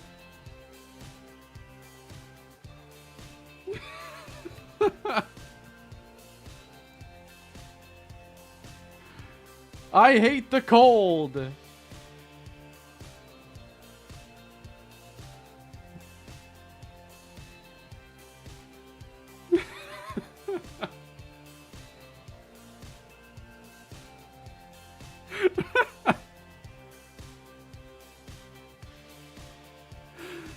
Oh my God. It is incredible.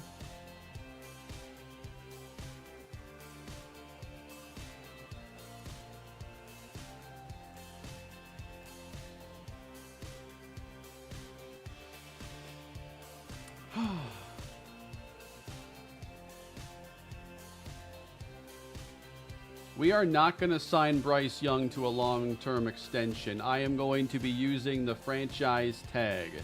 So I'm not committed to a multi-year deal.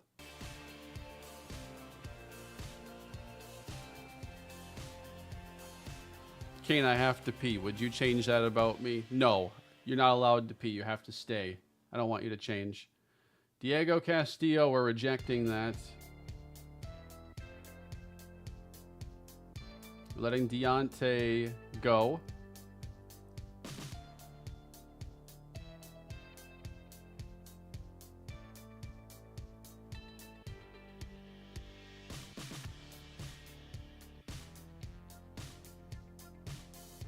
I'm going to keep that as my... I honestly wasn't even paying attention. I was on cloud 9 because we got to see the I hate the cold again. Did he really say I'm going to keep that as my main motivation? Did he really?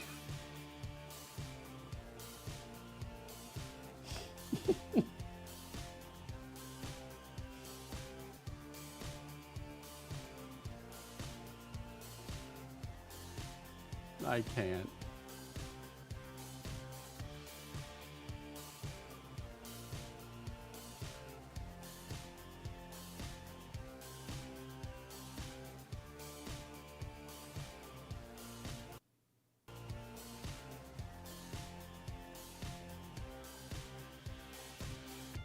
So what he's saying is he'd really not like it if we traded him to Green Bay. That would not be his preferred destination. But he's coming off a pretty down year. We just got turned down by Aubrey.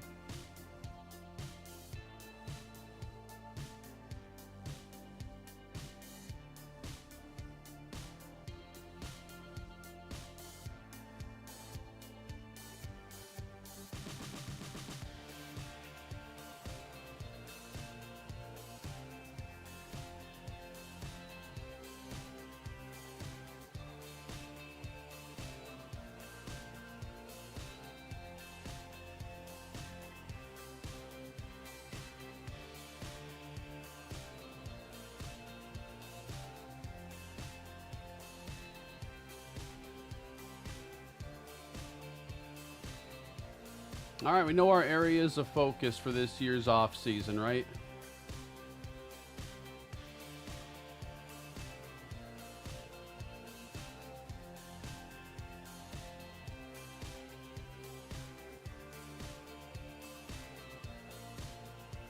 Jahmyr Gibbs, Christian McCaffrey, what is going on this year?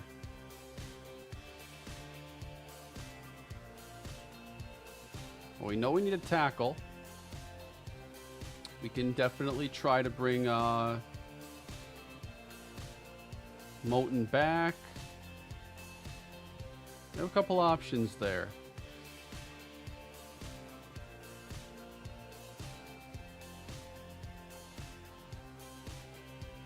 I'll offer a 1 year to Braden Smith. Well, tackle was looking like a good first round option for us. I'll come back to tackle. What's on defense, though? Chris Jenkins. Christian Wilkins. Jonathan Allen. Mekhi Wingo. Only 25 years old and interested in coming here. He's not going to get a whole lot better than he is, but he had 7.5 sacks last year. Count me in there. go straight to 30. Bring back CMC just for the fun of it.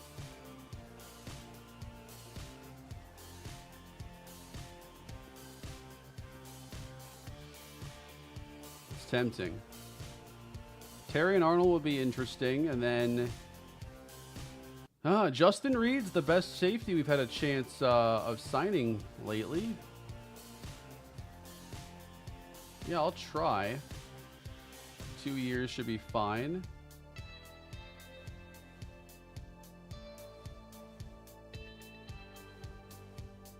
Bring back Chris Jenkins. I don't think it's the same Chris Jenkins that played for Carolina. And, you know, we got the money. Let's go after Terry and Arnold, too. Scheme fit and everything.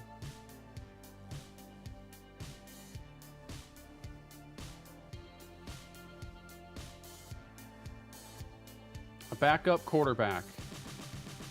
Give me Michael Penix. A younger option. Well, he's 28, actually. He's not... I'm not even sure if he's younger than Bryce Young.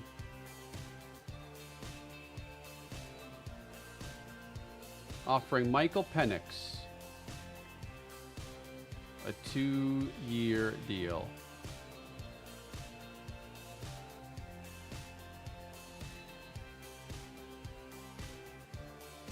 Adding an extra receiver here might not hurt after losing Deontay.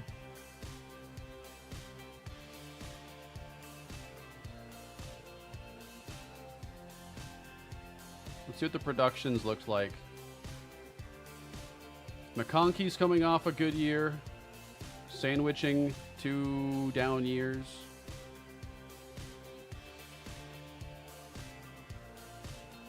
Then Ricky Pearsall, 624.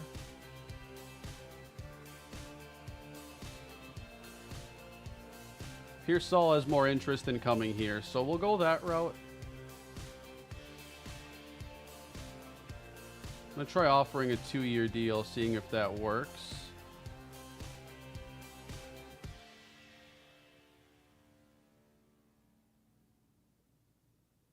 Yes, I'm a Darnell Washington guy. Oh, I don't have enough opportunities right now.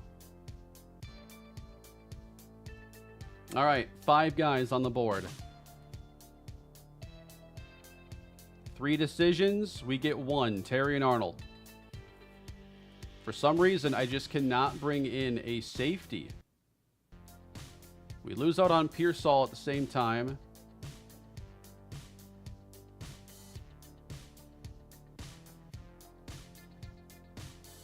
I'm a Cam Bynum guy. This one should actually work out, I would think.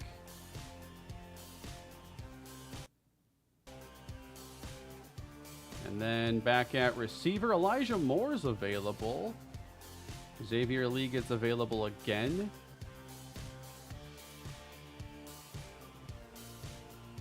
Malachi Corley.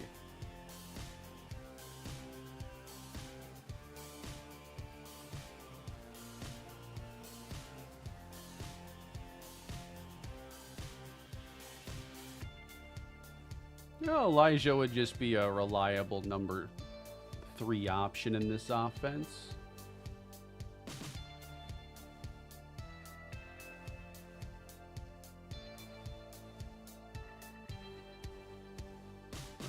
But the Bills are giving him a massive offer. Do I really want to do that?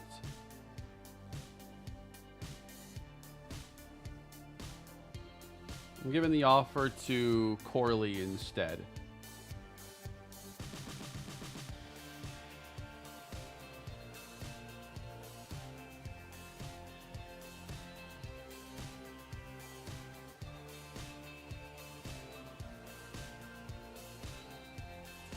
We do bring in Wingo, Corley, and Bynum. Looks like we missed on Michael Penix. So now we'll look for a new backup quarterback.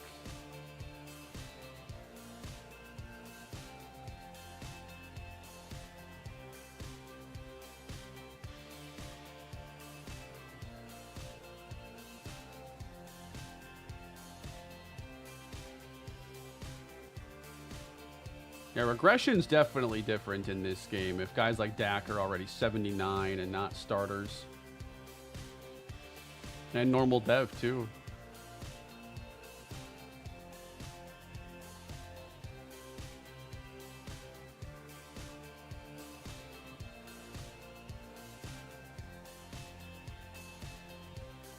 There's not a quarterback out there making like 16 million. That's a like market that doesn't exist.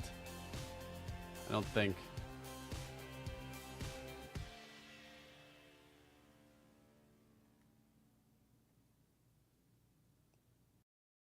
Did I not put an offer out?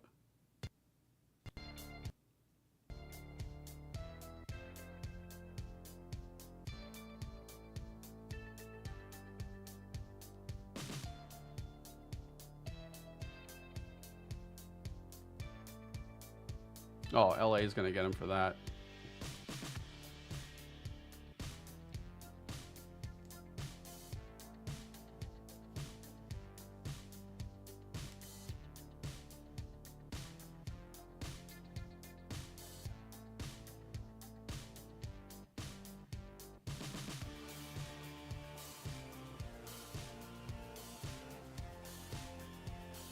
We have a lot of mid-round picks this year, so I'm thinking we're going to be trading up a lot in the draft.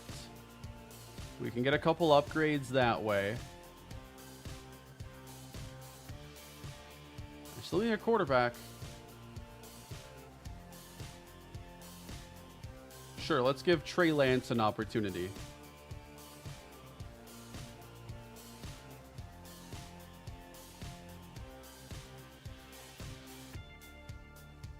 So defensive tackle, receiver, corner, safety.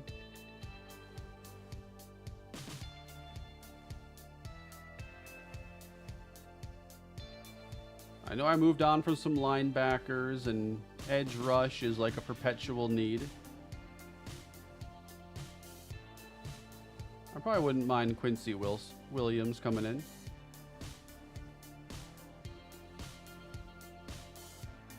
Pretty productive.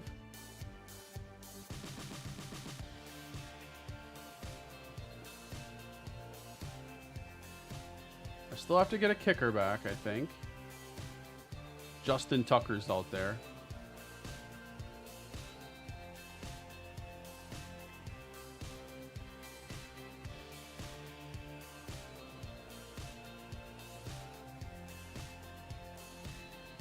We have Justin Tucker now and Trey Lance. And we should now have Quincy Williams as well. I don't know how Justin Tucker's a free agent. I keep seeing the best kickers as free agents.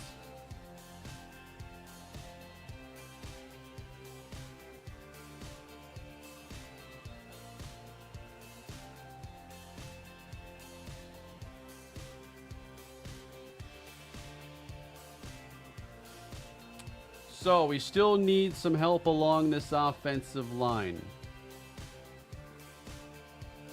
That's probably the biggest area of concern right now. Spencer's down to normal. That really hurts.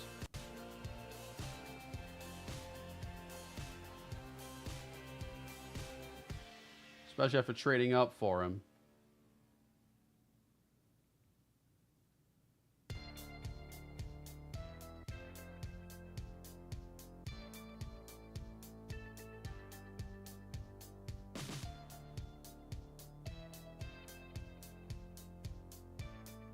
I'm going to change Williams' position here to middle linebacker so he fits our scheme better.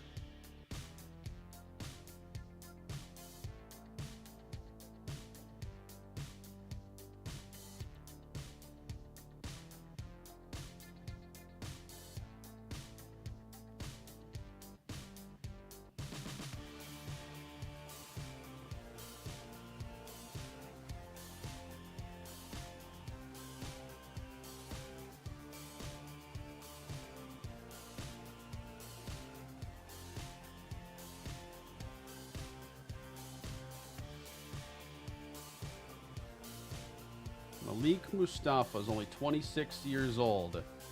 At least he'd be developing a little bit. Maybe we bring him in and give him a chance to take off a little bit this year. Team's kind of desperate right now, and safeties just don't want to sign here.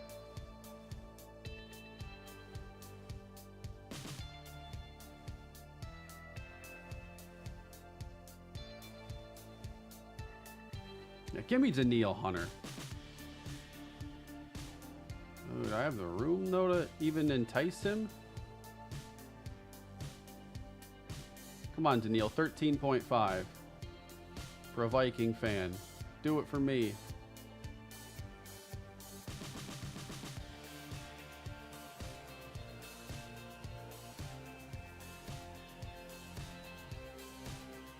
We got Mustafa. We'll have to see if Daniil takes that.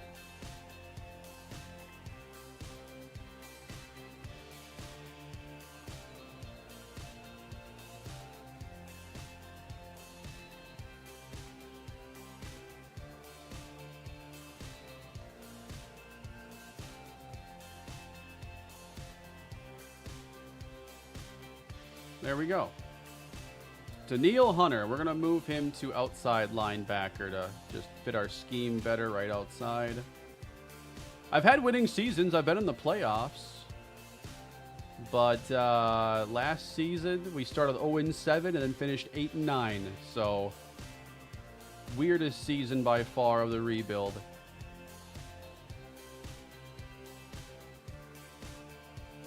And then if there was like a stopgap guard, if I could sign that. Have a little bit of cap space remaining. Oh, Wyatt Teller. Oh, he's not available. That's the wrong list.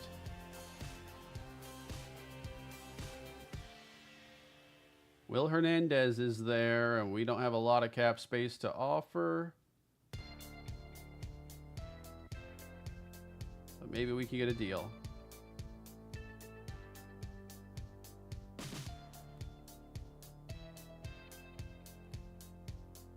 Well, we'll see if he takes it when we simulate.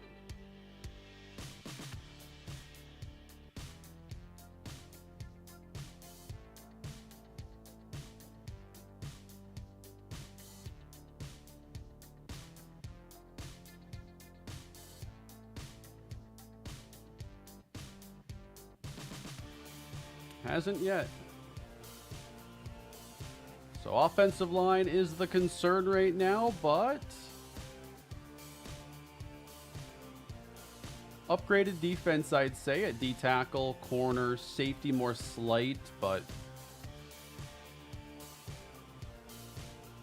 kind of a make or break year for Bryce Young. So with this draft, then, we're looking at getting a tackle. That's the main thing we'd like to add. And I thought we'd have more scouting info on tackles. Our 3-star scout was focused on them.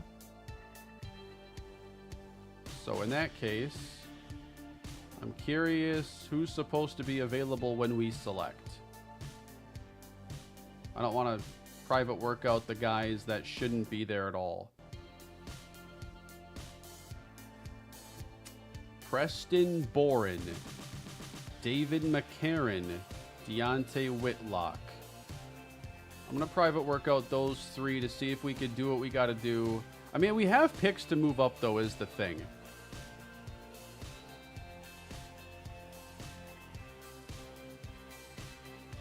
The second round is probably prime territory to be moving back up into the first to make a splash somewhere. But we've got to get a good tackle. So yeah, let's see if we need to move up for a tackle at all.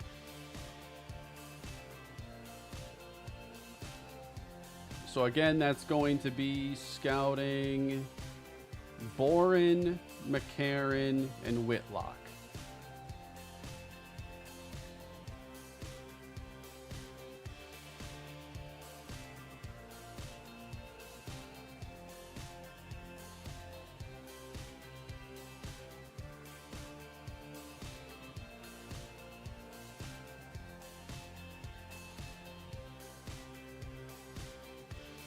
Let's see where our picks are again, because we traded away a bunch of veterans at the deadline. It was a down year for us. It wasn't going to get better. So now a 1-2 with 2 3s and a lot of 4s. Whole lot of 4s. So, like, everything after the first round, we can look to trade up. You know, we can make maybe 2 first-round picks and 2 seconds or something.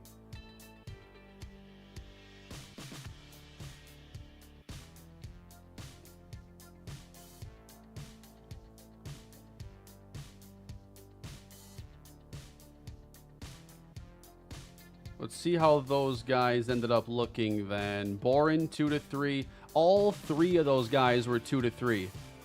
We might have to move up then if we want a more, like, difference-making tackle.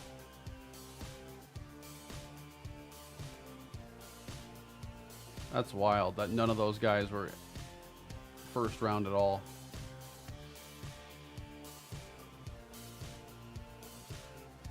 So we got those extra picks, and we're going to have to spend them making a leap.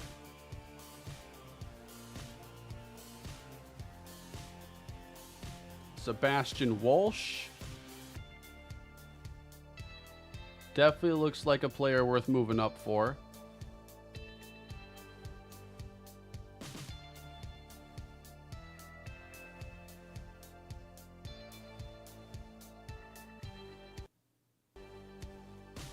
I just have to sort by the tackles.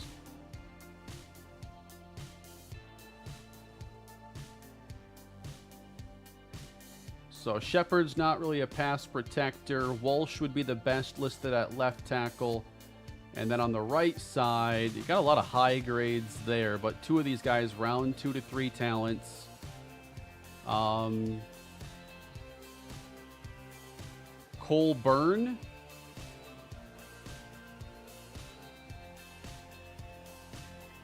And Sebastian Walsh might be our most realistic targets. And they're projected to go 10 and 13.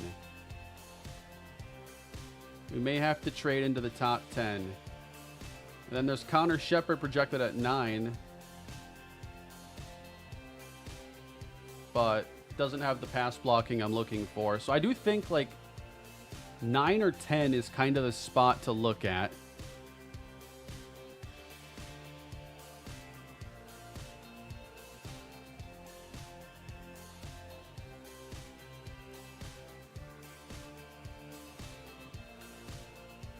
So let's see how this unfolds then.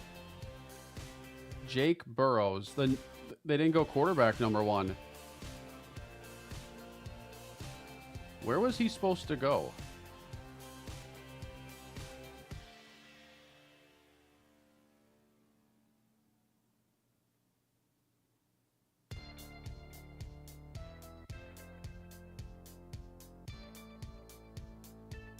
I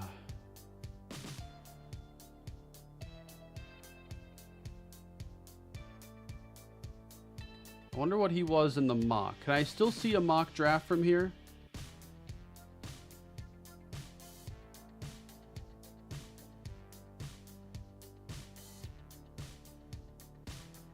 Must be no.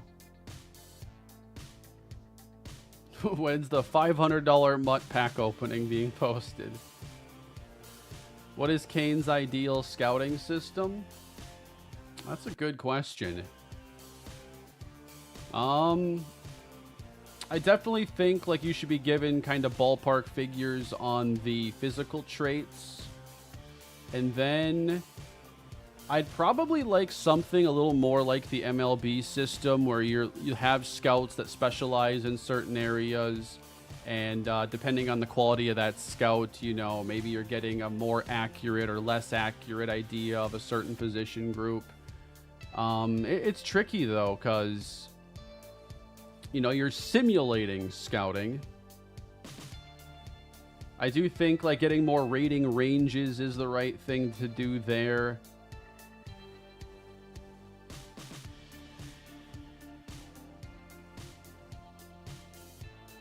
My realistic record prediction for Carolina this year, in real life, not sure what their over-under is, but I would say, like,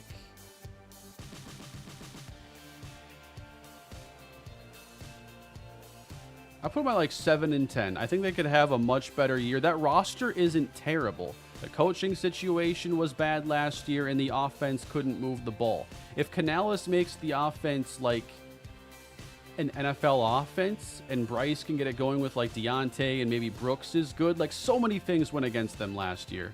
So I think they're a 6 or 7 win team, potentially more, if they like clean house in that division. If they can go 4-2 or 5-1 in the South, and that's on the table, given I don't think that division is really 5-1's reaching, but I am not super high on like Tampa. I'm very low on New Orleans, and I think Atlanta's solid, 9 or 10 wins. Maybe more if they clean that division up big time.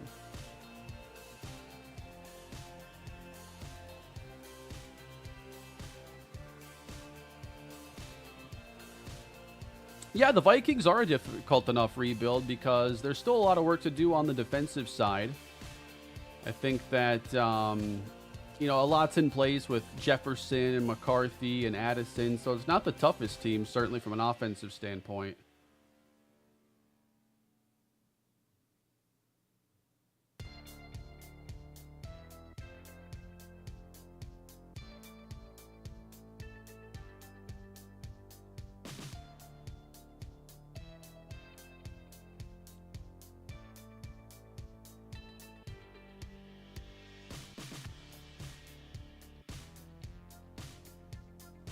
The Falcons end up taking Julian McCullum. We had the opportunity to trade up and did not.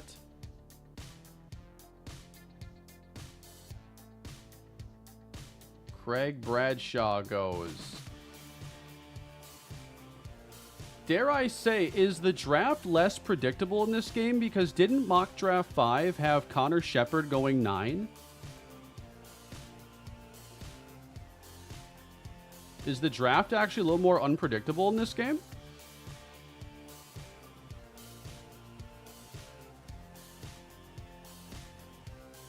I'm pretty sure they had him going 9.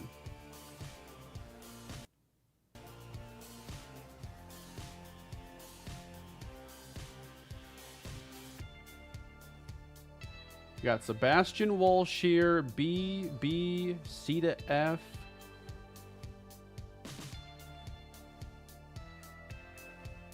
Or Cole Byrne.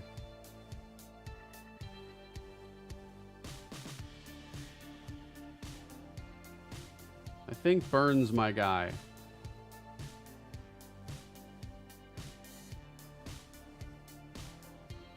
I'd like to move up.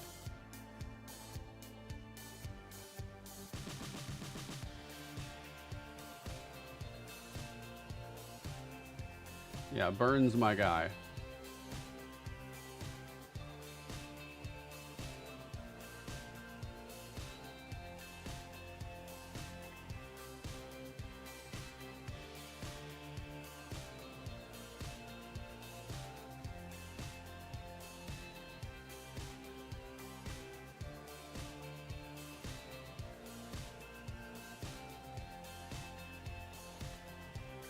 What are they going to price this at? Not that far. What do 2 4s look like?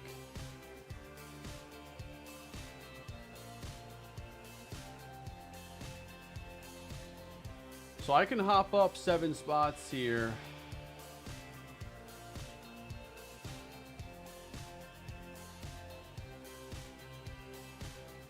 Two 4s and a 5 to move up 7 positions for our first round pick. We're going to take Cole Byrne, the tackle out of Tennessee. That's an A. 24th? Really, in true value? Normal dev, too? Wow.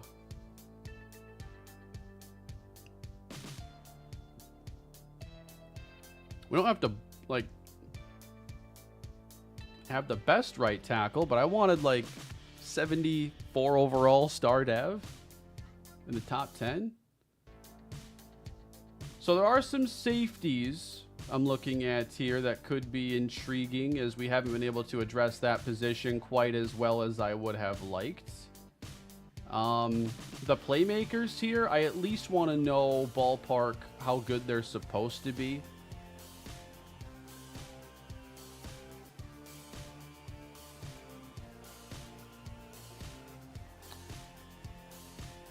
Chris Carter. That's how you get a Viking fan's attention right there.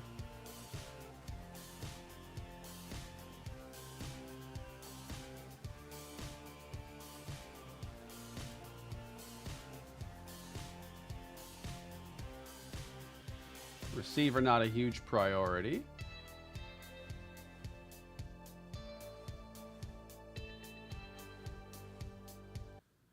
But we definitely want to try to find a way to move up to make a difference with this team. Maybe I sim just a couple of picks to get us into more of a better trade range. I have not seen CPU teams trade up. I do want to get back in the first round, but we have to figure out who makes sense.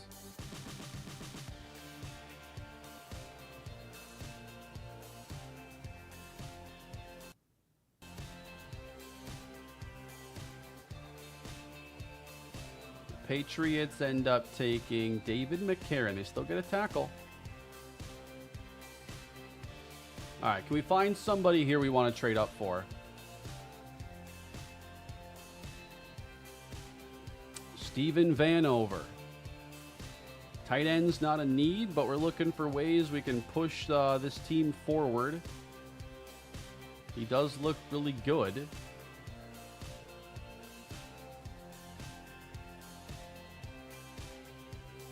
Could still use a guard, and safety is not a bad thing to target in this range either. Zach Grove. The athleticism is pretty solid. He looks very fine.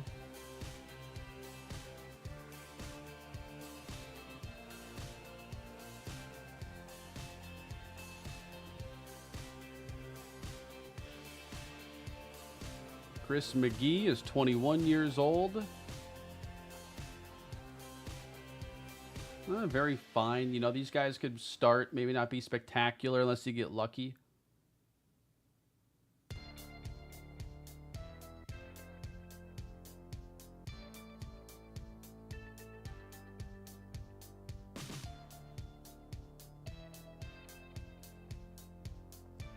No D tackles in this range. There are more linemen.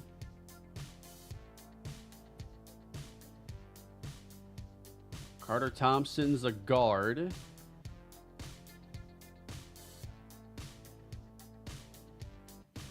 Mostly looks good.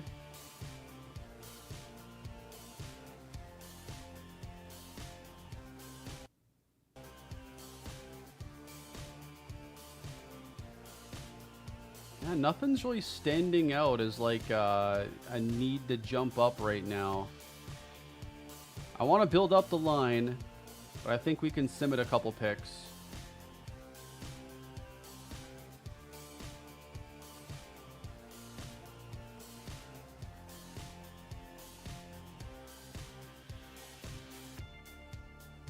Cole Calhoun. Wow. I know he was a football player.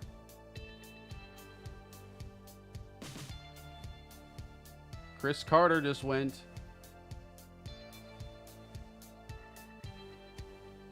Now we're at 24.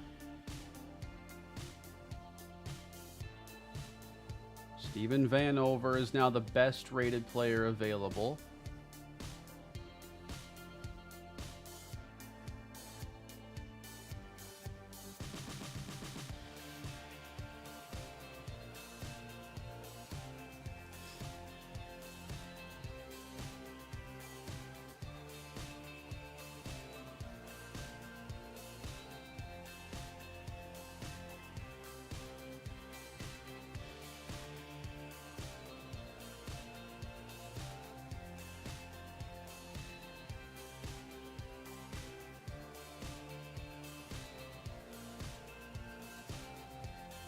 I'm not trading for round 2 to 3 talent here in the first round.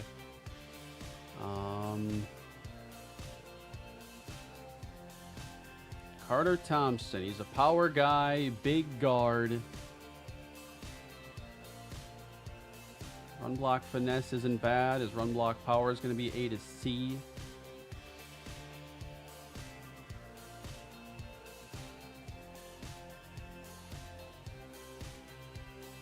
All right, I'm curious what it would cost here.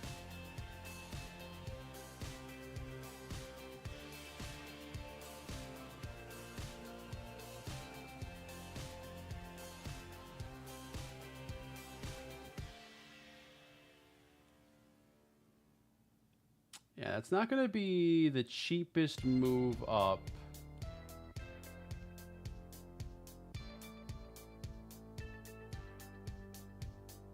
We have a lot of 4s, though.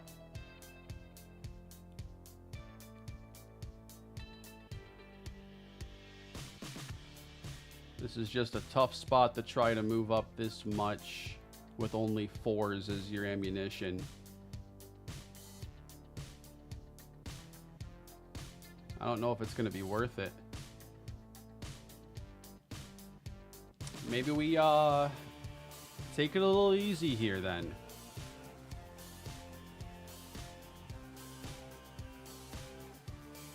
Carter Thompson goes to Detroit, so, you know, we miss out. I didn't want to give up, you know, 2 3s and 3 4s to get a guard.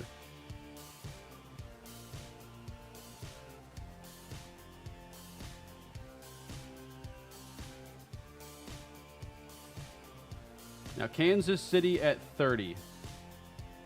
Can you let them take Vanover? It is curious why he's fallen this far.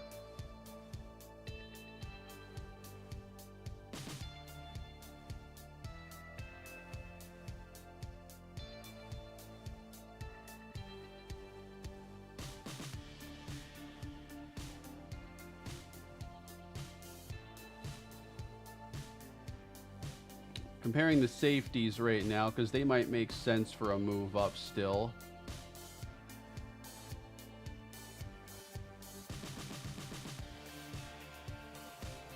Yeah, pretty even on those guys, honestly. The biggest tiebreaker I can see is that one's 21, one's 22. Same archetype.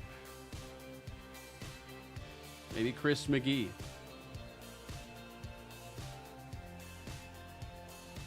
As far as the guards here in this range, then you'd be looking Greg Holcomb. Athleticism's good. Pass block finesse isn't great. But he's definitely a day one starter to me. I think KC is going to take the tight end here. We're going to let them do their thing. They don't. The Vikings take a running back. And then I think a tackle just went.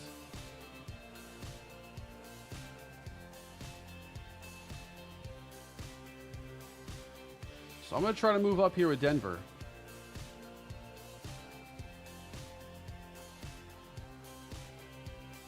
We're not going to have multiple first round picks, but now the cost to move up should be more palatable.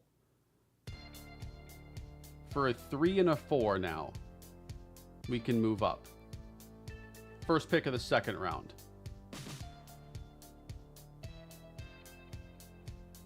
And this is where we can fortify our offensive line here. I think I'm pretty happy with Greg Holcomb.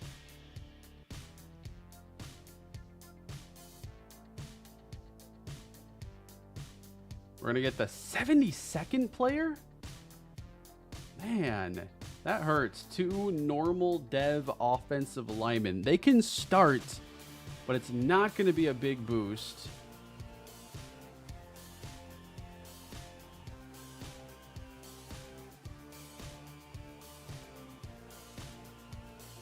That hurts. And I am looking to move up again. I'm going to try leapfrogging Atlanta here and go with the Raiders at 39. Because now I'm looking at the safeties.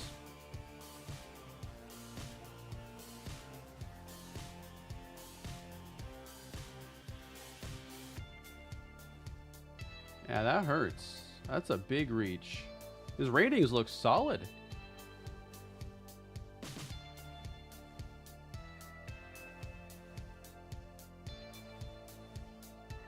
Ooh, maybe I can't afford it.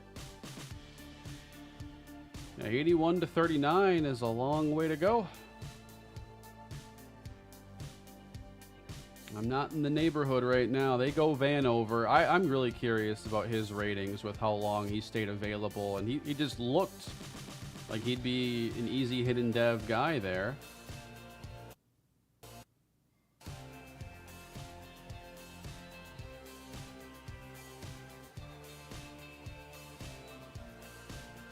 Looking to see if either one of the safeties I liked go. And there we go. So 48 now is where we are. I'm not sure that's going to be even enough to move up.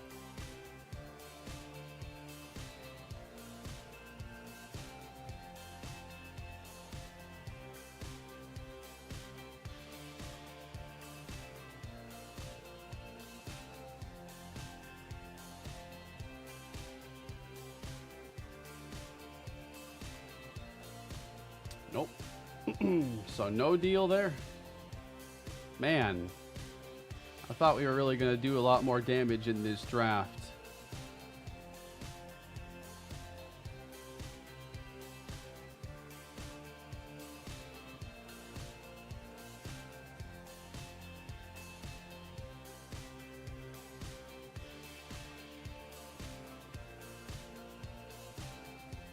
So looking at safeties then, we got one guy left here, and that's going to be Andrew Pendleton, who does have round 1 to 2 talent. We scouted that. A run stopper with this good of athleticism is impressive. C-zone and C-man. I like that skill set a lot. Projected a lot later. But if he's truly a 1 to 2 talent, he's not going to make it to 65. We need to still be trying to move up actively.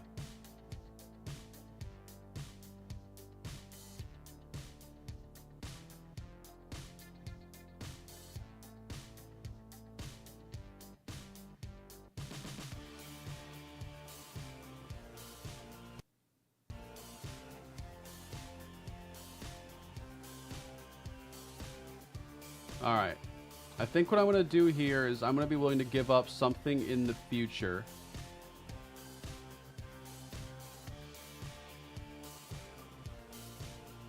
A 3 next year, a 4 this year,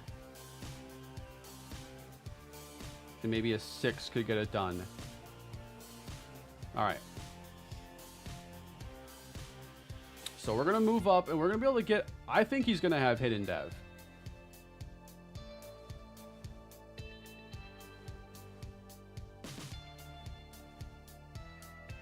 Andrew Pendleton. 44 true talent. Scouting report, brings the thunder.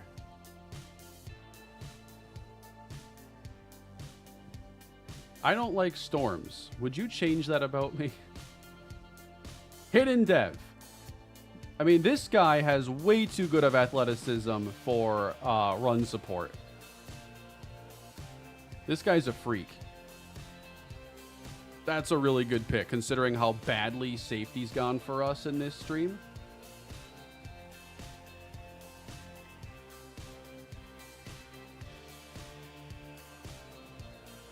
I'll take that. It's kind of that's a way to salvage things a little bit. And then I know I traded up so much, and I traded away a future 3, so now I want to trade away this 4 and see if I can get a future 3 back. I can get a 4.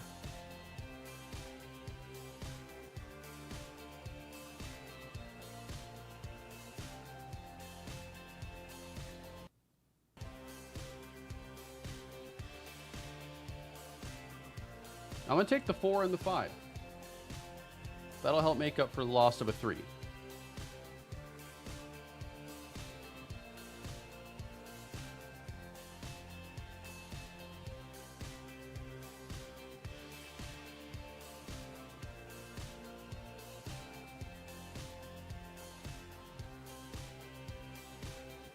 And now with the draft wrapping up, do we have a D tackle in here?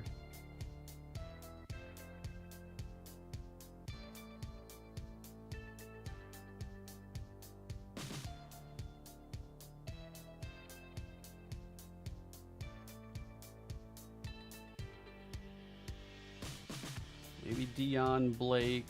I could use tight end depth too.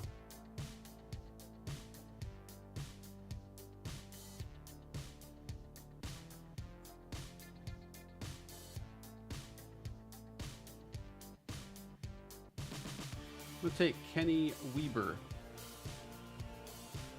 NFL ready pass catcher. That's what we like to hear. So we'll get another tight end on the team. Can a mentorship change a depth trait? And not that I know of.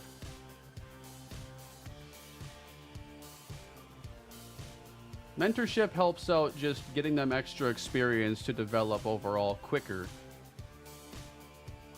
I'm exhausted and I have work in the morning. Would you change that about me?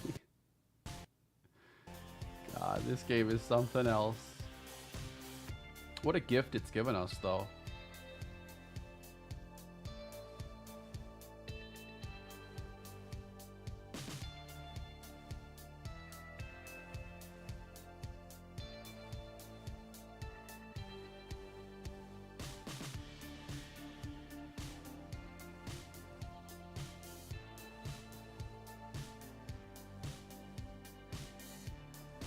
Jared Barkley's a field general.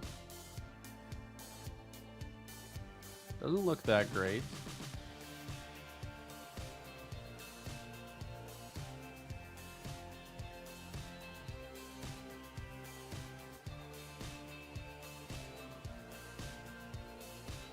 Sure, let's go J.J. Owens. 318. Slow linebacker in today's game. Slow to react to developing plays. Show potential with power moves. Slow linebacker in today's game. He's got 85 speed. Is it really that bad?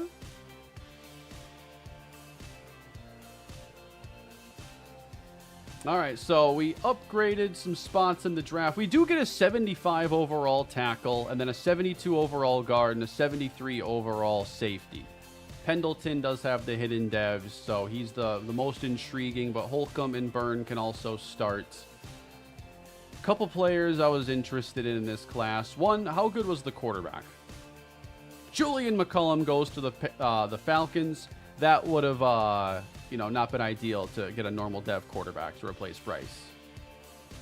Now he's a good normal dev quarterback.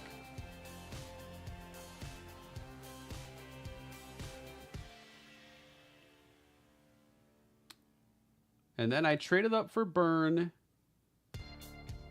Walsh had 74. And then you start to drop a couple more points. Chris Carter at 76. I can't scout receivers with these new systems because I just look at like all the F stuff and I'm like, yeah, all the receivers look terrible to me.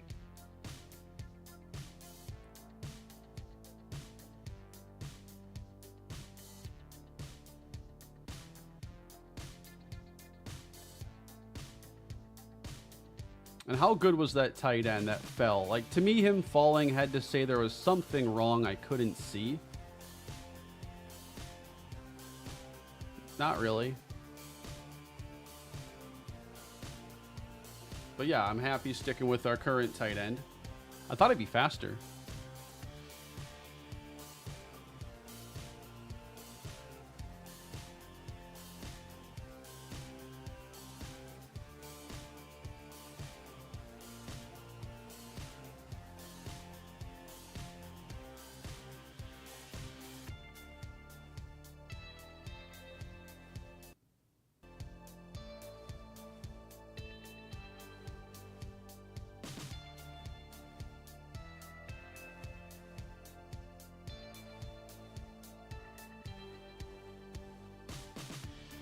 There we go.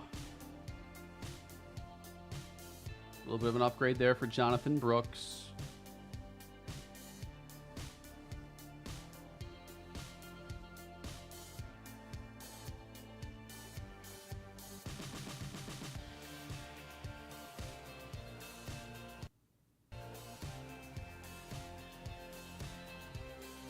So there's the offensive line reconstructed. We'll see if this is enough firepower at receiver. We added Malachi Corley. And then on defense, a new defensive tackle. We add Terrion Arnold. We're going to make sure we get Pendleton starting at strong safety. We've added Daniil Hunter even.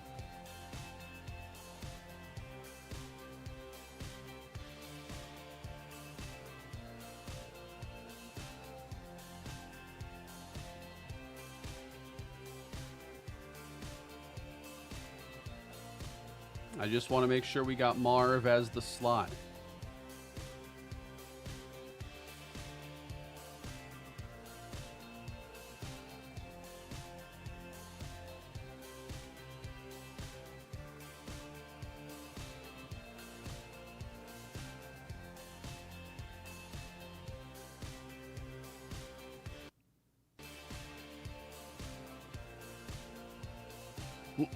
No idea what to expect after the previous year at all.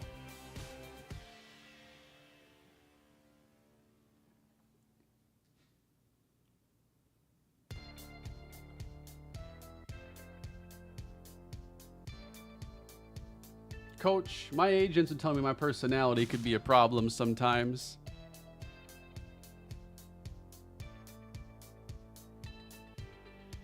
I'm obsessed with my brand and socials all the time. Would you change that about me?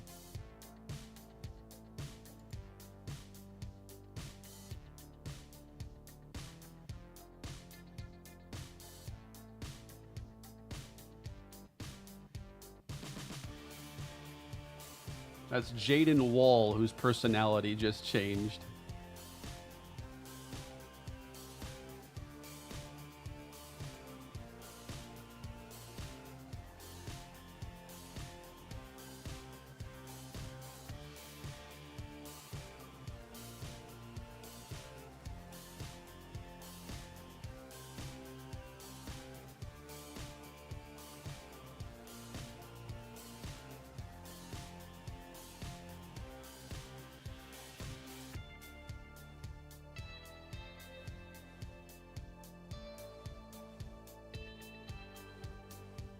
Why do we have so many receivers?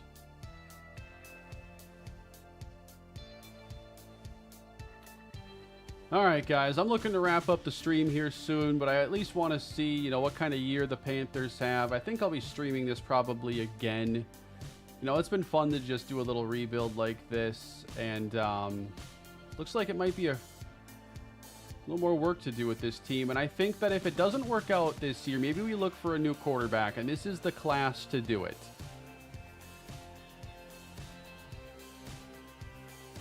So we're going to go ahead and get us a quarterback scout at number 3 just to be safe.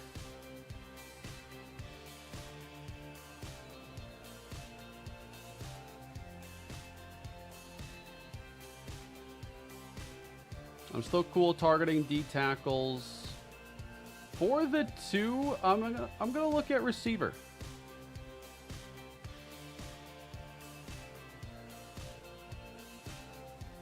Maybe Marv needs a partner in crime over there.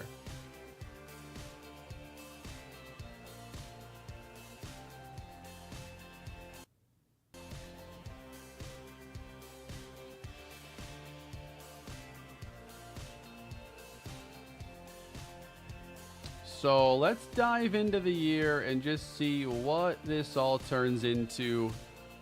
Will I be doing this again to try and replace Bryce, or could we have a possible playoff run?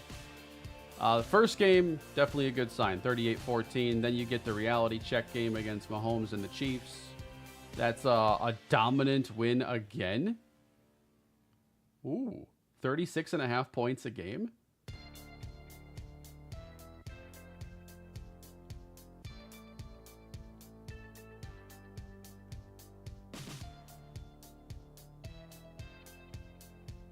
Wait a minute now.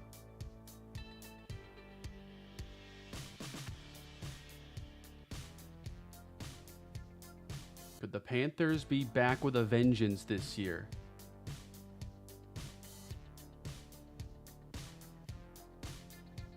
Let's sim it to mid-season.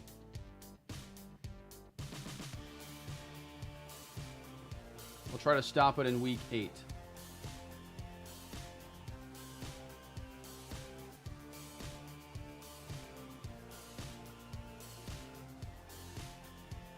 Five and 2.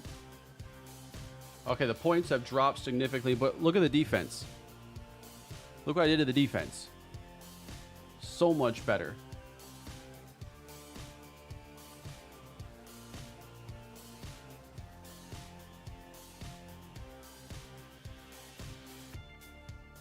Thanks for meeting with me. This is Marvin Harrison Jr. We're almost... I skipped it, I guess. I need more touches, or maybe I don't belong here. Okay, let's get you more touches this week. I don't just want catches. I want some carries too. Wait, what? That's right. Get me the ball, coach. I'm the coach now. What on earth? How am I going to tell him about the rush attempts?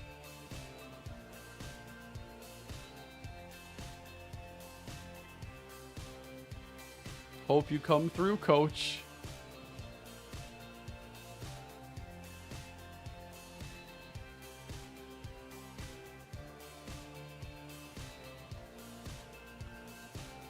Oh, Marvin.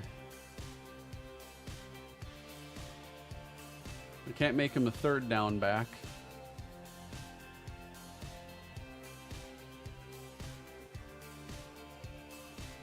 Let's see what happens. We lost.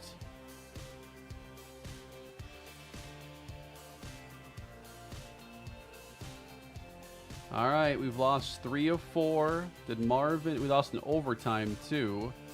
So Marvin had 6 catches, 41 yards, 2 touchdowns. You know, 2 scores is really good. He doesn't appear to have carried the ball.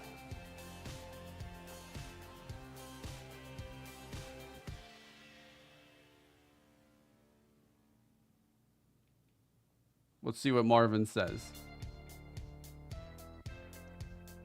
You promised, or you didn't get me the touches you promised. I'm a team player, but you need to hold up your end of the bargain.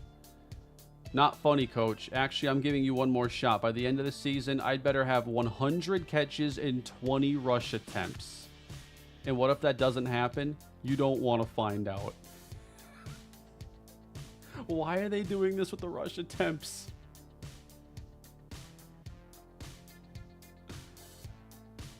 Let's sim to playoffs, see what's awaiting.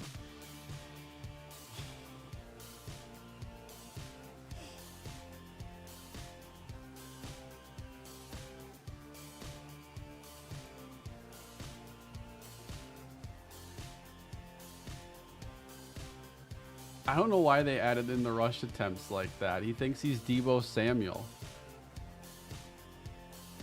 All right, where'd we end up? 12-5 as a 6th seed.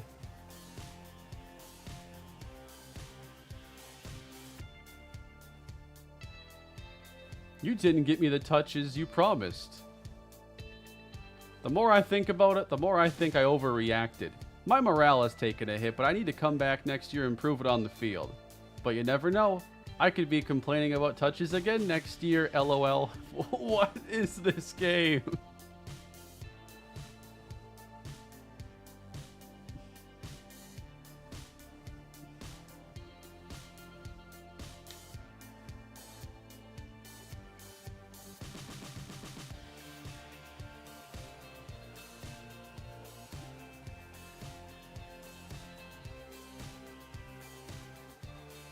So I know that's not the ideal spot to end, but I am going to cut the stream here. We're going to come back tomorrow, and we're going to see if we can get this Super Bowl run going with Carolina, or if something needs to change. But it seems that the quarterback problem, maybe isn't a problem. Can we sign Bryce Young to a deal, though?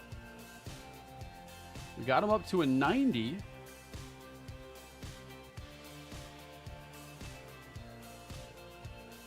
I would change that about him, absolutely, because that was some unhinged behavior that I'm not a fan of. Even Corley only got 1 carry. And that's like his thing. Oh, God. Why?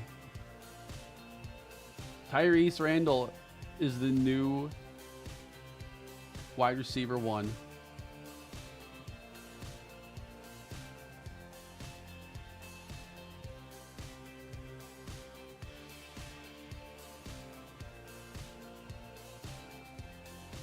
Yeah, I didn't see that coming. But the O-line improvements, guys. We had a good running game this year. Pass rush still mid as ever. A lot of interceptions, though. This defense. I built up this defense. And tomorrow we'll see if we can actually get them the title. All right, we ranked so well defensively this season. We just have to be able to handle the Desmond Ridder-led Saints.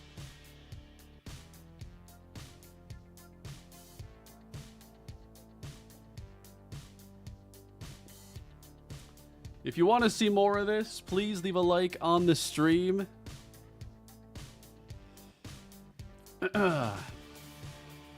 And I'm going to shut it down for the night, but what an interesting journey so far on Madden 25. The storylines, man. I'm going to tell you right now, like, I really want to watch Bengal at his franchise this year, because I know the story, the way he does his content and the storylines are going to be electric.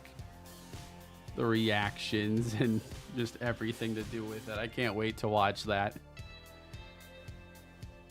All right, guys. Have a good night. I'm tired. I gotta go. Maybe you'd like to change that about me, but that's too bad. Thanks for watching the stream. More Madden 25 tomorrow. See ya.